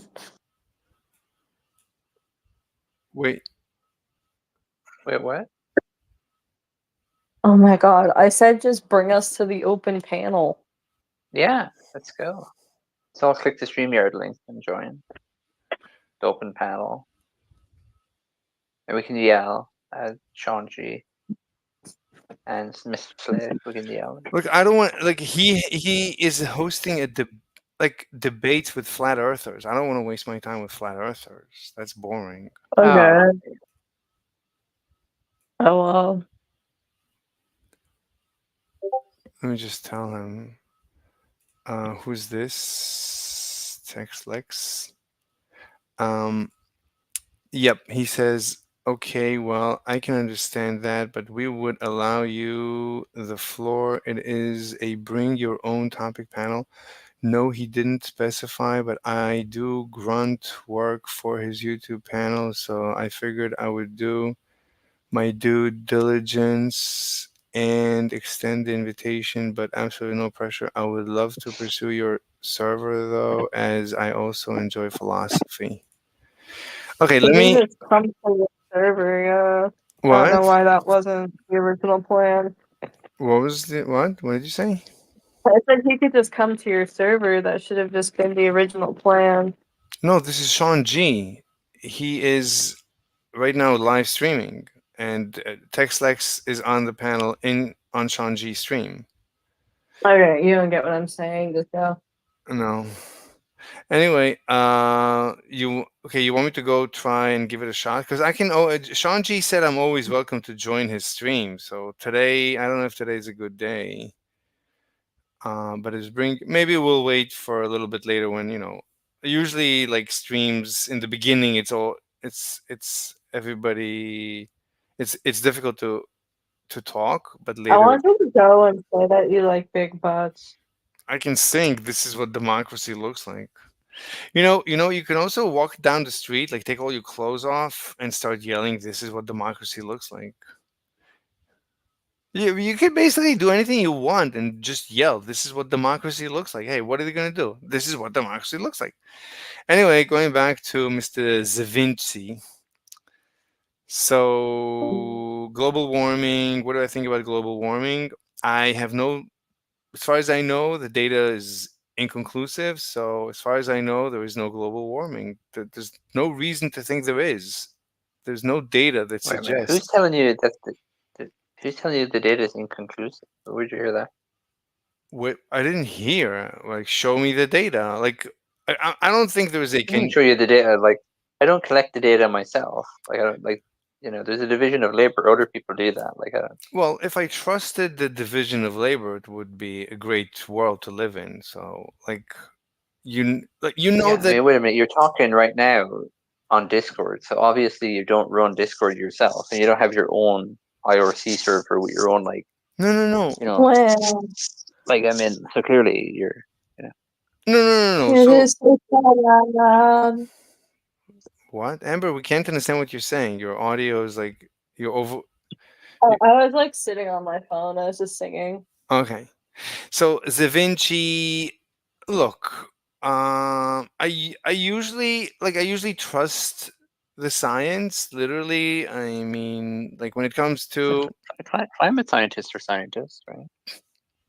I usually trust the science, but climate. Like NASA.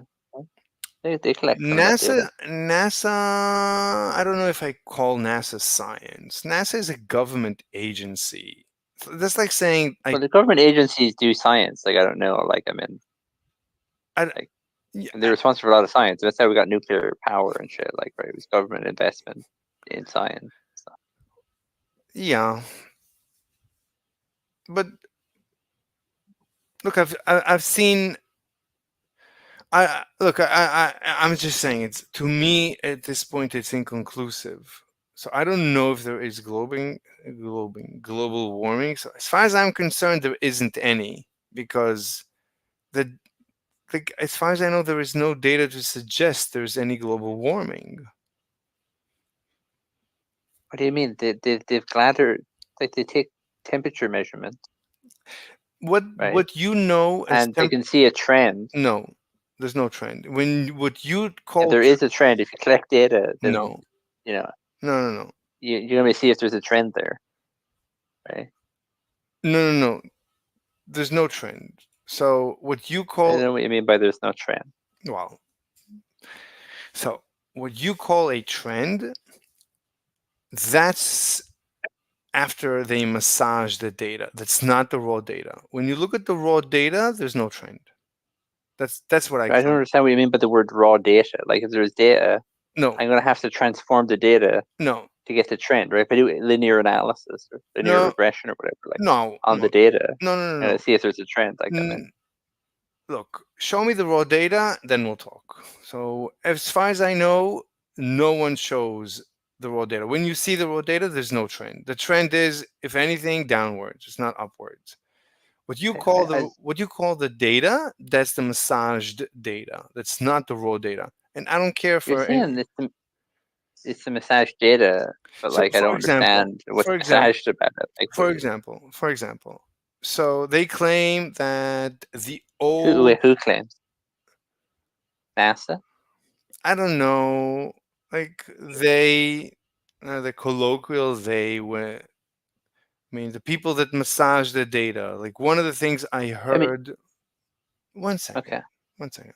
One of the things I heard rumors say they do is they claim that the old thermometers were different than today's thermometers. Therefore, they need to lower the temperatures of the old thermometers. So what you see as I don't see an issue with that, right? Well, I don't. What do you mean you don't see?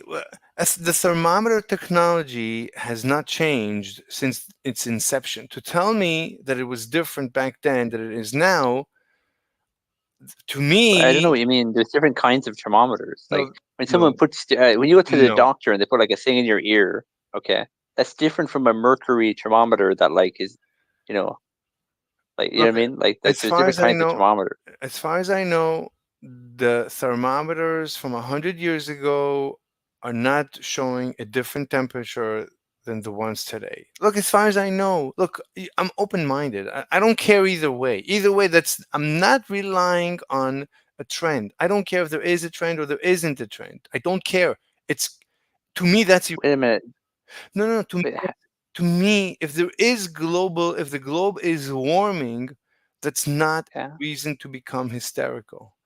Like, sure, I agree. No, but I agree. okay. So the point is, what I said is, to make the argument to become as hysterical as the mainstream, to make that argument, you need to go through so many obstacles, so many academic and you need to convince me against so many ideas.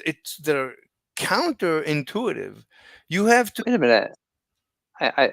My issue is this. To me, goes back to the conspiracy thing, where there's so many people in on it. No, right? I'm not saying there's any. No, this is completely emergent. I don't believe in conspiracies. There's no conspiracies. You don't have to convince me. I'm the one who convinces you. I don't believe in. It's impossible to create a conspiracy. So there's no conspiracy.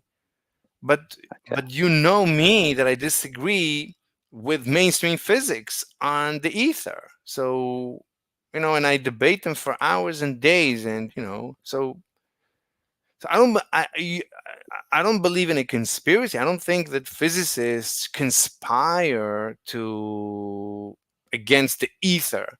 I don't think there is a conspiracy. I think there is an emergent phenomenon that I call the emperor's new clothes, that it's near impossible to introduce new ideas to a community. So when a community decides that the emperor's new clothes is amazing and you think he's naked, it's not going to work. The story is incorrect. In reality, they execute a child. The child that yelled, "The emperor is naked," they just executed the child. How dare you say that? How dare you? And that's it. That's the end of the child. That's what we do to children. We send them to indoctrination. We don't care what they say. Like we put them in jail basically until 18 or something.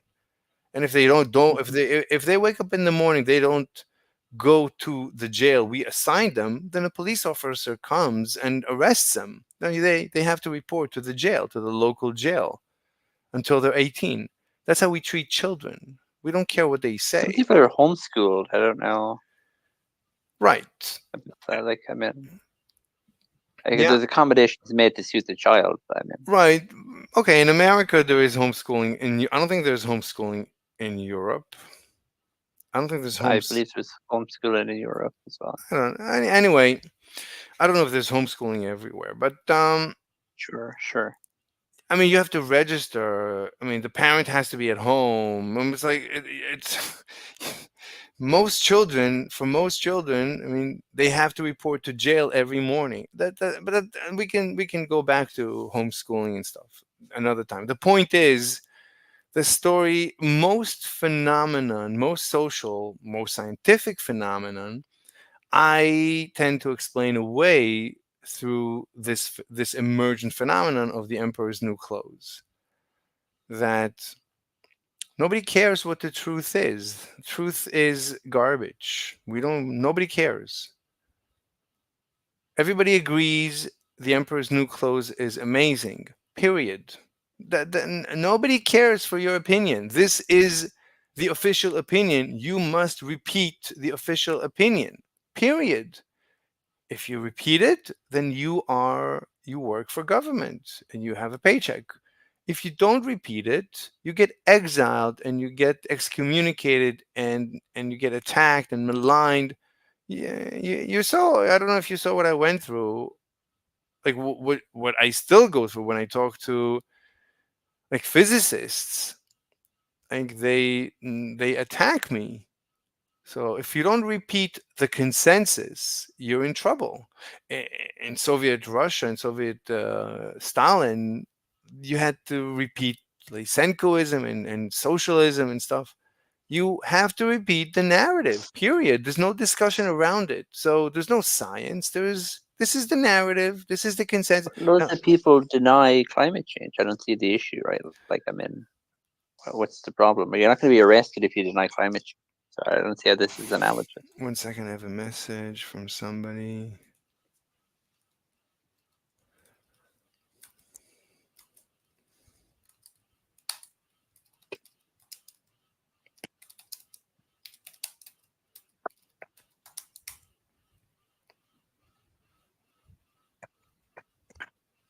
Okay.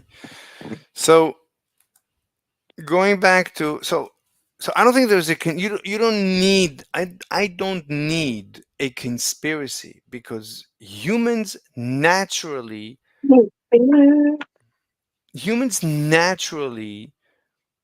behave as if they conspire. They follow each other. They fall into cliques, into cults, into groups, into religions, into tribes. This is instinctual. So you don't have to explain anything with a conspiracy, because the instinct, which is actually a mathematical equation, it all arises from rationality, from egoism. It's because the truth is not a parameter in anyone's life. Nobody cares for the truth. The truth is not going to give you a salary. People don't care for the truth, they care for a salary. A salary gives you life. Truth doesn't give you life. If a truth gives you a salary, you'll follow the truth. But you will follow the salary. If the salary coincides with truth, truth wins. If lies coincide with the salary, lies win. Lies and truth it's not a match, because the salary decides. Who pays the salary? That's the beginning, the middle, and the end. So back to, and this is mathematics. I mean, this is honestly just math. So I'm not understanding how the consensus was formed in the first place. Like, I mean, it's just whoever pays the most. No. How did they come to? No. The consensus forms basically like evolution. The consensus is an evolutionary product. The consensus is in itself an evolutionary creature that obeys Darwin's rules, Darwin's laws. You can never predict what consensus will emerge. You can never predict that climate warming, climate hysteria will win over whatever. There's nuclear hysteria. There's always hysterias, and there's always all these emergent consensi that are, these are Darwinistic animals. Right now, it's the war in Israel that Greta Thunberg is all worried about, and now she's claiming. If you care for the environment, then you should care for the Palestinians against Israel. It's like, what? But yeah. Sorry, I missed that. Sorry, I was reading something else. Can you say what happened? Anyway, the point is, let's get back to global warming. So I'm not saying there's a conspiracy. You asked me what causes the consensus. I said the consensus is a Darwinistic creature. No one decides what the consensus is. Right, but I mean, wait a minute. If you said where the money is and what's in your favor, like, if you have the power, then you can kind of orchestrate some consensus. Like if it's mechanistic or whatever, so I'm going to be able to see that it's mechanistic, and I'm going to be able to push things in my favor. If I have $1 billion or something, and I put it into this, yeah, right, yeah, but that's still Darwinism. So you're saying that some people have a vested interest to push a certain narrative, and that's going to push along a certain consensus, which is just a Darwinistic creature. Sure. Yeah, so Darwinistic creatures, live in an ecology, and there is what Darwin called environmental pressures. So there's an environmental pressure. So Putin is pushing money into green groups, and he's pushing the green agenda. So that's an environmental pressure to cause the evolution of the green movement. So yeah, there's green pressure. I mean, there is evolutionary pressure. There's geographic pressure to create a certain consensus in a certain field. Now, if there isn't any pressure, let's say when Einstein said I don't need the ether, he didn't disprove the ether. He just said, I don't need the ether. It's like he didn't even he didn't go against the consensus. Like he said, I just don't need it. And one thing led to the other. He became very famous, and people just trusted him. And for some reason, they thought that because he said he doesn't need the ether, then basically that means he disproved the ether, which he did not. No one disproved the ether. No one ever claimed to have disproved the ether. There is no such experiment that disproved the ether. It's like, yeah, there is experiments that fail to detect the ether, but okay. But even Einstein said since we failed, then it's disproved. No, he just said, I don't need it. It's superfluous. I can explain relativity. I can whatever. I can say what I want to say. Whether there is because there was no evidence for the ether. So how can I? Anyway. But the point is, now I come around and I claim that there is ether, and I'm getting pushback. Like I'm like crazy, but not pushback against the idea. It's pushback against how dare you? People tell me explicitly, how dare you? Who do you think you are? What do you think you're smarter than Einstein? What do you think you're smarter than Stephen Hawking? What do you think you're smarter than all the professors in the last 150 years who are super duper geniuses, and they didn't prove what you proved, and you think, and basically that's where. So, are you following? Yeah.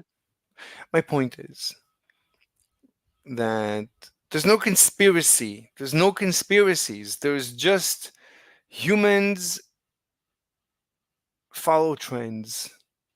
Humans follow trends because they follow tribes. Humans live in tribes, and they see, when a human sees what I go through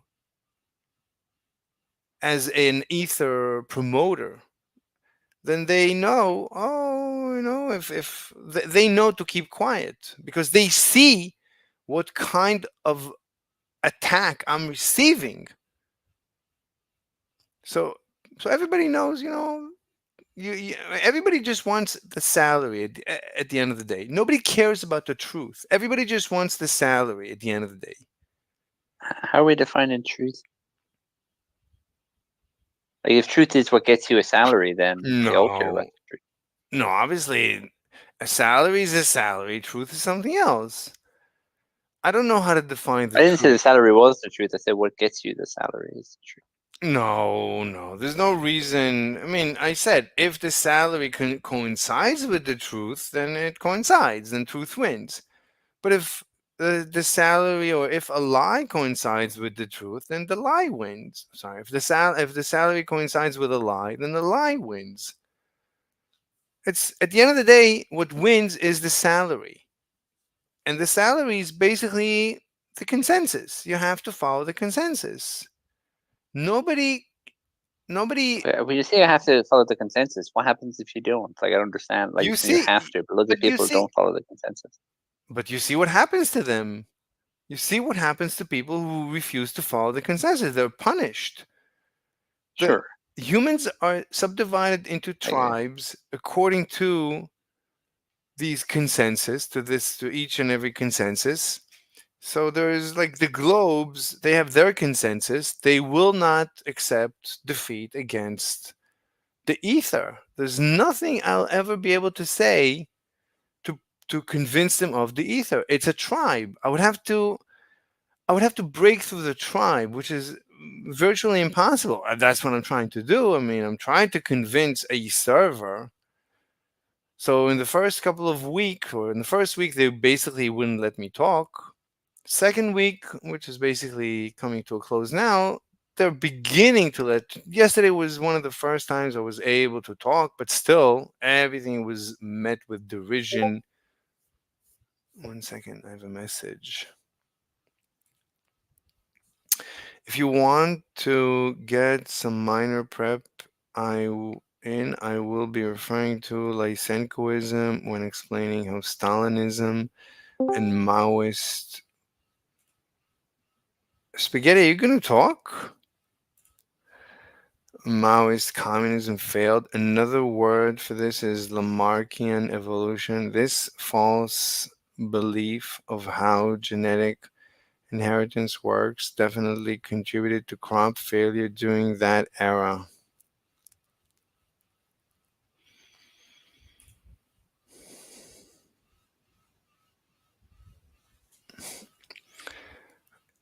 I heard you say that yesterday. What happened to Amber? You get kidnapped?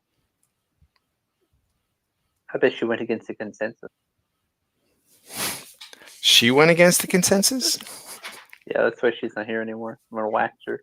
Who? Amber? Yeah. She left. I don't know why she left. She was bored. She usually gets. That's what we think happened, but I mean, what is the evidence there? Do you have any evidence that she just left? I mean, yeah, that she was bored. I mean, where's the proof? You know, I need to see the data. I don't know if I need to see the data because from first we argue that, like, you know, Amber, you know, she's not like run of the mill, you know, just repeating everyday talking points. You know what I mean? So she's probably going to be wanted by the powers that be. You know? Yeah. Anyway, my point is that so this woman wants to debate. I don't know if she's a woman or it's trans. I don't know, but she says communism under Stalinism failed for a very particular reason. And by the way, I'm technically more of a Marxist communist, and I disavow Leninism. So don't expect me to defend either of their authoritarian policies. In the grand scheme, I'm a post-communist, so I'm only going to refute what I see as misinformation about communism as a result of McCarthyist Red Scare propaganda. Do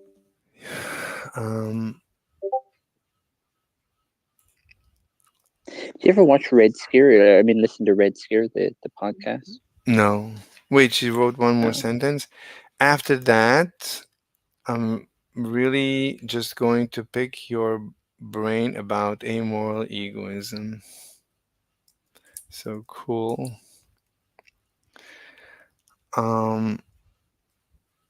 Okay, that's enough. So what did you say? Da Vinci? What did... I don't remember. I don't know. Let me see what's going on Sean G. Yeah, I don't want to waste my time. He's debating flat earthers. I don't want to do that. I don't care for flat earth. That's like the most boring discussion. Like, you want to talk about anything. Like, there's actual things we need to talk about, like global warming.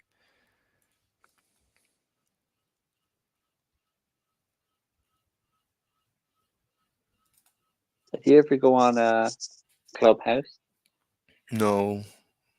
No.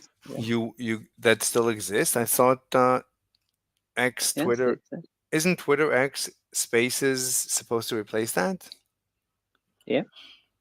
But, I mean, like Threads was supposed to replace Twitter, and that didn't work, right? Yeah, but there's a reason. I mean, Threads didn't do the job because it's like there's no free speech. the power of Elon Musk. Right, but that's the point. That's the point was that there was Nazis and shit on Twitter and like. But Elon Elon Musk is willing to host Nazis in order to have free speech. See, right, but I don't agree with that. And being willing to host Nazis doesn't mean you're free speech, right? That's just being willing to host Nazis. That doesn't necessitate your free speech, right? He says he's free speech. No, I mean, free speech means you host everyone except for what is illegal. Like if you promote assassinating Trump, that could get you banned. So I don't know why, for example, what's his name? Why Destiny is not banned. I mean, Destiny. Okay, what? I don't care. I mean, like, anyway, it doesn't matter. He made fun of somebody who got shot at the rally because the bullet missed Trump and hit someone else. Yeah, but he said, "I hope next time, like next time, don't miss," and stuff like that. I mean, obviously. Right. Well, there's an issue there, right? Because you can say it's illegal to say that, but like one guy is trying to overthrow the federal government, and one second. That's also illegal, right? Like, I mean, one second. So 9/8. So earlier today, UK Gaming is asking, "You got speech impediment?" ? And also UK Gaming. This sounds like a debate for losers who can't speak properly. It's on the channel. It's on the side chat of the YouTube channel. No, I'm not there right now, so I don't know. Yeah. I mean, obviously UK Gaming. So UK Gaming, you're welcome to. I put a link. You can join. You can join us. I don't know if I put the link to the Discord, but you can join us. And this is, as you said, it sounds like a debate for losers, right? This sounds like a debate for losers who can't speak properly. So, you should be able to win so easily in the debate against me. So why don't you join the stream and mop the floor with my face?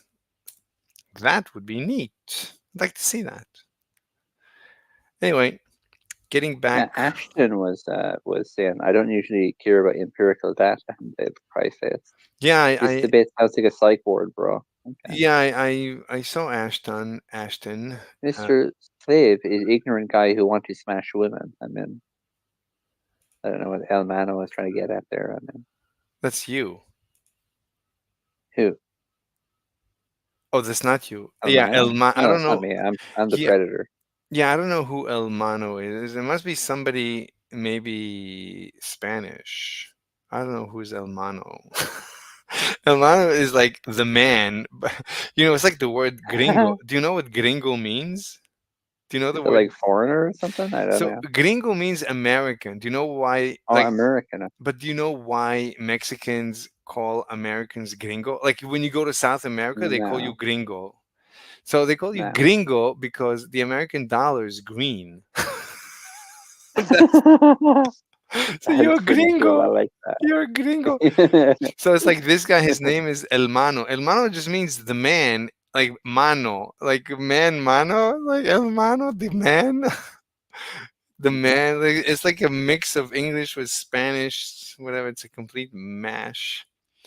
Anyway, getting back to the conspiratorial theories 101.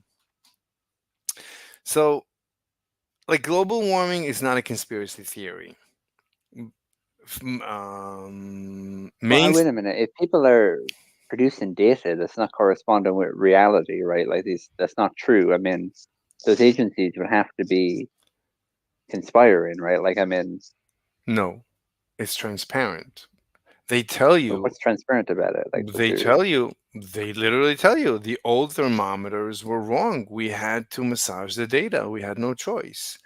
Look, sometimes. I don't mean by massaging the data. They're just saying, listen, we have data, right? Mm-hmm. This data has this degree of accuracy. Okay. We now use a new method that's more accurate. Okay. And you're going to have to make adjustments to account for that. Okay. And I don't see. So I do. I understand you don't, But I But do. they're using different thermometers. Like I mean, different methods. Like I don't know. See the issue. Like, they're saying there wasn't a change, but they're saying there was. So I think that there's no issue with the thermometers. The old thermometers were perfectly okay. The old measurements are perfectly okay. There's no need to do any correction to the data. Sure, but So wait a minute. Even if I take that as true, right? And let's say we kept using the old thermometers, right? And the old methods and everything.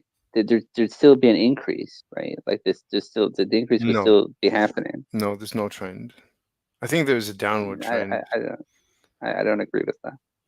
What do you mean you There don't wouldn't be a agree? downward trend because Wait, what do you mean you don't agree? there's a cycle of the Earth around the sun. Wait a minute. And Okay, things would just get warmer anyway. Right? No, Like, I mean, no. There's no. What do yeah. you mean? There's this. Yeah. Wait. Hold on. It's just like El Nino and like all this One. shit. Like, Wait, we're talking about over 100 years. They are claiming that pre-industrial Earth was cooler. Pre-industrial. wait a minute. That's the claim. Wait, the claim minute, is that. right. Wait. Hold on. Let's separate the variables. What are they claiming? They're claiming that CO2 causes warming. Well, CO2, Right. we basically started burning CO2 like with oil. Yeah, 100 years. Yeah. About, And right started now, industry, we're yeah. in 2020. Let's say 1920, 1900, 1800, last 200 years, whatever. Sure. Okay, Yeah. so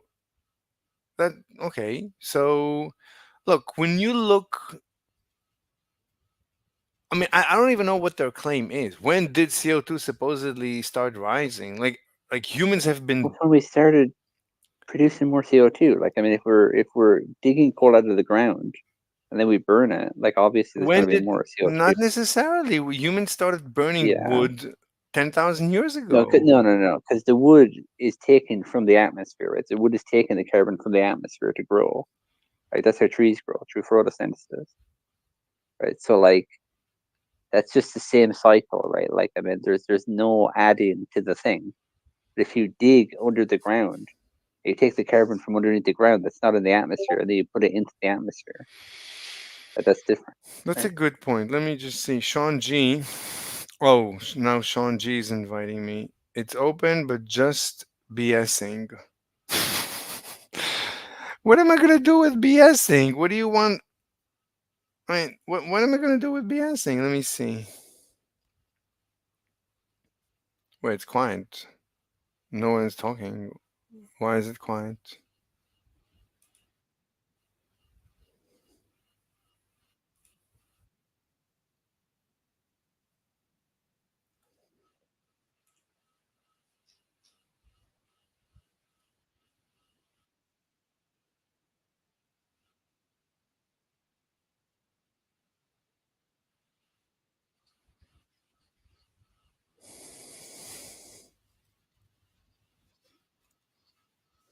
Let me just.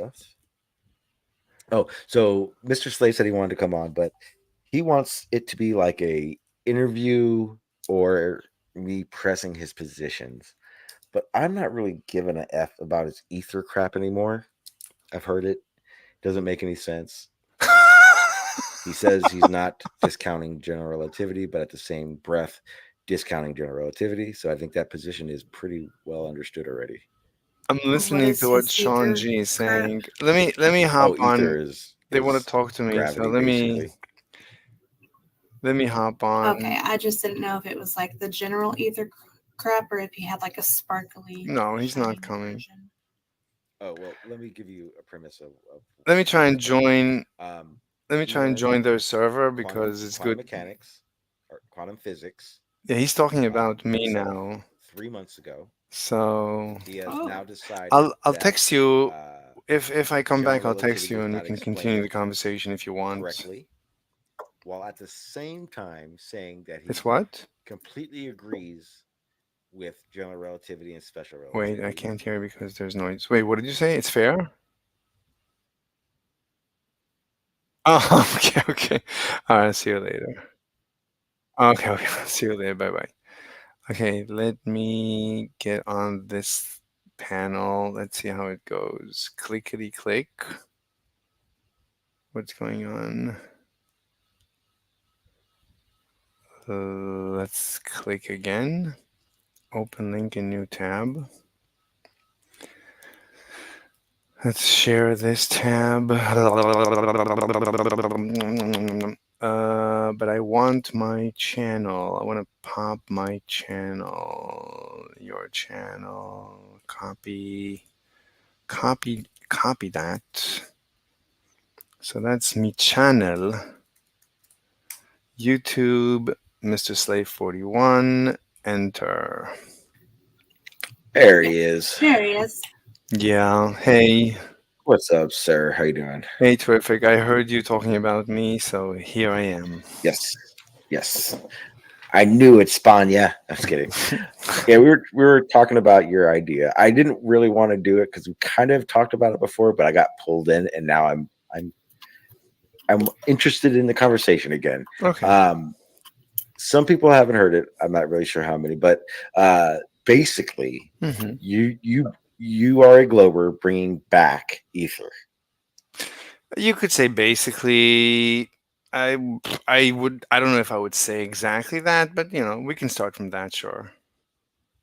Well, which part? Because you are a Glober, right? The Earth's a sphere to you. Yes. Okay. Science, you're not denying science, right? Correct. Newton's laws, all agreed with? Yes. General relativities? Yeah, as far as I know. Yeah. Okay. Where does the understanding become wrong and where you're trying to correct? So my definition of science is your definition of science, the mainstream definition of science, but mine is just stricter, significantly stricter. That you could say it goes back to pre-Einstein. So my definition of science is the scientific method, everything is fine, except for a valid scientific theory must be mechanical. No more probability and, like the universe is weirder than we thought it could be. None of that. Like a scientific theory must be 100% mechanical. Otherwise, it's garbage. I don't want to hear about it. It's not science.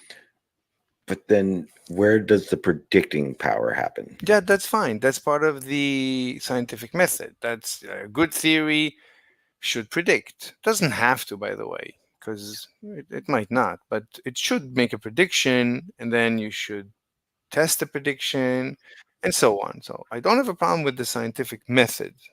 I'm pro. I'm completely on board with the scientific method. I'm just restricting it to a subgroup of the scientific method. I'm saying only valid theories or scientific theories are those that are mechanical. So, for example, special relativity is not a valid scientific theory. I would say it's an invalid or an improper, it's not gold standard because it's not mechanical. There's no mechanism that explains time dilation. There's no mechanism that explains length contraction or relativistic momentum. There's no it's not mechanical. There's no mechanics. It might as well be magic. And it's based on an assumption. It's based on, let's assume the speed of light is a constant for all observers, which is what? Yeah.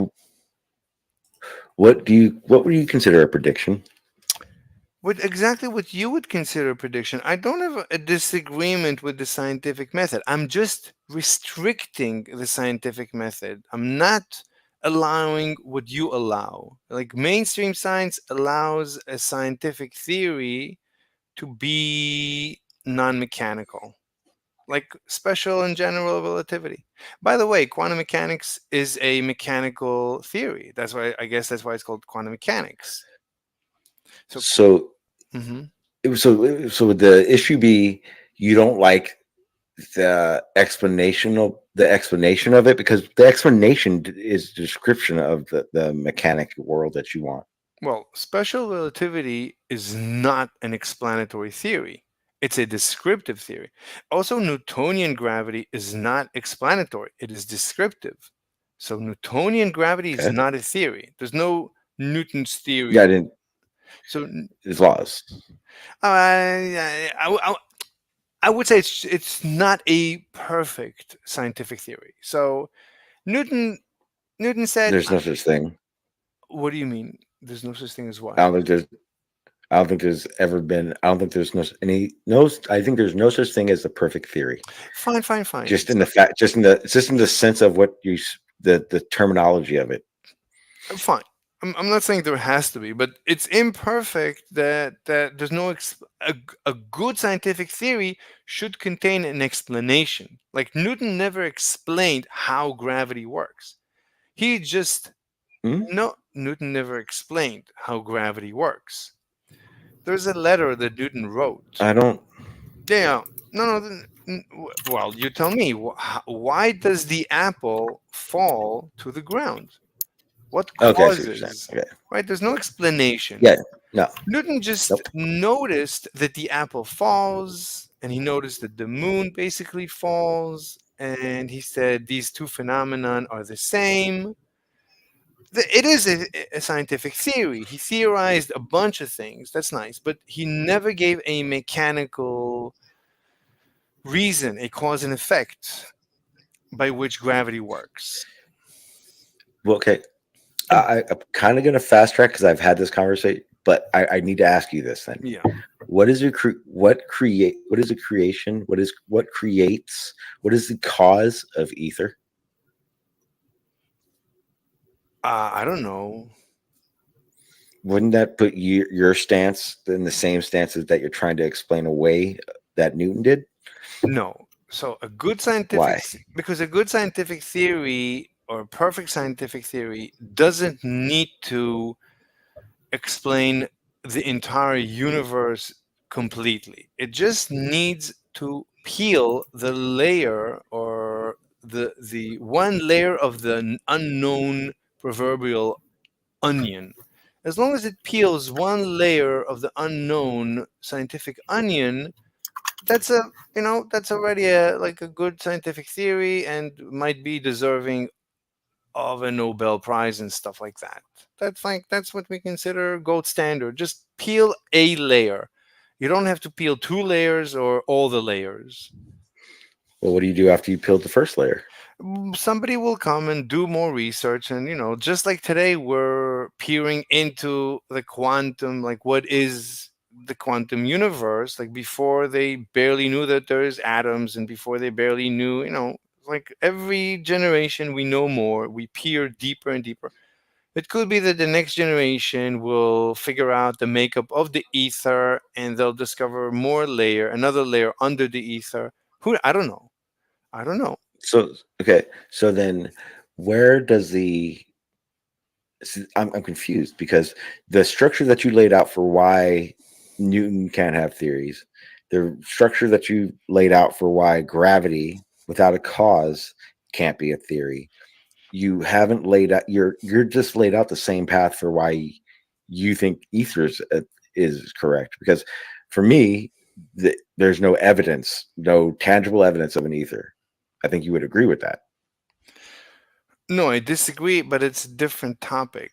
I'm saying that a scientific theory must be mechanical. Newton does not give us a mechanical explanation. It doesn't give us an explanation. It doesn't give us mechanics. So it's not science. Isn't describing something an explanation?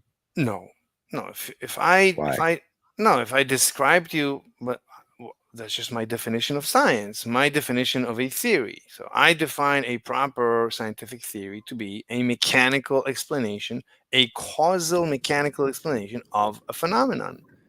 Okay, so when you say, just for clarification, when you say a mechanical explanation or lay that out for the layman, because when I hear you say that, I keep hearing you say you want something physical and tangible before you think of it as a theory.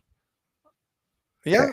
Okay. By the way, quantum. Then what would be the physical, tangible observation or whatever that says ether? I don't need any more than there is. As far as I'm concerned, there is plenty already. I don't need any more evidence for the ether. The Well, evidence. that's what I'm asking you for. I'm asking you No. what that tangible evidence is. Oh, because you keep saying that it has to be, but then when I ask you, you haven't given me the tangible evidence. Oh, okay, for okay. Oh, I thought you'd need any further evidence. Well, the current evidence is plenty. So the current evidence, the best evidence for ether is that the apple falls towards the ground. That's evidence for the ether. More evidence for the ether. Yeah, more evidence for the ether is that light, see, right? Young original double slit experiment, light passing through two slits interferes with itself, creates an interference pattern. The only thing we know to do that is a wave. Therefore, light is a wave. Therefore, light must be waving through something. Therefore, that's good evidence for the ether. I think that was a reach. What do you mean?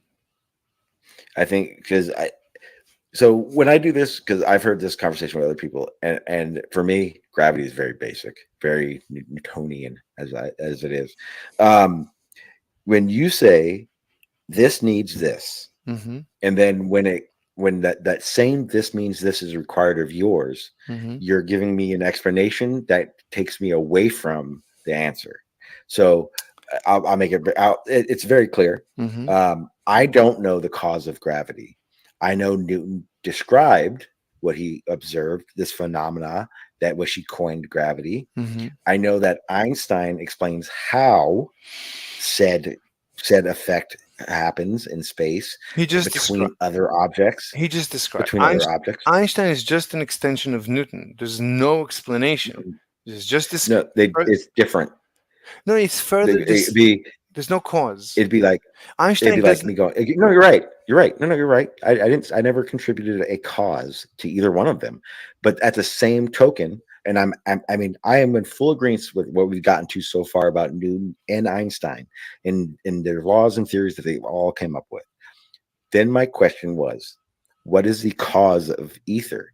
And here's why I asked that, because if you can't give me a cause for ether, then isn't it the same? Doesn't that put it in the same spot as gravity? Because you don't know the cause, because we don't know the cause of it. No, no. Look, let me try. So So you don't need a cause. You don't need a cause. I need a cause. What do you mean I'm not saying, I don't know what I means. Look, there is, we have a question. Look, we have a question. Why does the apple accelerate towards the ground? Why does it do it? In my opinion, well, mass attracts mass. Why? We don't know the cause. Okay. So in my theory of ether, I have the ether flowing through the apple towards the earth and dragging the apple towards the earth. So I have a mechanical explanation of how the apple accelerates towards the ground. So okay, so you have a phenomena. And you have coined it ether. That's as far as you've gone so far. No. That's not what happened. No. Okay, that's me going. That's me going. I'm Newton. And I'm sitting under a tree, and the apple falls, and I go, why does it fall? And I go, it could be this, it could be that. Mass attracts mass. I will call it gravity. That's all you've done with ether so far. So far, all you've done is gone. All you said is ether already here is doing this to the apple, therefore ether. That's like me going. That's like Newton going. Gravity made the apple fall, and starting from there. No. That's why I asked you that. No. Okay. No. Newton. So then put yourself in the position of Newton. The apple falls. Why did then explain the coining of ether? Newton never asked why does the apple fall, or he never gave an explanation why the apple falls. But he did say, one second. But what he did say is that which causes, whatever that is, I don't know what that is, but whatever causes the apple to fall also causes the moon to fall towards the Earth, and the Earth to fall towards the sun and Mars and so on. That's all. But he That's not didn't what he say said. what? That's not what he said. Of course, that's what he. You're That's, paraphrasing. You're like Mhm. taking what he said and forming it to your argument. But what No. he was saying, he didn't say fall to. He said attract. His explanation, his reason for why the apple fell Mhm. is very clear. Mass attracts mass. His equations for all that is his explanation for why the apple falls. So you can't say he doesn't explain that. He does. He does pretty well, in my opinion. He does contribute. He contributes to Why- the apple falling because mass attracts mass. Why does mass attract mass? What causes that? Again, if we're going to ask me for the cause, I will ask you for the cause of ether, and you telling me how ether works doesn't tell me the cause of ether. I'm perfectly fine with you saying, Sean, I don't know the cause of ether, because I can comfortably say we don't know the cause of gravity. Do you see the problem? No, I don't. Let me say something. Look, when we ask why do two electrons repel each other? So we I have ask, no idea. but we know. So this is called gauge theory, and this is called particle exchange. So two electrons exchange a virtual photon. So one electron pushes away that photon and gets repelled. The other electron receives that photon and gets repelled. So two electrons exchange a photon and repel each other. That is a mechanical explanation for Coulomb's law. Now, when I come with the ether flowing through the apple and so on, that is that's basically, you could say, quantum gravity. I'm explaining gravity in a quantized way at the particle level. I'm explaining the mechanism, just like quantum mechanics. I'm extending quantum mechanics to gravity, which makes it obviously the grand unified field theory, whatever. So this What is the cause or the of ether? I told you I don't know. Okay, perfect. Okay. So then if you don't, and that's fine, you don't know. So then when you're making the argument about theories and you're making the argument about specifically Newton, saying that he doesn't know the cause of gravity makes zero difference. It's not even, I don't know why you keep saying it, because you don't know the cause of ether either. I So don't. both situations, ether, gravity, at this point in the conversation are just names. No. How do you then, if they're not? Okay, so then ether was just made up. It's just bam, ether. No reason, just ether. Okay, so everything starts from my definition of science. So if we follow my definition of science, then Newtonian gravity is not scientific. Einstein SRG. Go ahead. Either is ether. Hold on, No, Sean. ether. Yeah, go ahead. Let me get in here, guys.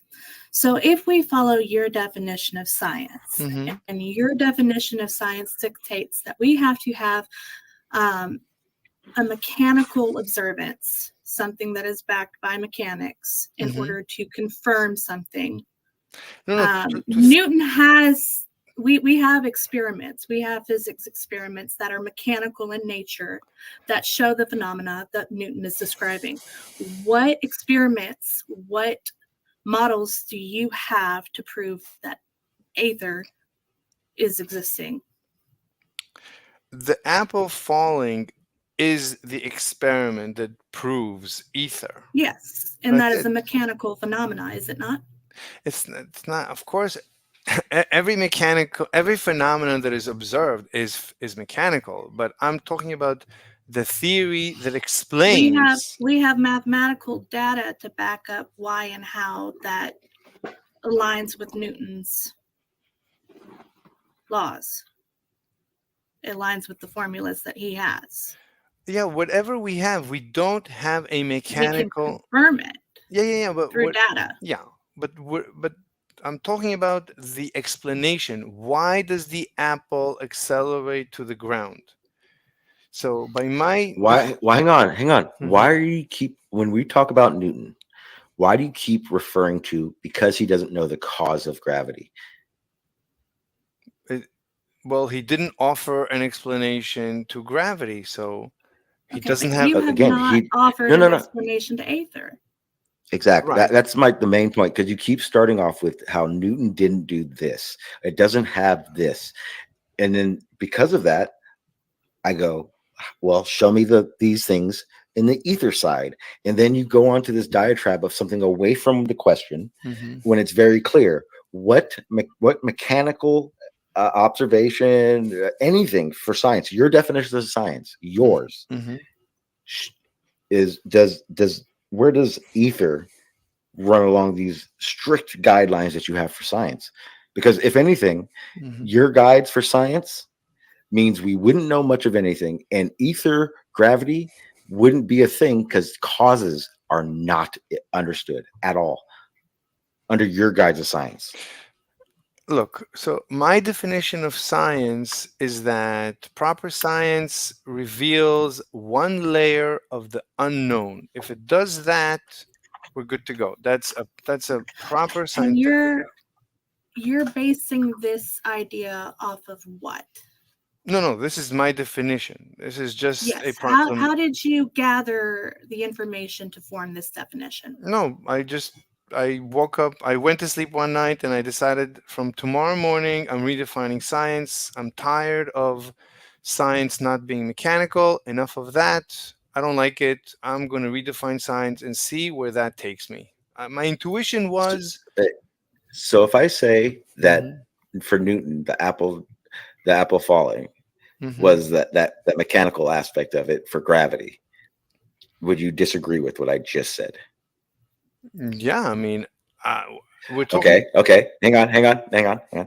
Now, if I say this, Newton was sitting under a tree and an apple fell and he contributed to ether.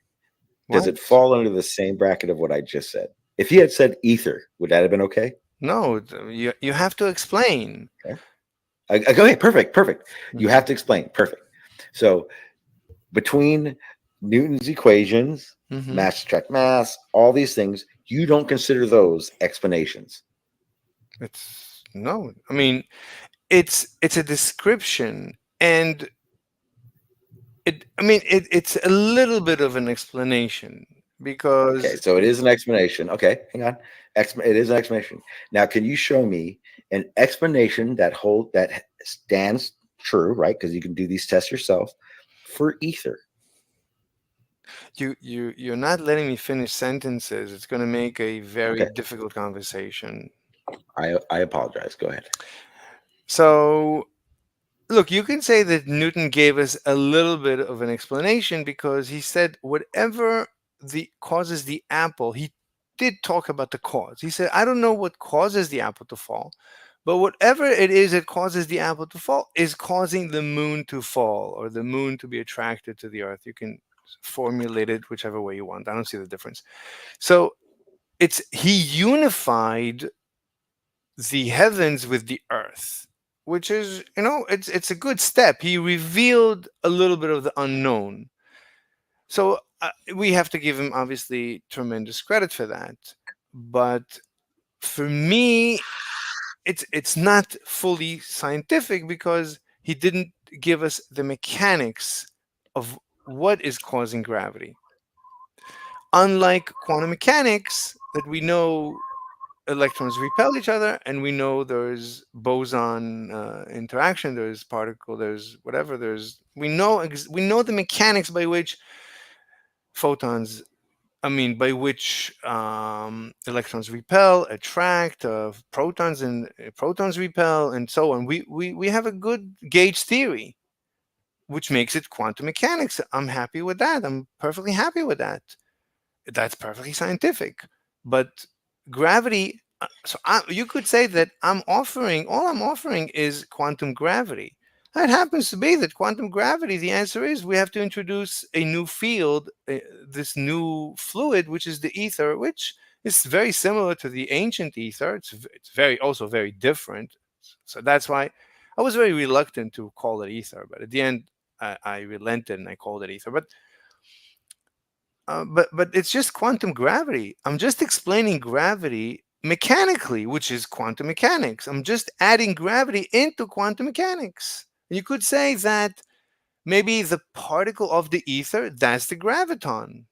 And we know that the graviton is basically impossible to measure, which is again and again we see that my theory matches with the mainstream physics.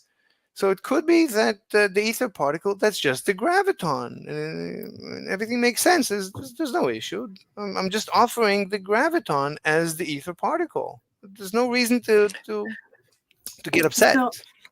So I have a question. Mm-hmm.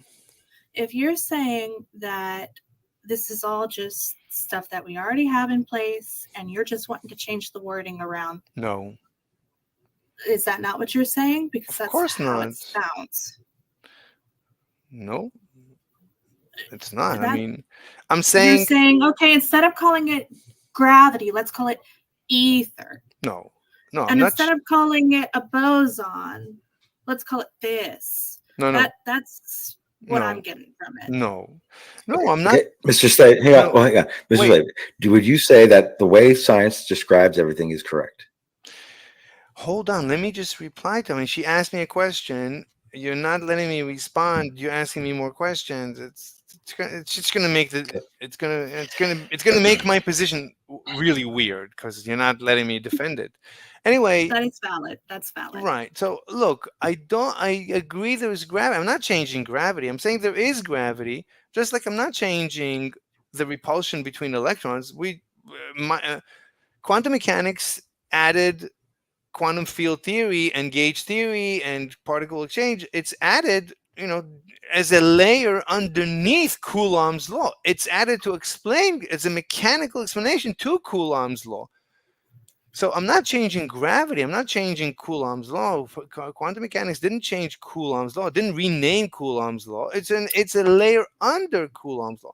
So I'm explaining and I'm giving a mechanism under gravity. I'm asking what is causing gravity. I'm not changing anything in mainstream physics. I'm not touching anything. I don't need to touch anything.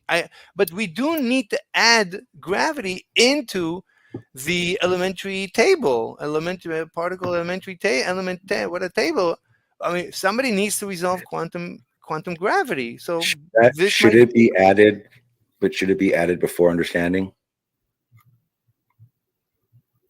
I don't understand what you just said. What? I don't understand the question.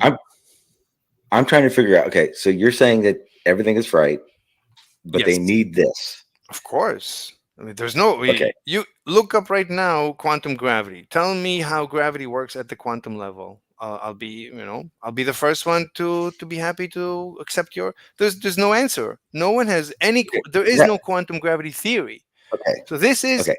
Hang on. Okay, that's where I wanted to get to. So when you're adding this thing called ether, what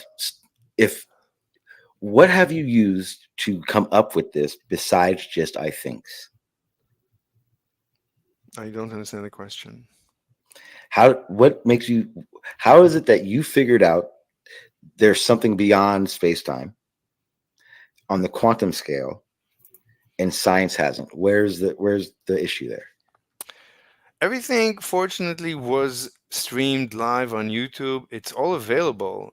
I mean, what happened was about 3 or 4 months ago at this point, I had a debate with a person called Mandibles for 5 hours, basically, after which I decided to redefine science. And I didn't think that redefining science would bring me to ether. I basically never heard of the ether. I couldn't care for the ether. I was like completely on board with mainstream. I didn't like the, all the quantum, wave duality and superposition and entangle. I didn't like it, and Bell's theorem, I didn't like it, but, and I was tired of debating people to the point in a debate that they said, well, quantum mechanics says everything goes, anything goes. Therefore, I can never point or pin anyone down in a debate, and I just got tired of that.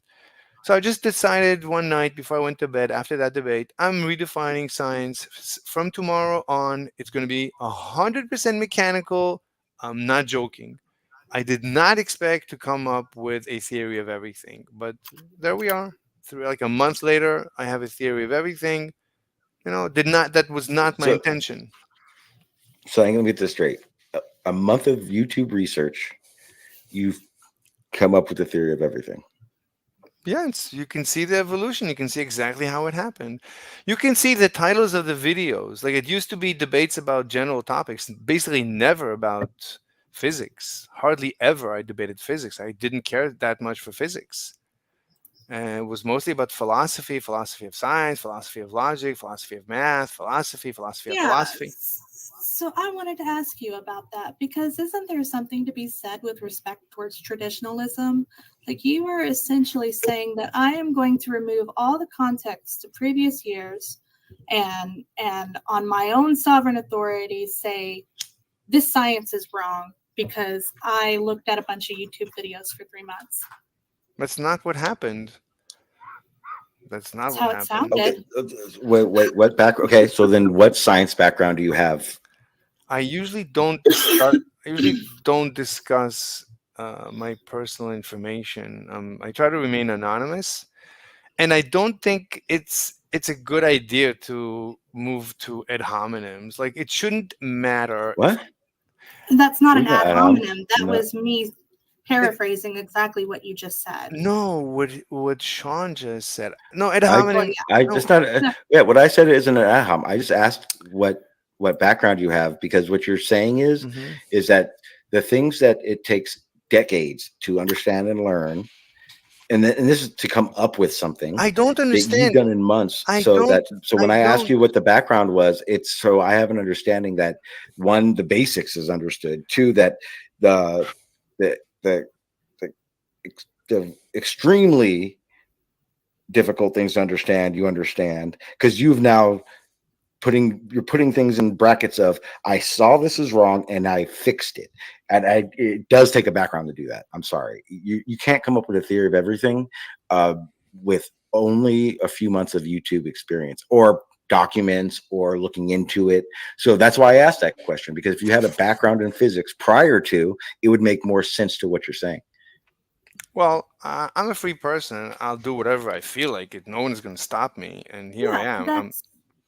That's fine, Mr. Slave, but I do want to address what you said. It is not an ad hominem, okay?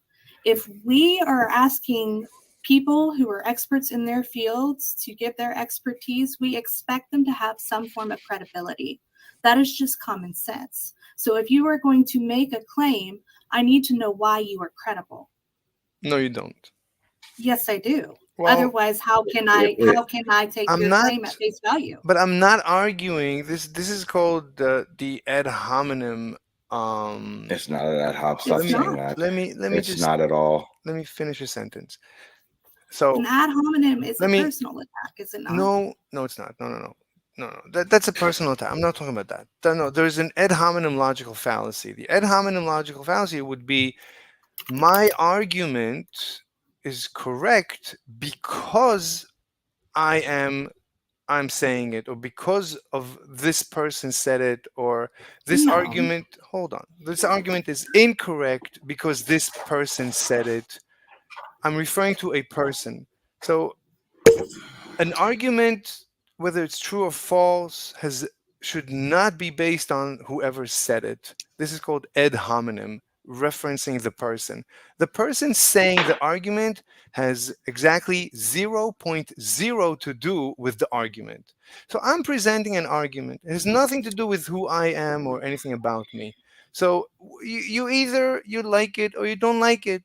So when you hold on. Let me just. You've put it on a little while for a minute now. You've monologued quite a bit. Okay. So I'm going to respectfully interject so that I can say my point before I forget it.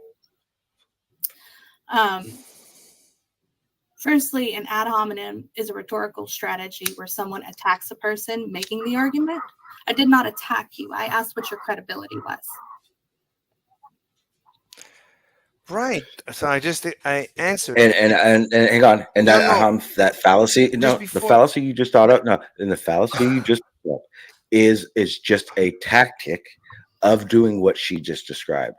What I did was not an ad hoc. All I did was ask you what your credibility was, because if someone were to say, I am an expert at this, even though I have no time doing it, then they are not credibly an expert. It does matter to what your field, the time you've had in this field, to understand whether or not what you're saying has weight or it is just your opinion. And that matters in this conversation. I can't teach physics because I don't have the qualifications to teach physics. But what you're saying is I'm teaching physics, but I don't have to tell you if I have experience teaching physics. It's not an ad-hoc. It's literally figuring out if what you're saying is something that is 1,000% your opinion, or you have some evidence backing what you're trying to say. That's all the question was framed around. Anyway, so either you're going to ask me questions about my theory, you're going to cross-examine my theory, you're going to disprove my theory, or not. Okay. Okay. I can. Okay. How do I measure your ether at my desk? So the ether is the apple falling. So if you measure the apple, or if you feel your weight, that's the ether. That's how you Why should measure you it. call it ether and not You're gravity? you're just replacing a name. I'm not. You Okay. are. How about this? Okay. Does ether have a constant rate of fall? I mean, the ether is a fluid that. Does the apple fall at 9.8 roughly due to ether? Yes. Okay. Jesus. Okay. Can a rocket, if I'm firing a rocket, can I use ether's equations to launch a rocket? There's no and ether. Do they look exactly like? There's no ether equations. There is Newtonian gravity. Usually we use Newtonian gravity. I'm not denying. How many times do I need to repeat myself? I'm completely. Okay, so then what is the point then, Mr. Slave? No, hold on. What is the point then? If you're not denying it, if you adhere to it, if you agree with it, why do you feel the need to change the terminology? Why I'm do you not feel the changing. need You to keep add on to it? Why do you keep saying that I changed terminology when I Okay. already? What is different? Hang on. How about this? How about this, Mr. Slave? What is different between the explanation of gravity and your ether? What's different? There is no explanation of gravity except for my ether. Okay, there is. We have Newton and we have Einstein, so you can't say that. Those are descriptions that explain a phenomenon. No, they don't. They just describe it. Yes, they do. They do. And then why does that's exactly what that is? Why does the apple fall according to Einstein or Newton? Because of gravity. What causes gravity? Now watch this. Watch this. Watch this. Okay, fine. What causes the apple to fall for Newton? The ether, right? Yeah. Now here, okay. Now here's where I'm going to make this very clear because he's done it a million times. This is where he's now going to go and get completely away from my question and explain something that doesn't even close to answer my question. What is the cause of ether? I don't know. However, okay. So then what? Okay. So then what is the difference between your ether and gravity? So I explained multiple times.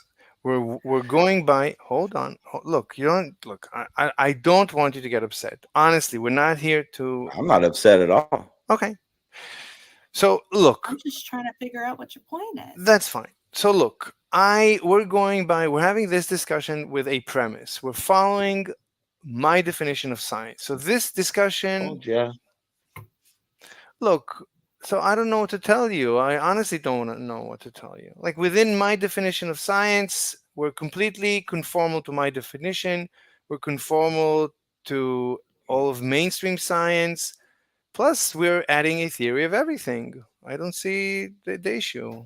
I mean, it's a proper. If I started listing off a bunch of laws, theories that Newton and Einstein came up with, would you okay, you already said you wouldn't disagree with any of them. So for it not to be gravity and it be ether, no. What is the No. Okay, fine. You're saying that the apple doesn't fall because of gravity, correct? What are you talking about? I don't Okay, disagree. I'm conformal to mainstream physics. How many times do I need to say this? Okay, then show me your measurement for this ether, your phenomena for this ether. So all like the apple falls. That's the phenomena. It's already been. We've already contributed that to gravity. You've already But we agreed. didn't. But agreed that. I'm adding one more layer. I'm explaining the mechanics. Okay. That perfect. What is the cause of the mechanic that you are describing? You already asked me multiple times. I don't know. You have. Okay, so then where is your theory of everything without answers? Where's your science? The theory. Look. So I'm adding a layer of unknown. I'm offering a. I'm complete. Not I'm a theory giving of you. everything. It's not. You don't have a theory of everything then. All right, good. Don't Okay. state that. All right, now Okay. prove. Okay, make your case. So you're saying I don't have a theory of everything. Okay, that's a I'll make proposition. a case. Okay, perfect. Ready? Because theories have explanational power, and you cannot explain ether at all. I don't need to explain the Are you sure? Because you're just saying that that is the necessary thing for a theory. And you have a theory of everything that you can't explain. So when I brought that up, you're now telling me you don't need to be able to explain it. I don't understand where you're coming in on this conversation as correct. So according to my definition of science, a proper scientific theory just needs to reveal one layer of the unknown at a time. That's good enough. So I'm just giving a mechanism for gravity, but also for all of quantum mechanics, also dark energy. Okay, so what is also you also come up with a theory with zero observation or so any you renamed power. Wait, let me just the term variable. let me just add. I'm also giving the mechanics for SR and GR. So what I'm giving. Oh, Jesus Christ! Wait. Okay, that's fine and dandy, but let me make my argument real fast here. You say that you conform to scientific method. You say that you follow science and that you conform to science and you follow the scientific process. You've said that, yes? Yes. Okay. Have you formed your hypothesis? Have you tested it? Have you found the data for it? Have you had it peer reviewed? Have you had it published? Basically when you do all of that, then you can call it a theory. I'll do whatever I feel like. I'm a free person, and you can. But nobody will take it serious. That's why the questions start. That's why the questions of your background, the questions of your understanding, the question, the want for an actual explanation come up, because you are saying basically this is what you said. Your lack of everything is better than the explanational power that Einstein and Newton had, because they don't tell you what a cause is. But that cause is not important for your theory, because that just isn't important. That's what you're saying. So you cut me off. And it's not You only weren't it's talking. Well, I was. We can listen to the recording. So, but you got it. Like it's impossible if one of you speaks, then the other. Then it's going to be 2 against 1, and then you're going to ping pong between you two, and I'm just listening to how I'm being mocked, and that's not interesting to me. Then just fine. Just listen to this one question then. What is the cause? If you don't know the cause, how do you have an explanational power to say you understand it on the quantum level? Very simple question. No, that's not a simple question. That was, to me personally, I did not understand the question. So what's your question? Like, you mixed in 3 different questions into one short sentence. I don't know what you're asking. So clarify, please. What are you asking? Fine. Show me the mechanical explanational power that ether has. So ether, once we assume the ether model, we get special relativity and general. So when I The speak, problem, the problem is this. no, I ask you a question, and I've pointed this out 6 times. I've done it in the chat. I've even done it to you. I ask you a question, and you literally, purposely go somewhere else with it. It's a very simple thing because you asked me this question, and I am literally just re-asking it, and you not being able to answer it shows me that what you're saying is not correct. So I'll ask it one more time, and I'll even give you the preface of why I'm asking it. I say Newton says it's gravity. It's a phenomenon which he tries to explain. You say it doesn't have a cause. Okay.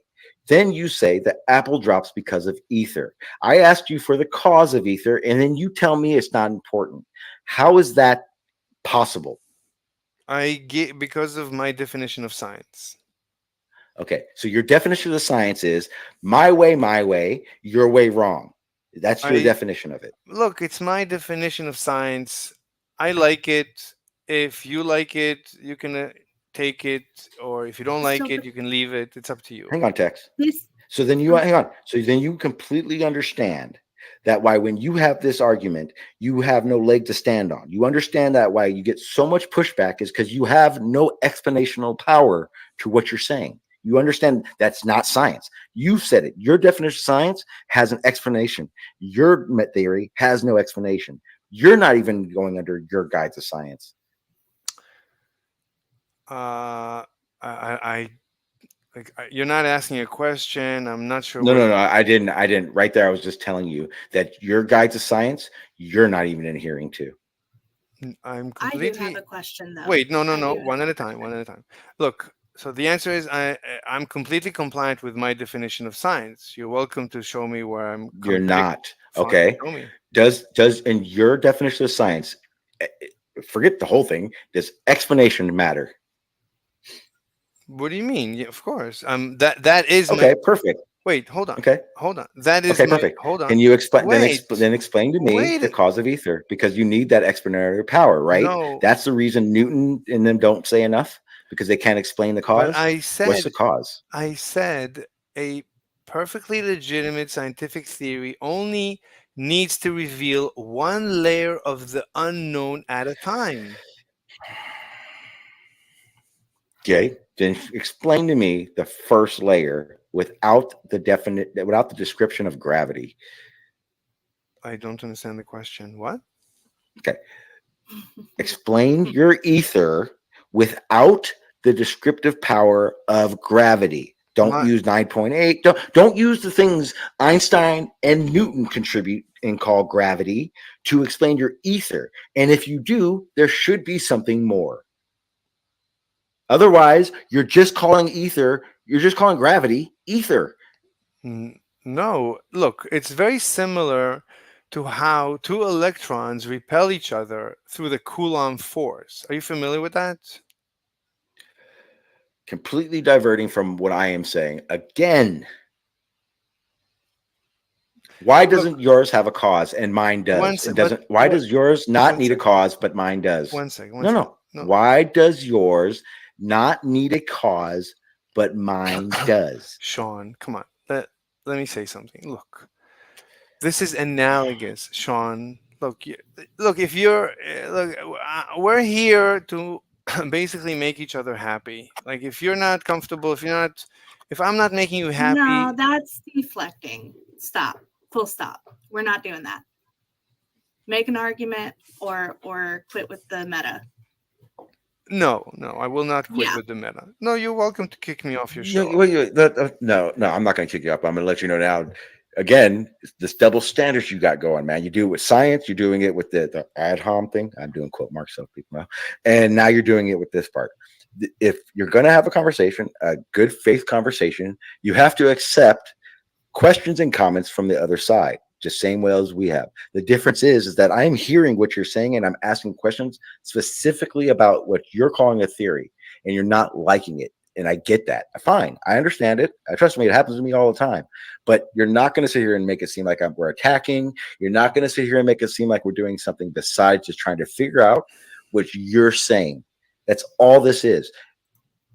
Look, Sean, let me just say something. Come on. Let me finish a sentence. So the meta, I will say, please, my meta, with your permission, it's important. Look, I have a purpose in life, and that is to enjoy life. And since I want to enjoy life, one of the things that I enjoy, that give me joy, is physics. I'm just curious about the universe. So I'm doing this to enjoy life, to enjoy myself. So as I'm having this discussion, my purpose is to enjoy myself, and I enjoy sharing my knowledge, sharing my ideas, and I'm here to be cross-examined, for my theory to be cross-examined. I enjoy it, but I really want you to enjoy the process and to enjoy my company.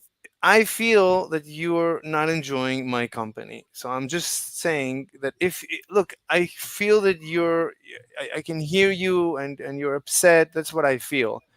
I don't want. Mr. Slave, I'm sorry. Let me clarify to you. We're both probably autistic as fuck. We enjoy arguing. Oh, hang on. I'm not. Well, first of all, I'm not. Well, I'm not trying autistic to as argue. fuck. Hang on. I I'm enjoy not trying to fucking argue with you. I'm trying to get to the bottom of what you're thinking, because that's what I do. I'm enjoying this. I do this on every other day basis. Basically, been doing it for a long time. I enjoy the back and forth, but there also comes a point where the back and forth has to come to a conclusion. And when I'm being told something in the same state, when just like you're saying how you're just trying to have fun and tell people your opinions and blah blah blah blah blah, I'm doing the same thing. But when I'm doing it, you're giving me these roadblocks. You can't say this because there's this and this and this because there's no cause. But when I'm doing it to you, you're making it a meta issue. That's it. I don't see how you're having fun doing that. The question still stands, because I don't care about the meta part. I am enjoying myself, and I'm enjoying myself more trying to figure out if you understand that your concept is just your opinion. Yeah, everything is just my opinion, of course. Okay. Then that's just the reality of it then. But SR is Einstein's opinion, and Newtonian mechanics is explanation. But it's his opinion. It's their explanation. Nope, it's their explanation. No, it's peer reviewed. It's backed by data that is Tests. quantifiable. Yeah, that's what makes it. That's what makes it a scientific theory. The fact that it can be tested, can be observed, it can be. You keep asking for this this tangible thing, but then when you're asked about your tangible thing, you don't have anything that's tangible about it.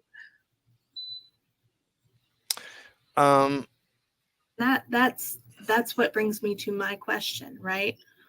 While I can understand having your opinion, when you come into a platform to stand on the soapbox, and explain your idea or your theory, there is an understanding that you want us to believe it for a reason. So why should we believe your opinion? What is it about it that makes it credible? What is it about it that makes it pertinent to us? Why should we care? Right. So without me, you don't have a reason for special relativity. You don't have a reason for Newtonian gravity. You don't have a reason for general relativity. You don't have a reason. That's basically it. I'm giving you at least a reason. I do. What? The reason is understanding, knowledge. No, you don't have a reason. No, that's the reason. That's the reason for it. That's the reason for special relativity. That's the reason for general relativity. That's the reason for Newton's law.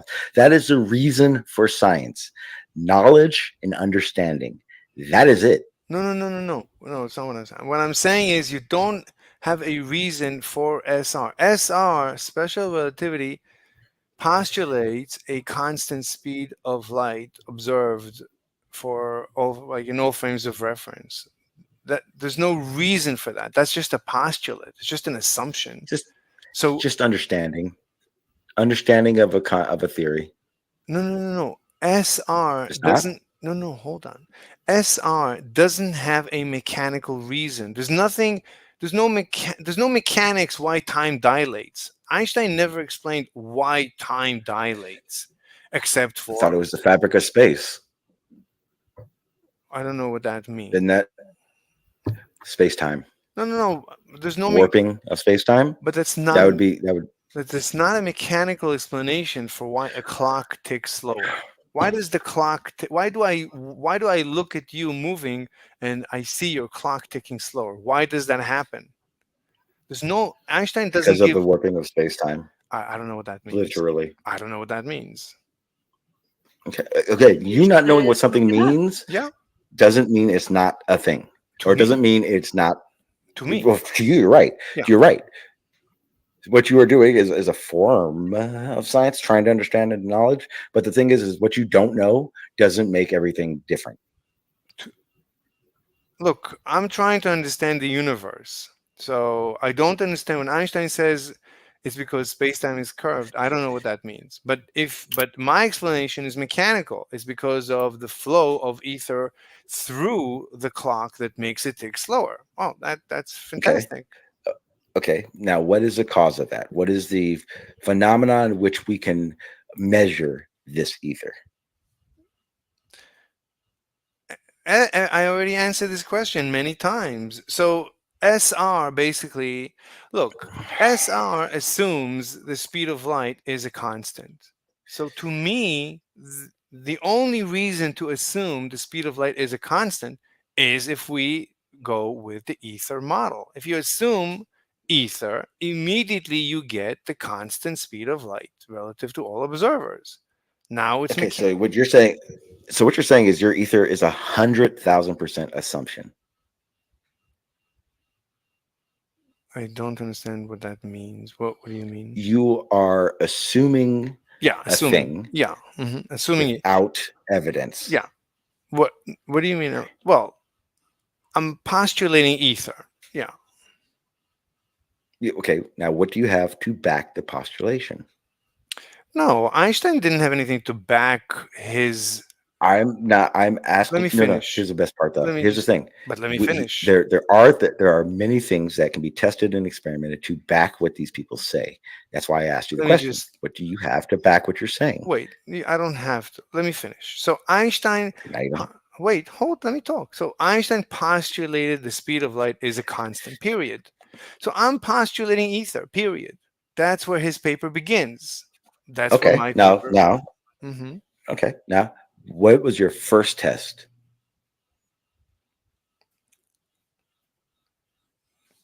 So the fact that SR is correct, that's a test for ether.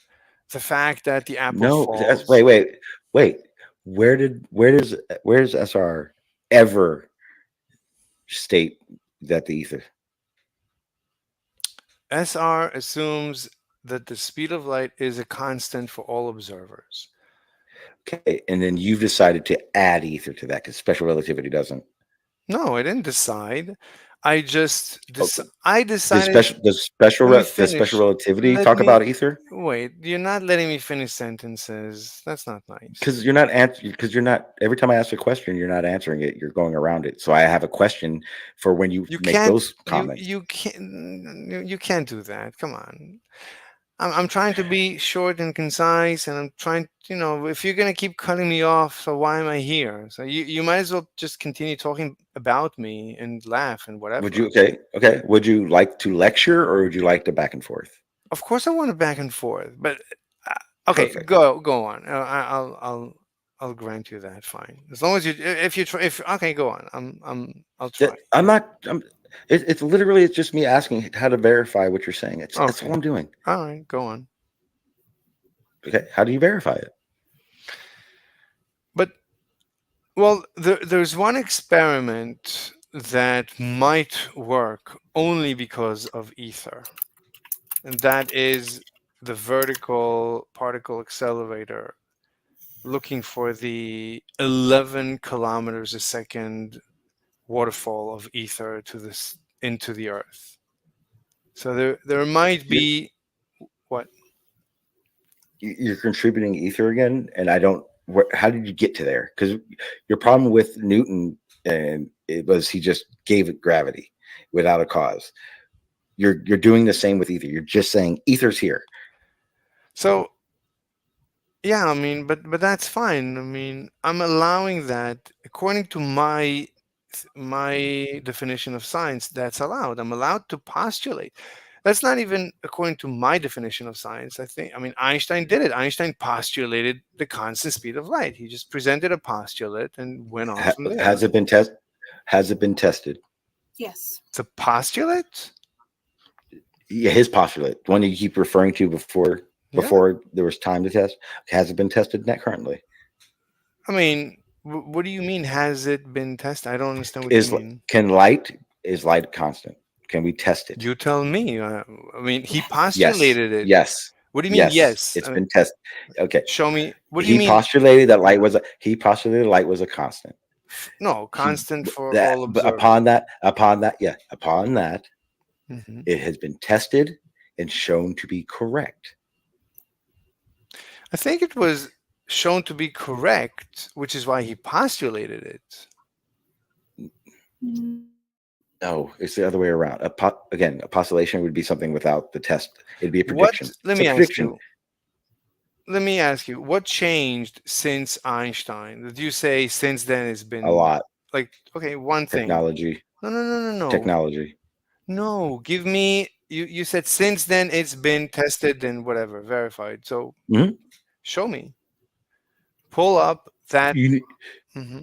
Okay, you need me to pull up something that shows testing the speed of light. Like what changed since before Einstein? As far as I know, technology. No.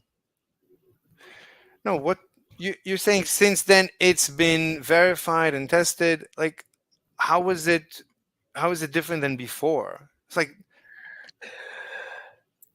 technology makes these predictions and conclusions more accurate. Look, Einstein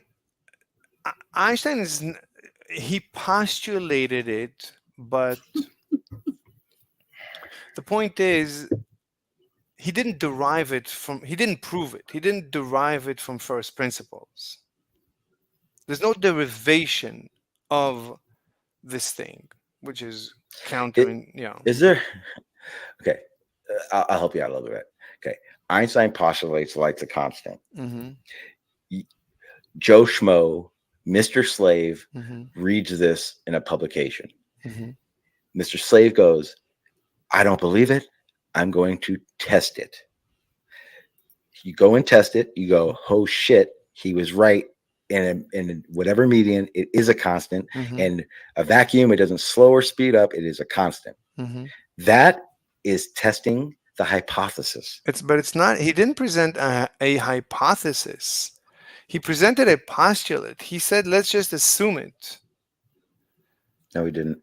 What do you mean? That's a definition of a postulate. He said, "Let me." So you're telling me that light was never talked about until Einstein? No. A postulate is this. It's him taking what's known about how light works, okay, and putting it into his theory. Then, but he didn't derive other people, Joe Schmo, Mr. Slave, Mm-hmm. takes his paper, his publication Mm-hmm. of his postulates, work that's been done prior to his that he didn't do, tests it to verify it.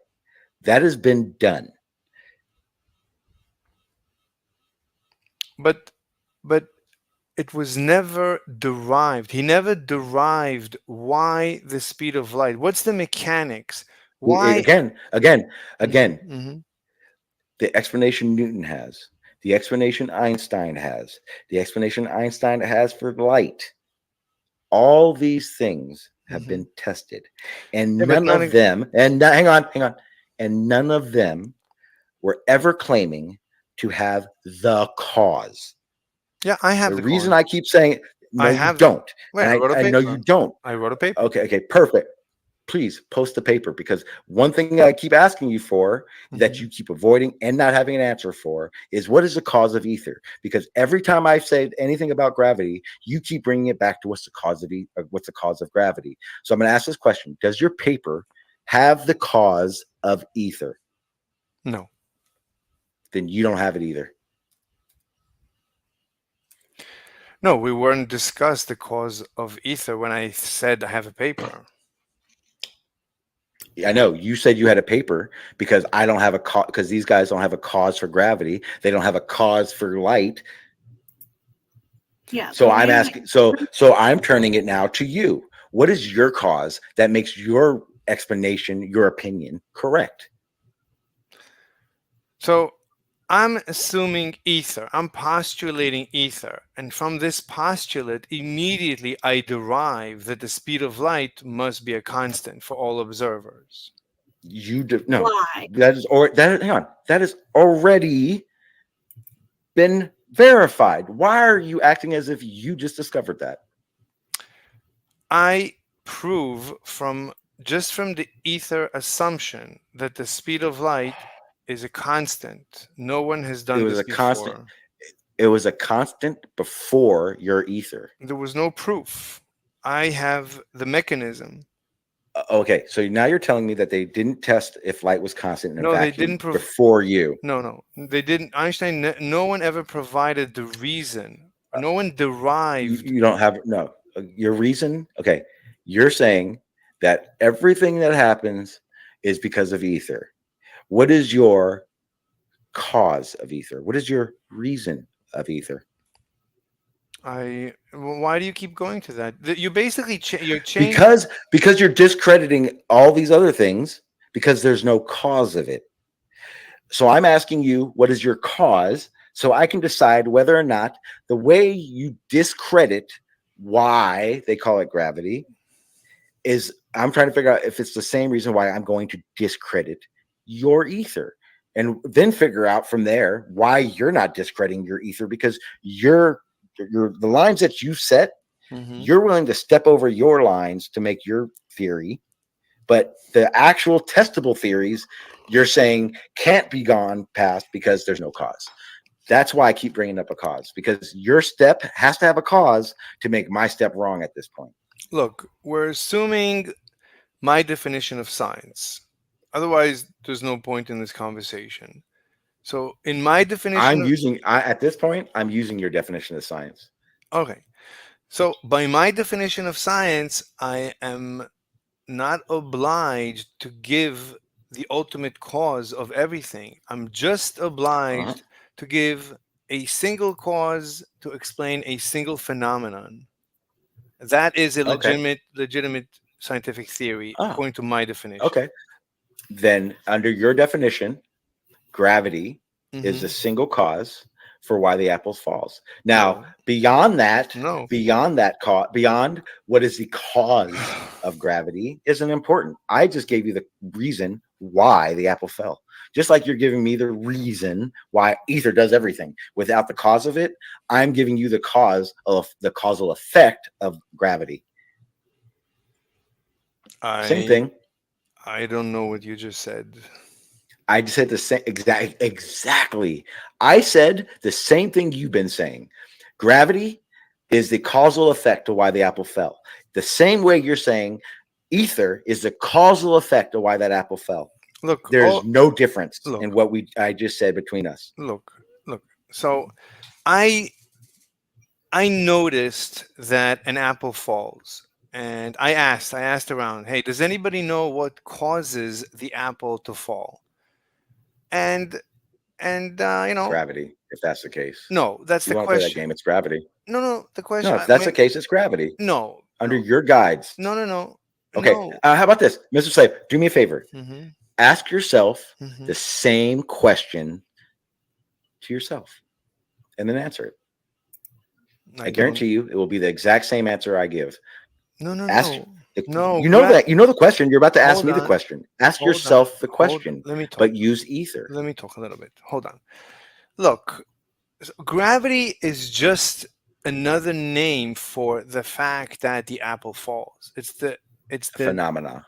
It's a phenomenon that we noticed that apples fall and the moon is attracted, and the solar system is hanging together.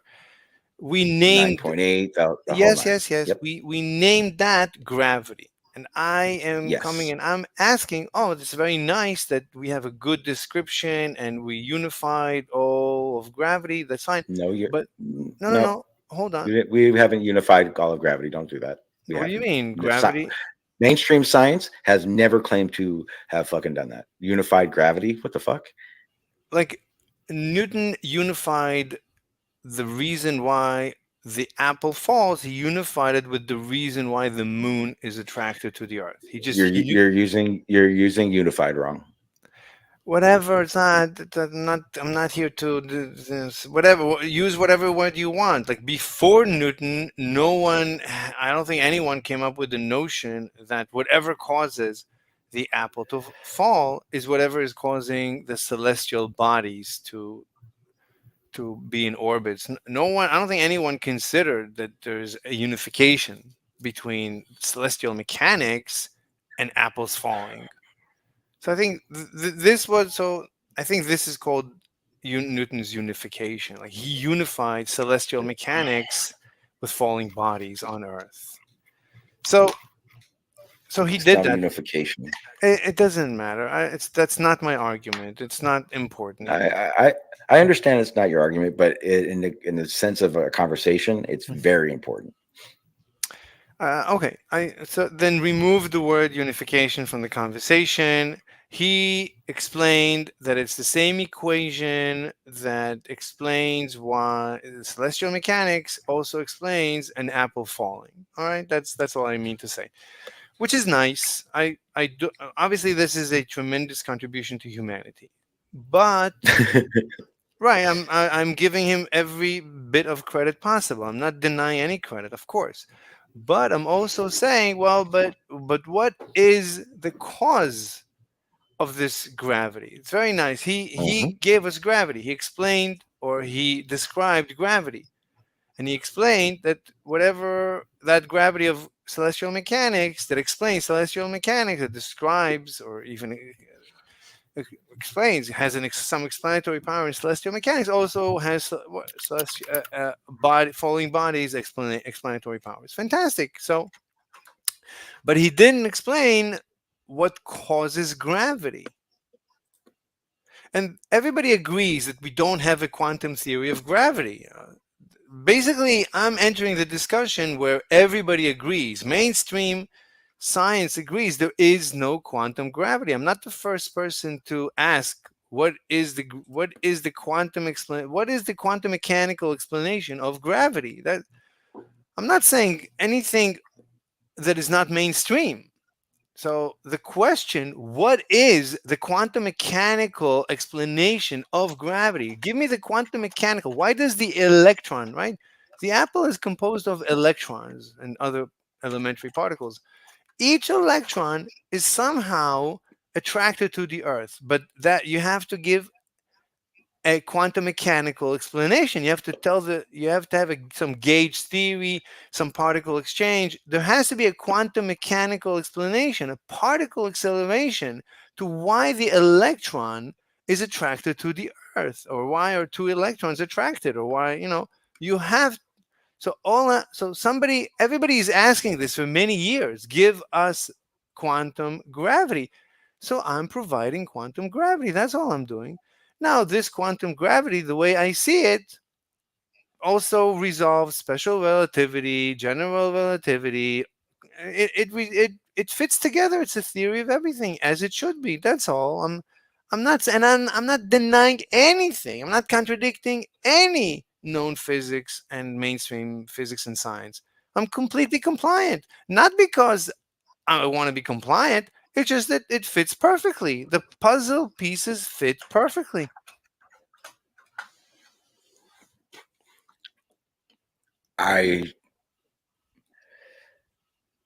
You're just renaming stuff. So you weren't listening? I was listening. I've been listening this whole time. All right. So okay. So you think this is there's only one actual question. Yeah. How do I test what you're saying? I mean, you really don't need to test, because I'm providing a theory of everything that fits together with everything and explains phenomena that have not been explained. But if you want, did you just hang on?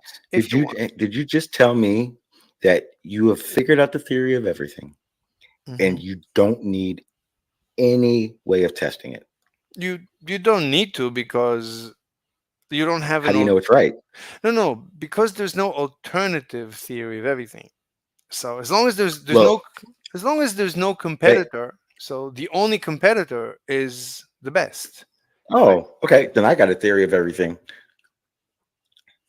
Unicorns fly at 10,000 miles away from us, and they fart.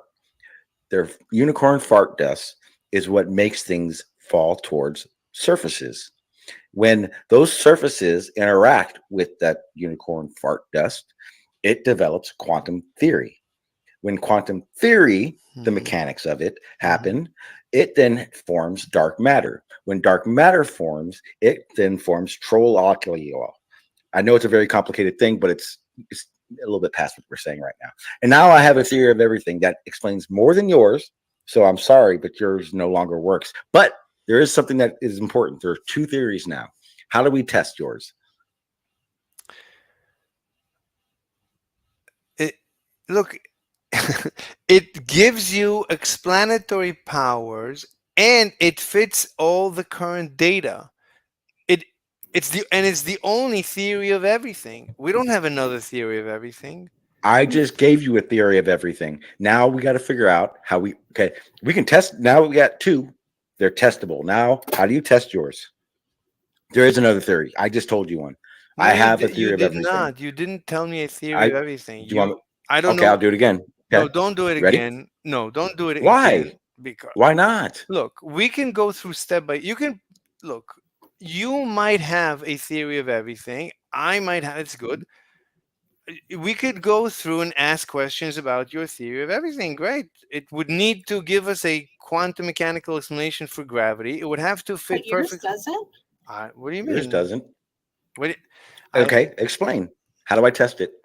That's what I keep asking you for. Hold Your on. explanation. Your explanation. Hold Your on. explanation. Wait to a give minute. some sort of testable power. Wait a minute.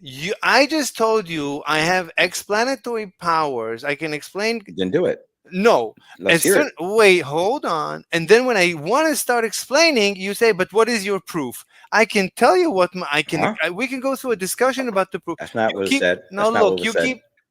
I didn't ask for proof. What do you mean? I didn't, dude, you're not listening to me. You're not listening to You me. said, "What's your evidence?" I asked you, how do I test it? Yeah. Yeah.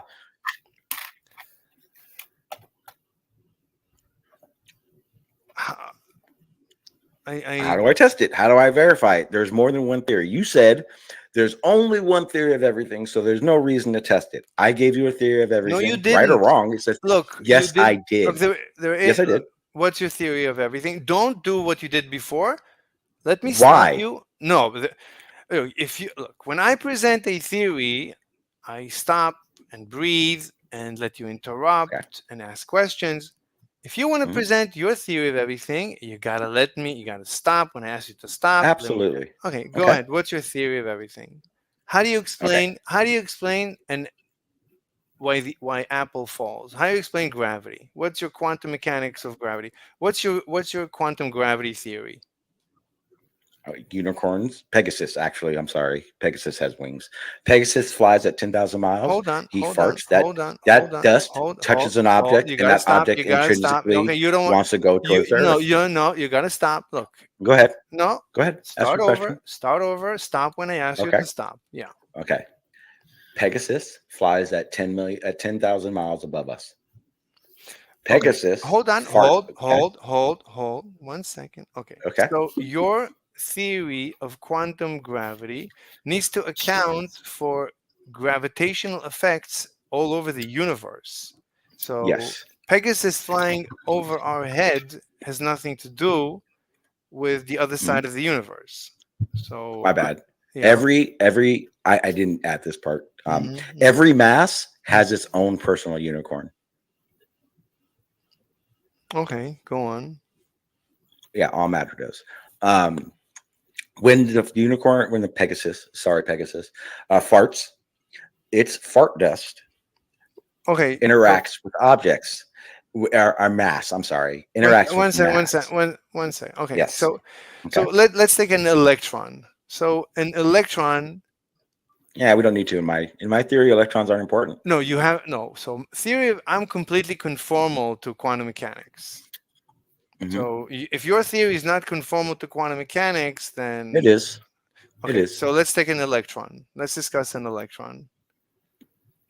So what are you saying? So how does an electron become attracted to the planet through quantum mechanics? Explain to me. Explain to me the quantum mechanics of gravity. Explain to me your quantum gravity. I did. Yeah. So let's talk about the electron. So how do you get the electron to be attracted to the planet? Unicorn fart dust. Pegasus fart dust. No. We have an electron. Explain how the electron is suddenly attracted to the planet. There are these little Pegasus fart things. dust. No. Look, let's think about an electron, and the electron is floating in front of you right now. Dude, you said you wanted a cause, and I'm telling you, why aren't you accepting of it? No, I don't. It's not. You're not saying a complete sentence in English. Okay, a unicorn. You're right. I keep fucking up. It's not a unicorn. Unicorns don't have. You're saying there was a unicorn. There was a Pegasus. One second. Pegasus. One second. So you're saying there is a quantum scale Pegasus next to each electron? No.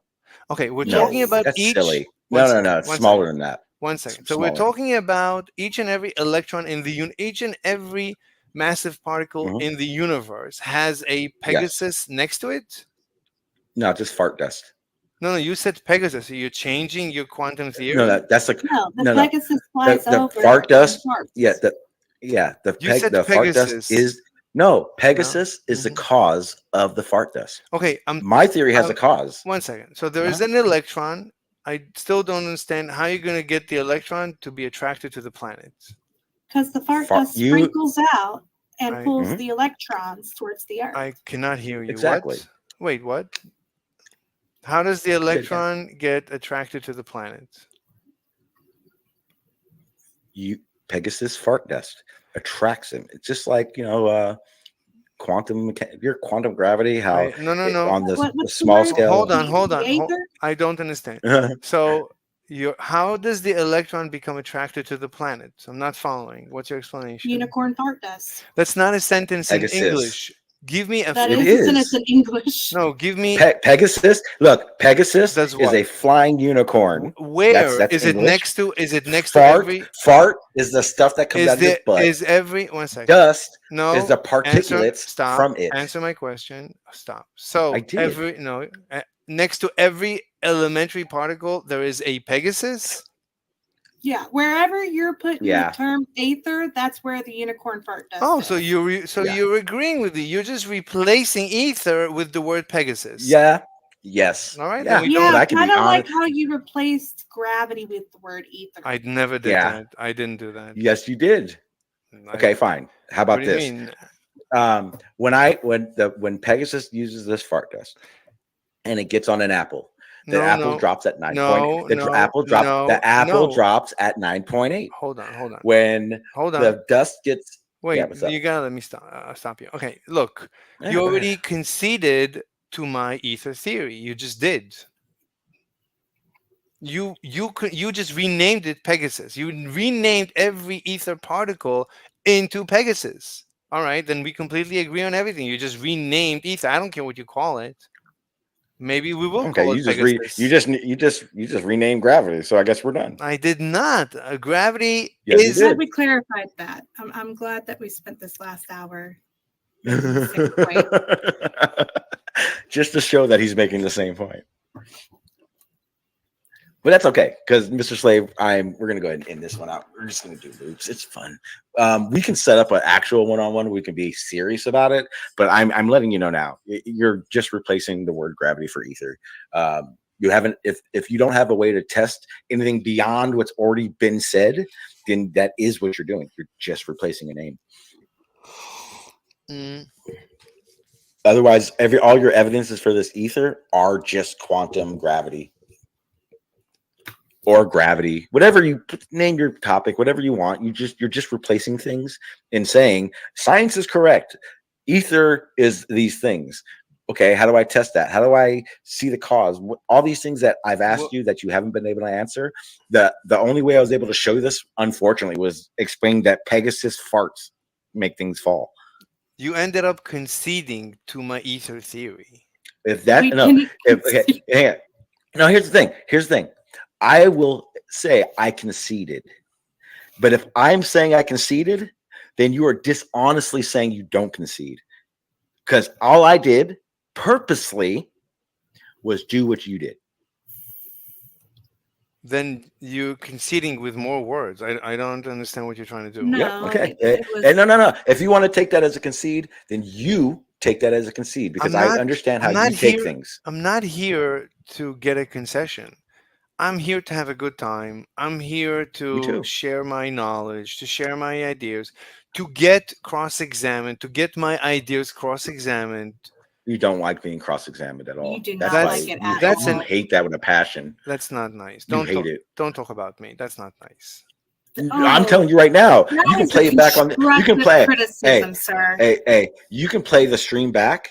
Every time I had any criticism to what you were saying, you had a problem with it every single time. That's a personal attack. Don't do that. Don't talk about me. It is not. I'm not That's here. not a personal attack. I'm not here. If you offense is taken, it's not given. Wait, if you're taking offense, wait, please, wait, one at a time. So, so I don't want to be discussed. I'm not here to be discussed. I'm here to discuss my ideas. I don't want to be the center of the discussion. I'm completely unwilling.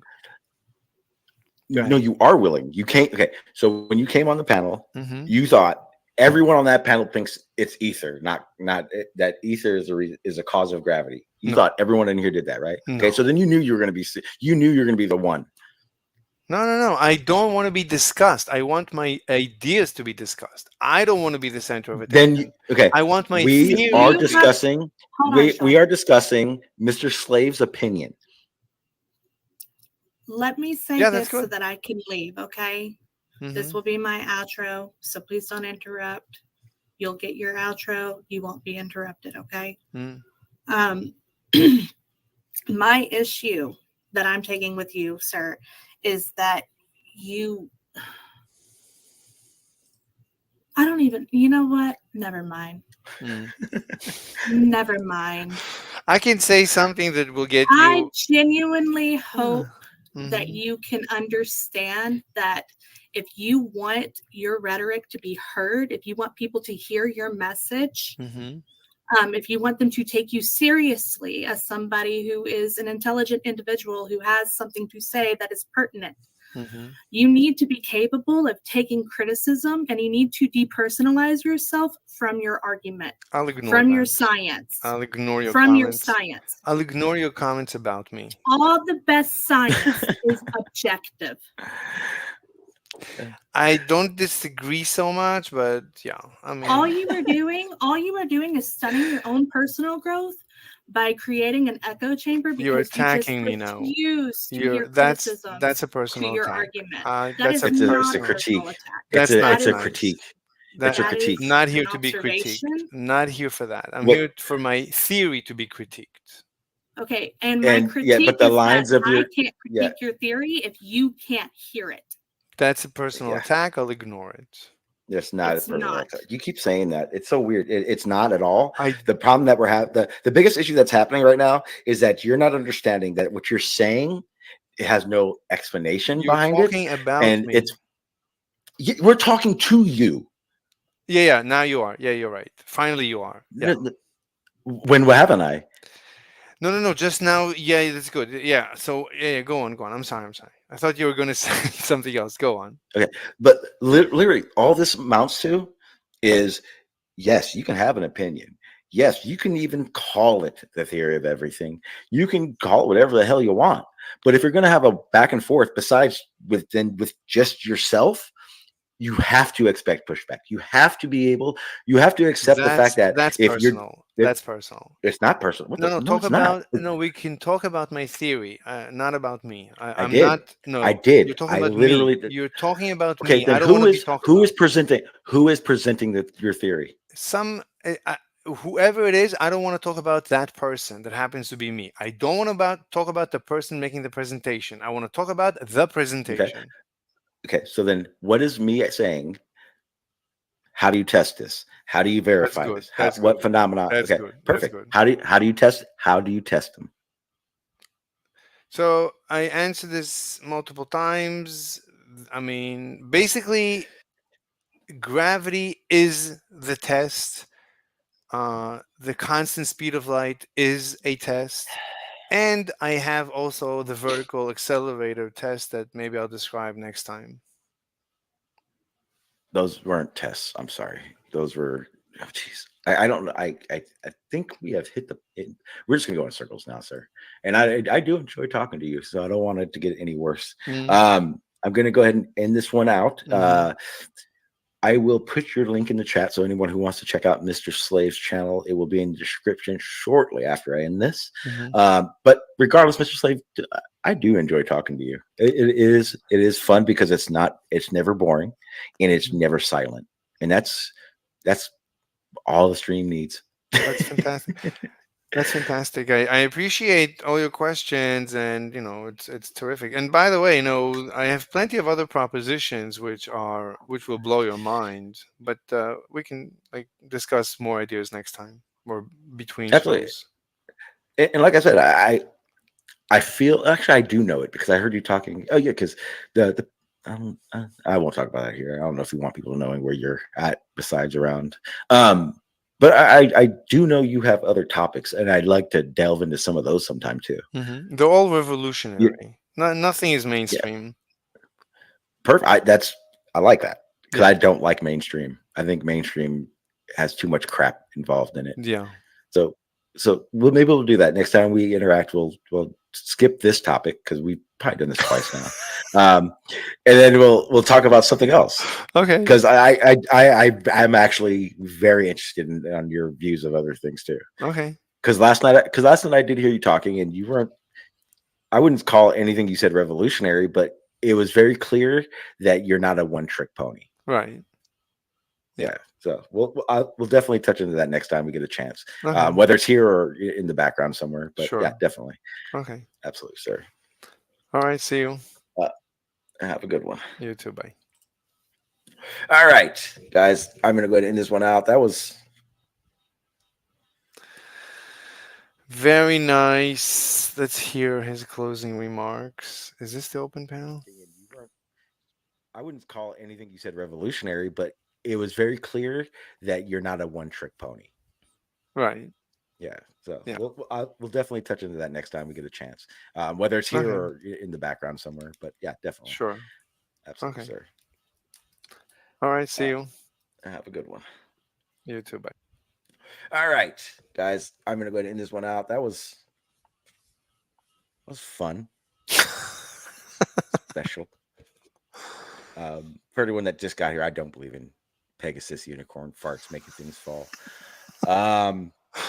But it's very important that we understand that, yes, we must agree on what science is, but regardless of what science is, no matter what it is, if it's your assumption, it doesn't matter what it is, at least have a way of verifying, testing, having some explanatory power to what you're saying besides it just is. It just seems odd. I get that even asking someone for an explanation that will make them understand myself. So we can close this thing. I guess I'm not gonna close it yet. Anyway, so definitely a person says, I just joined. Can you say what your theory is? I could, however, I have there's another debate that I'm doing on communism and whatever.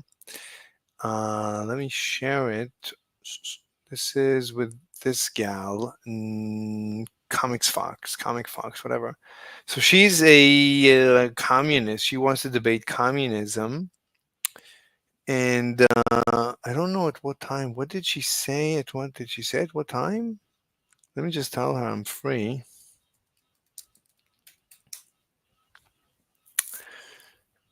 And I didn't eat yet. I need to eat a little bit, not too much. My theory, basically, I have a theory of everything. My theory of everything is that there is a fluid that fills the universe. It is what the ancients called the ether. This ether flows into things like planets and stars and galaxies and apples and moons and electrons. It flows into anything that we say has mass. And once it flows into that thing, yeah. Ether, you're a moron. Bye. Oh my God. That's good. Anyway, so you can call it anything you want. I mean, it's a theory of everything. It's a quantum mechanical gravity. I mean, it includes quantum gravity. You don't have to call it ether. You can call it whatever. Let's think of. In the beginning, I didn't want to call it ether because I knew that this is the pushback I would get. In the beginning, I just called it I think I called it in the beginning the solid, and then I moved to the fabric, and then maybe the fluid or something, and then I relented and I started calling it the ether because it's clearly.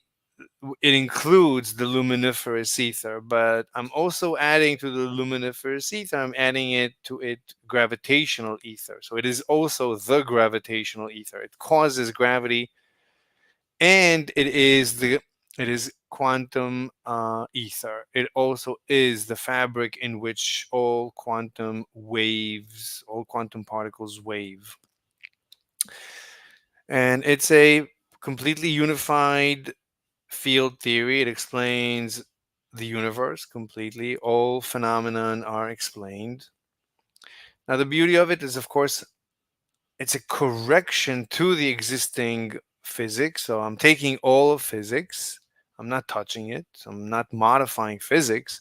I'm just adding one more layer to physics. So I'm saying the most important thing is the quantum gravity effect. Is that why does the apple fall towards the ground? So the answer why the apple falls is because ether flows, or a fluid, the quantum mechanical foam. You could say that. You could say the quantum mechanical foam in which all quantum particles wave. So this quantum mechanical foam, it flows through the apple.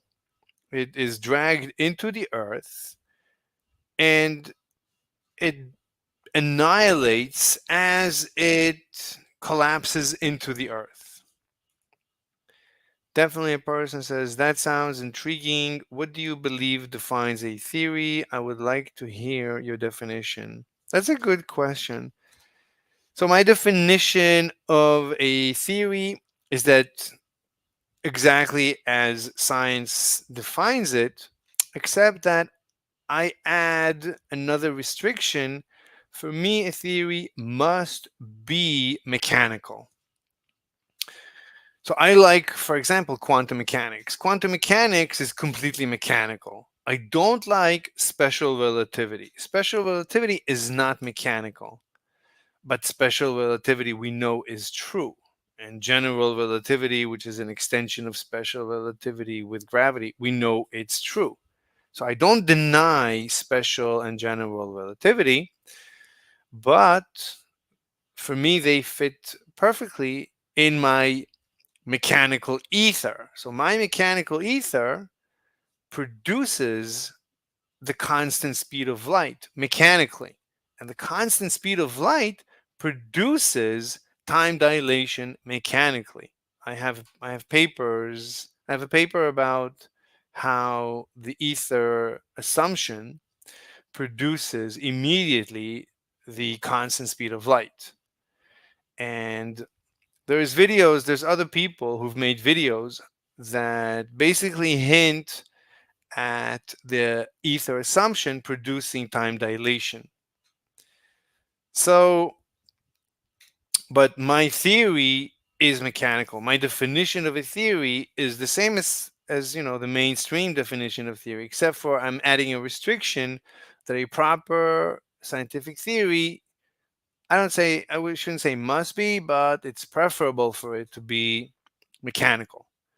And by the way, the definition of a theory, it's very flexible. Not just my definition of a theory. Everyone's definition of anything is always flexible. Things are never 100% rigid. So the definition of science, whatever it is, there is a flexibility in it. And the definition of a theory, there is flexibility in it. So a lot. So you want me to talk about my theory? I've actually spoken. So I've actually spoken about my theory many times. Let me maybe discuss quickly my theory in this paper that I wrote. So I wrote a paper. You're welcome. And we're not going to go through the reading. We're just going to go through the images. So why this is... So this is the quantum gravity part of my theory of everything. So why does the apple fall / accelerate towards the earth / ground? So this is the ground, or this is the ground. Here, this is the earth / ground. This is the apple. It's green. So why does the green apple accelerate towards the ground? That's the question that I started from, basically. Basically, it's not exactly how it happened, but close enough. So the answer is, here's the apple. The answer is 1. Let me see. So this is the gravitational ether. This is the answer, the ether. There is an ether. It is a fluid that flows into the ground / earth. So there is this ether that flows into the ground. We'll come a full circle and we'll explain exactly how everything works. Number 2, the gravitational ether fluid flows through the apple. So it flows through the apple and it drags the apple. Number 3, as the ether flows through the apple towards the ground, it drags the apple towards the ground along with the ether. So the ether flows or falls, and the apple goes along for the ride. So that is the answer why apples fall. Okay. Next question is number 1. This is the Earth. Number 2. This is the Earth's moon. Number 3, why does the moon fall / accelerate towards the Earth? Right, so we know that basically the moon is always falling towards the Earth, or it's attracted to the Earth. It's as if the Earth moon are tethered. It's as if there is like some chain rope that's connecting them, by which the Earth is tugging on the moon. So how does that work? That's the question. Next slide. So again, here is the Earth. Number 2, here is the Earth's moon. Number 3, this is the ether flowing into the Earth. Now we see, before we saw the ether falling into the ground. Let me just see that. Oh, there's more questions. Do you believe that to logically describe something, you must use math? No. I mean, no. You don't have to use math. I mean, at the end of the day, math is just English. You cannot express math unless you use English or some other language. So math is just a language. So that's like you're asking me, do I need a language to describe something? Well, you need a language, but any language will do. You can also use your hands, but that's like another language. You can groan to describe how delicious food is. You can moan to describe how beautiful a chick is. So, like you say, like that is a beautiful chick. So you don't need words, or you like if you stare at a chick, she knows what's up. So you don't have to use words. Like she knows exactly what's up. Or if somebody's explaining to you something and you yawn, I don't know. Okay, we know like you probably are not following that. So by yawning, you're describing something. You're describing that maybe you're not following. Maybe you've had like. So you don't have to use words. You don't have to use language. You don't have to use that language we call math. You don't have to. You could. I mean, it's a matter of convenience. Math is a convenient language designed to describe certain things. Like if you want to say that you used to have a cow, but now you bought another cow and you have two cows. Well, a convenient way would be to say 1 + 1 = 2. You can write it down in an equation using the notations of math, and you can do more math with that and say, well, now I doubled, I bought 2 more cows. Oh, 2 + 2 = 4, and then you double that, and maybe you have some. Anyway, you can, and you write it down, so you have records and history, and then you can have double booking, and so yeah. Did you? Sorry, I was not talking about math notation. I'm talking about math despite it being converted into an English variant. I mean, you don't have to use math. You can describe, like when you say apples fall, right? Newton noticed, of course, that apples fall. He wasn't the first one. He also noticed that the moon is somehow in the sky and it's not falling, and the planets are moving, the celestial bodies are moving, and no one really knew the laws governing. I mean, Kepler came up with laws, but these laws were just describing. Kepler said that every arc, the time of each arc, the square of the time of the arc is proportional to the cube of the area of that arc. Like very convoluted law that no one explained why that happens. Anyway, and then Kepler, and then anyway Kepler, and then Newton noticed that, or Newton thought of the idea that maybe whatever is governing the motion of the bodies, the heavenly bodies, there is like a force of gravity between these bodies, and that is the same force that is dragging the apple towards the ground. There's no math in that statement. There's no math in the same thing, that phenomenon that we call falling bodies. Well, that's actually identical. It's the same phenomenon. It should be described mathematically. It should be. It's this, whatever is causing apples to fall is also causing planets, the moon, to be attracted to the Earth. So there's no math in that statement, but you're definitely describing something. Now, is it accurately right? You said you wanted to describe it, and you said, do you believe that to logically describe something you must use math? Well, logically describe, I don't know what that means. The question is, what is logic, and like what is the foundation of logic? Logic is just another language, the language of logic. That's all it is. It's There's nothing, when you say logically describe, you might as well say Englishly describe something. There's no difference. It's just a language. It's a smaller language. It's like similar to math. It's like English is used for certain things. English is a very general tool. Math is a subsection, you could say, of English.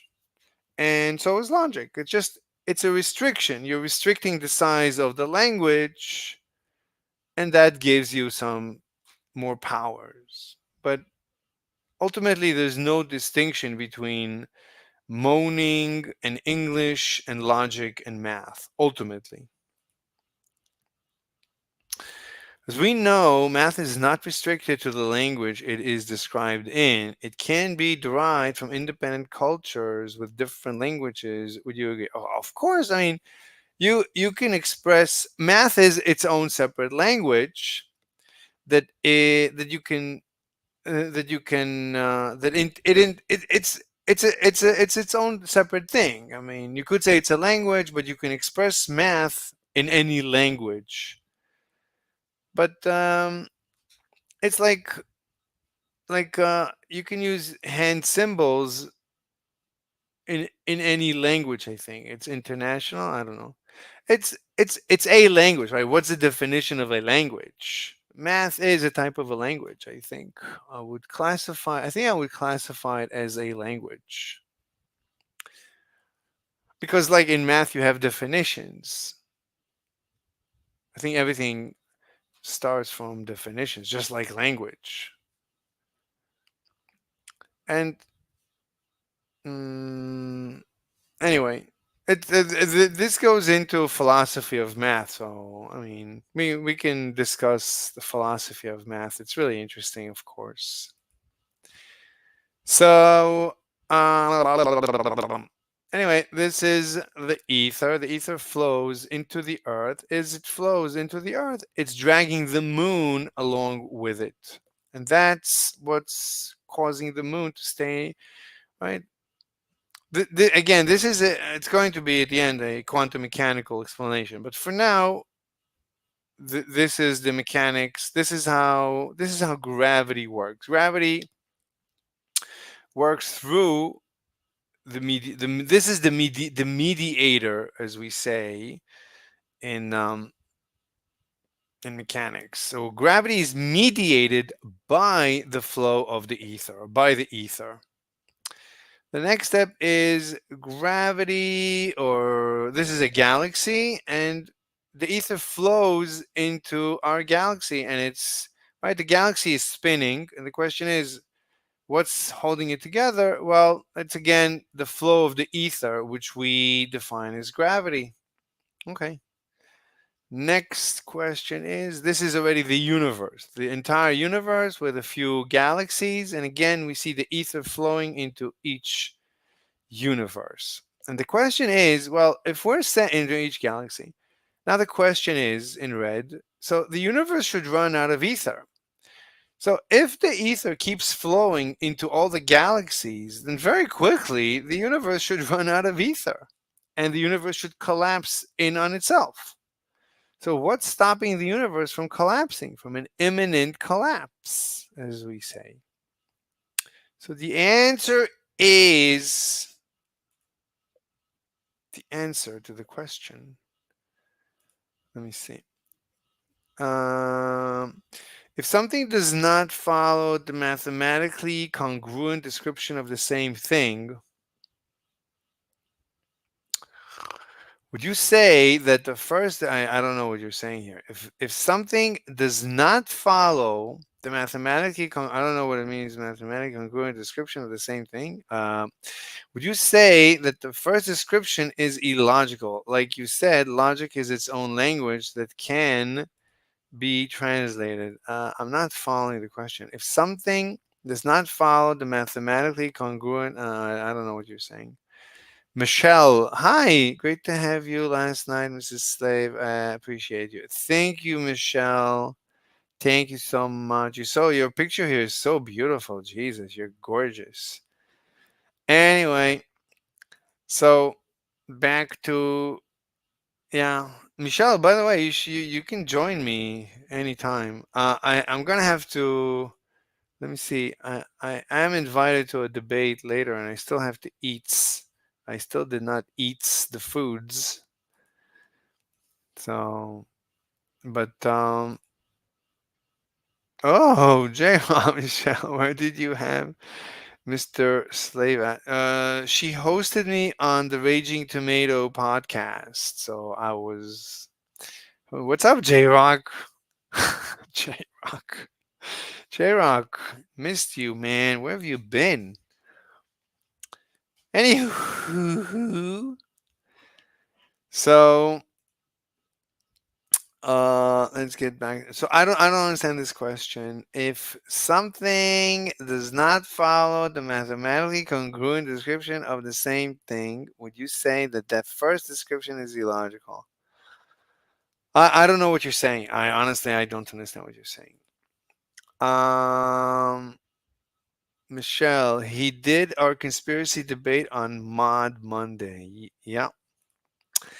J-Rock, secretly watching from the shadows whenever I could. Awesome, man. I hope everything is great in your life. Definitely. I hope that.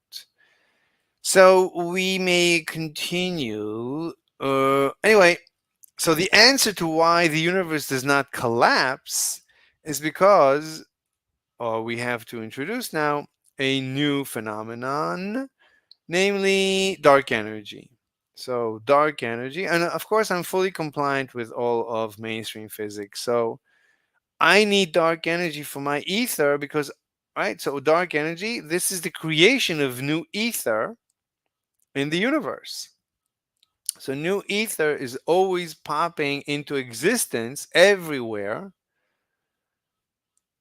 And because now it's popping into existence within each galaxy, and it's getting absorbed as it's getting created. Maybe that's dark matter. I don't know.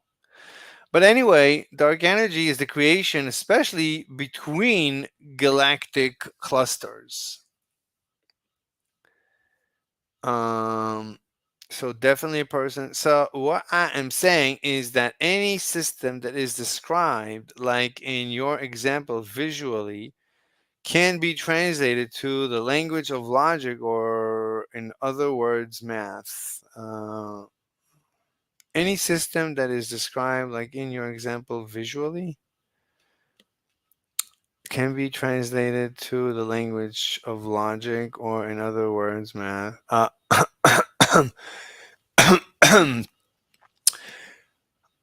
guess so. I mean, sure. I mean, that's an interesting proposition. So you're saying you can express any phenomenon mathematically, logically. That's actually very interesting. So you're saying, basically, you're saying there must be a theory of everything. That is what you're saying. You're saying, but you need to prove it. What's your proof? That's a proposition. There must be a theory of everything. So you need. I think that's the implication. I don't know. It might be. Anyway, back to the PayPal. So we must create new ether all the time because the ether keeps flowing. We keep losing ether to gravity. Gravity eats up the ether.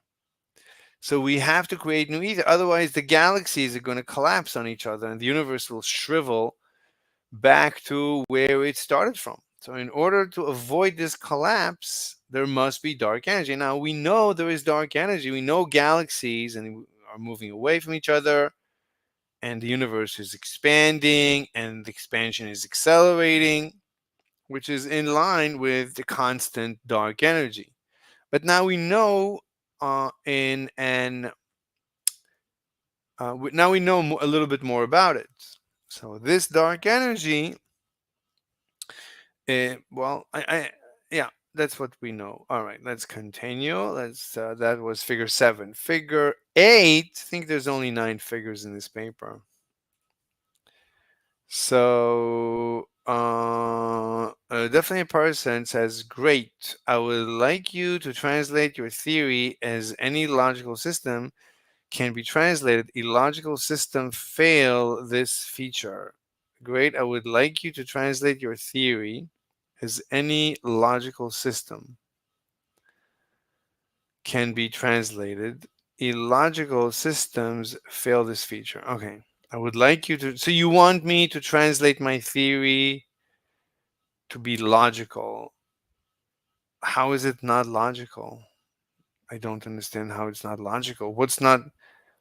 Well, you're welcome to cross-examine it. You have the link. You can join me and tell me how my theory is illogical. I'm going through it right now, step by step. Is there anything I'm saying that's illogical? What's there to be? What do you need me to translate? So definitely a person says, no, I did not say that. I would like you to translate it to math.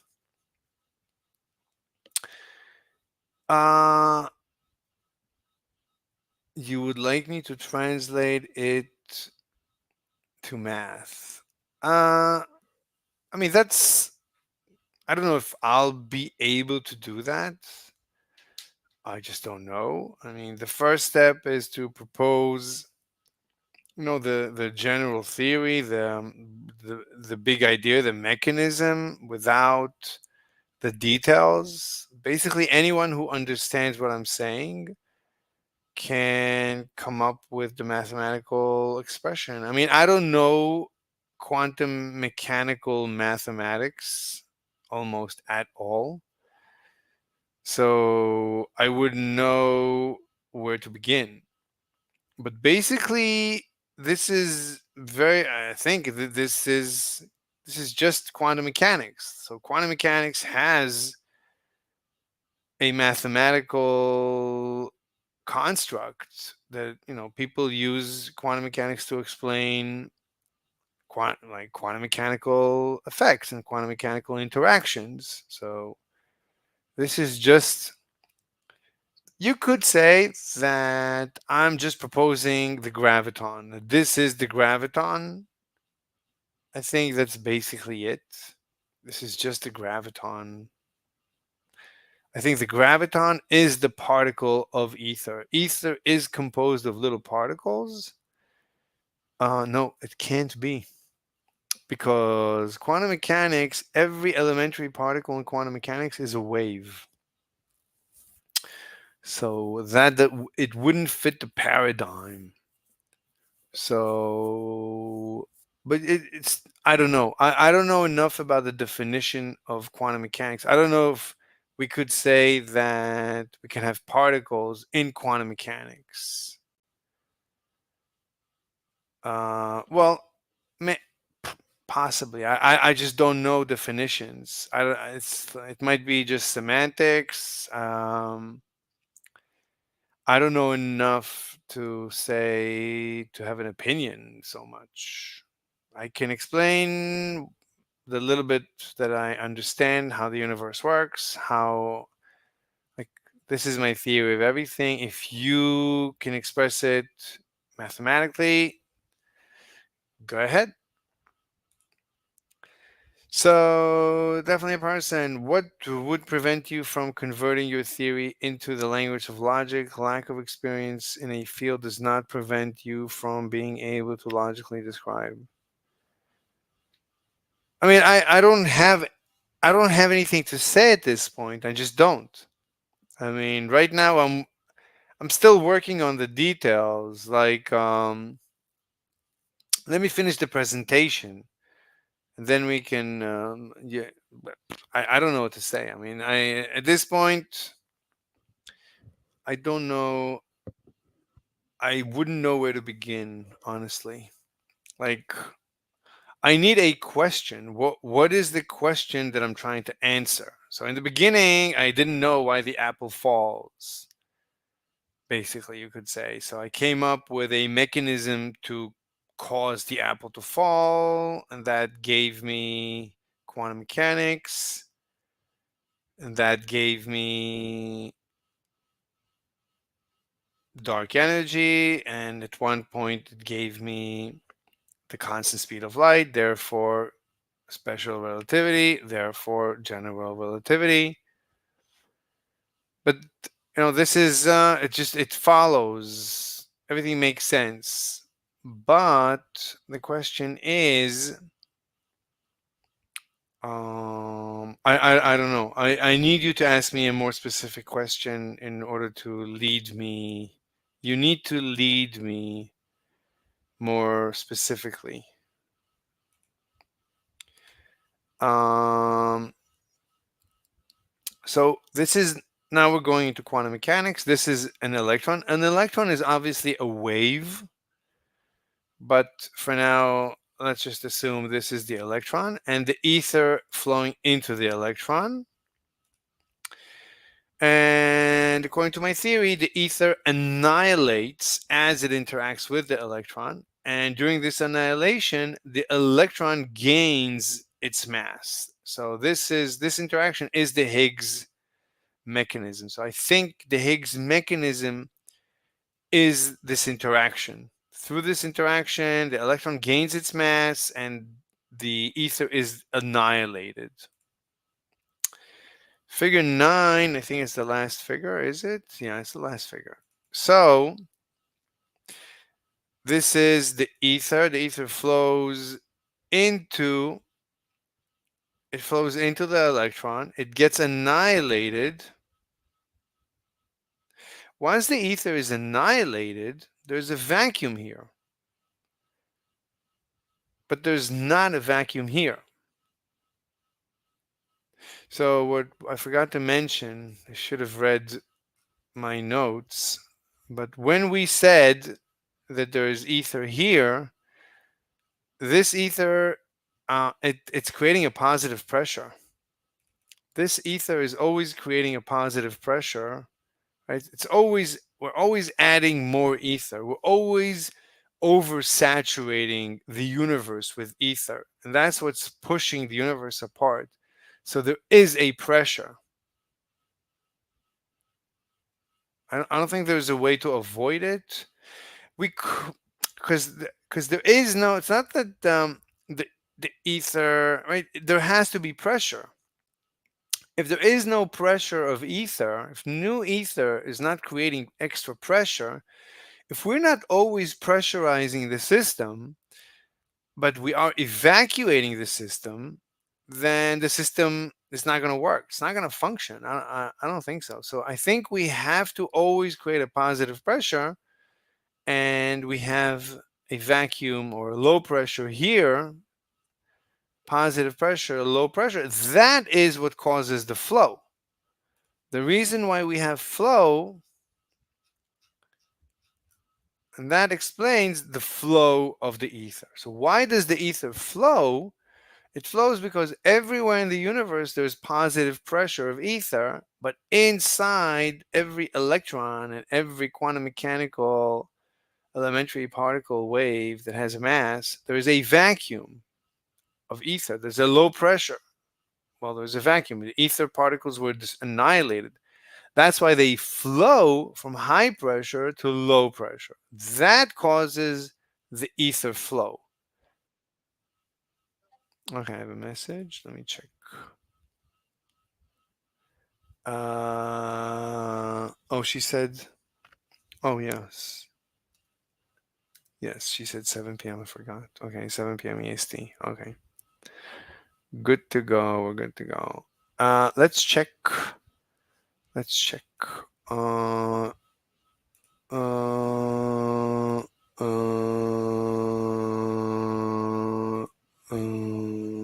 Okay. So more comments from definitely a person.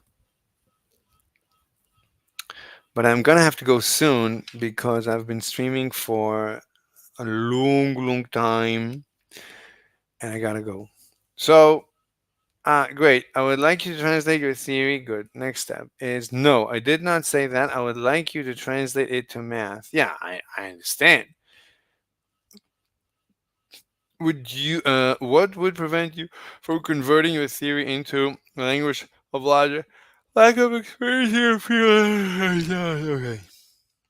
You should be able to translate your theory from the get-go, as in any description is composed of foundational logic. I would like you to explain your foundation and why the combined foundation constitutes a theory of everything. You need to come talk to me. I barely understand what you're saying. Look, this would be akin to Einstein giving us the proposition or the postulate that the speed of light is a constant. No, it wouldn't. It would be maybe more like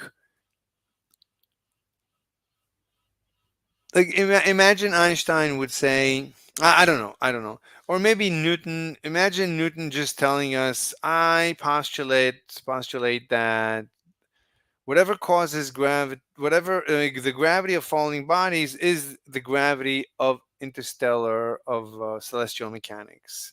Imagine that's all he said. He said, that's my intuition. Let somebody work it out. And somebody works out Newton's universal law of attraction and stuff, and universal law of gravity, and F equals ma and whatever. Right? It's not that Newton had to come up with the math. Other people could have. Newton could have just postulated or conjectured, whatever, theorized. Right? So I'm just coming up with an idea, and I'm showing that it's a complete idea. Right? This completes the cycle. So it's a complete cycle. It's like everything is explained. This is completely consistent with all of modern physics, all of quantum mechanics, SR, GR, all of mainstream physics. This is completely consistent with all of mainstream physics, but it also completely unifies all of it. Specifically, it unifies gravity with all the laws, all the other laws. But yeah, it unifies gravity, which is general relativity, which includes special relativity. So I'm unifying everything. I'm giving you a unified, like a theory of everything.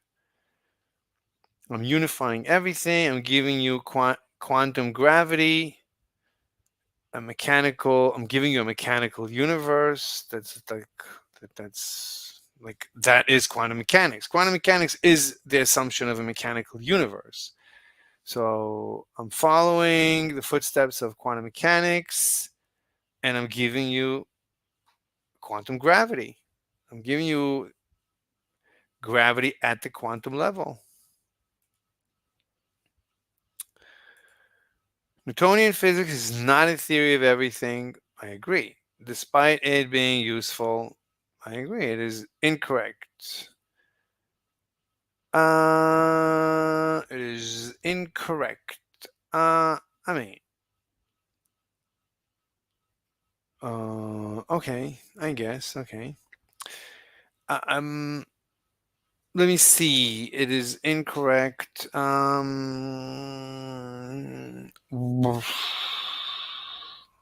That's a good point. Newton never claimed to have developed a theory of everything, as if he had so, it would have been illogical since his laws break down at the large and small scales of our universe. Look, I didn't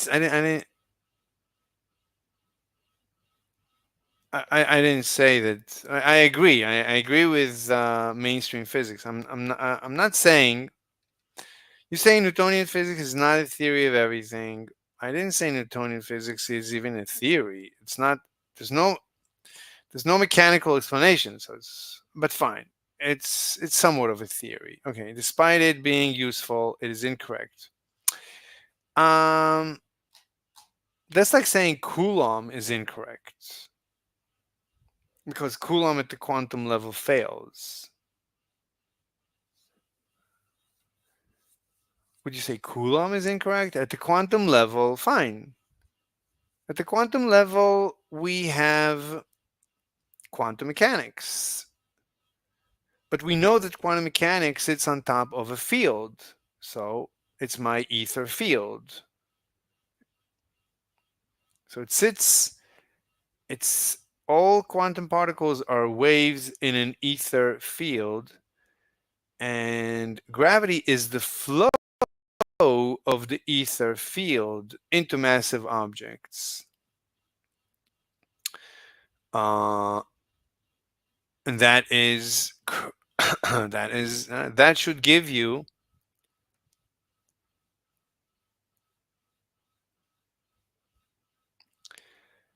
the question is, can we, like, what quantum effects?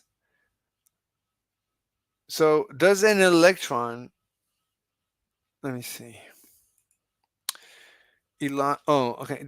Does an electron, the question is, an electron in my quantum mechanical gravity, what can we say about an electron? The problem is the measurement of the electron.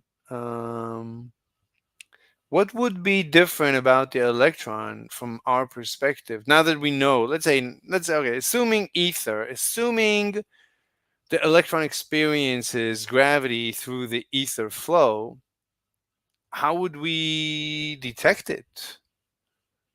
I don't know how to detect it. I don't know how to detect it.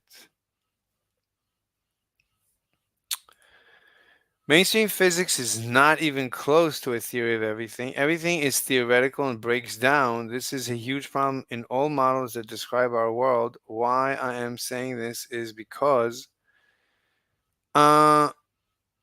mainstream physics is not even close to a theory of everything. Okay, I don't know. I mean, as far as I know, we just need quantum mechanical gravity.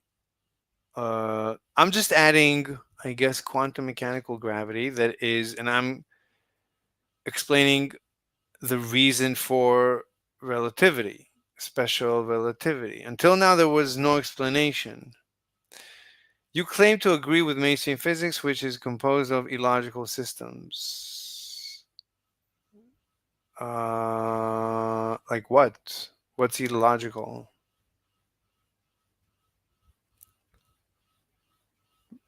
Like, give me an example. Like, what? Give me an illogical system, or I don't know. I don't know why you say that. Why wouldn't you just join me in the stream so we can talk, or join me on Discord? You like texting? All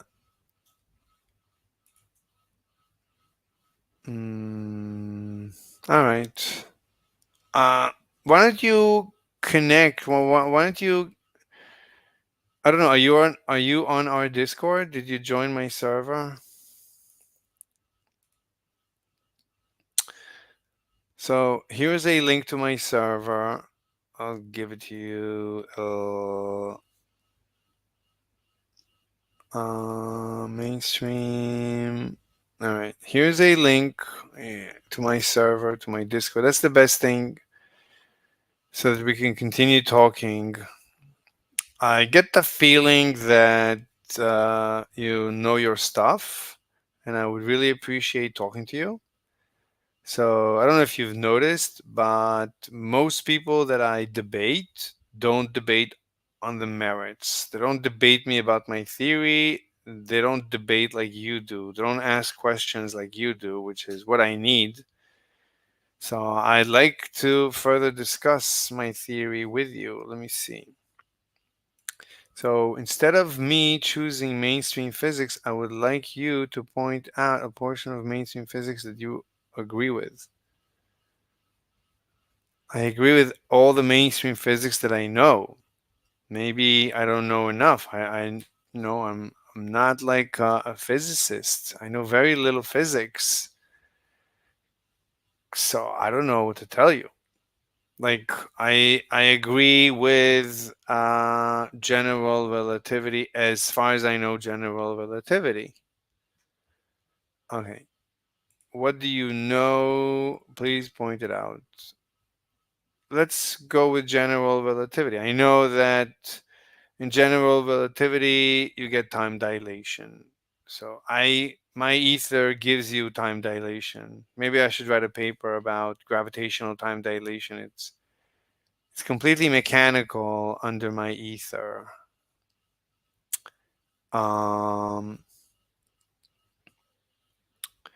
Okay, this is gonna take a long time and I gotta go. So please talk to me. Please come to my Discord, be in touch. I would really appreciate what you have to say. I can't stay here until you text the next sentence. I don't even know if it's coming, so it's up to you. Let me know. Can I DM you? I would love you to DM me. Yeah, come to my server. I don't know if I can give you my like, I don't think there is any way to share, like, there's no link I can give you. I can't give you a link to me. I don't think so. Is there? I just don't know. Let me look what happens when I click on my name. Yeah, there's no link.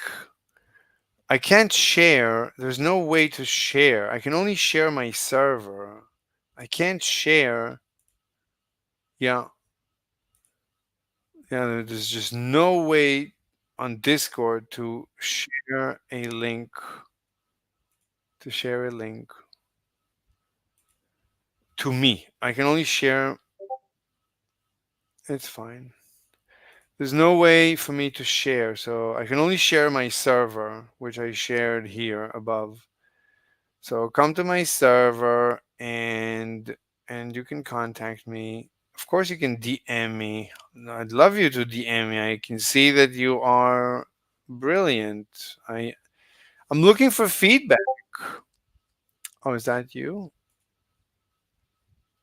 Username. Hello. I guess that's you. So you're definitely a person. Username for account. Oh my god, you're so funny.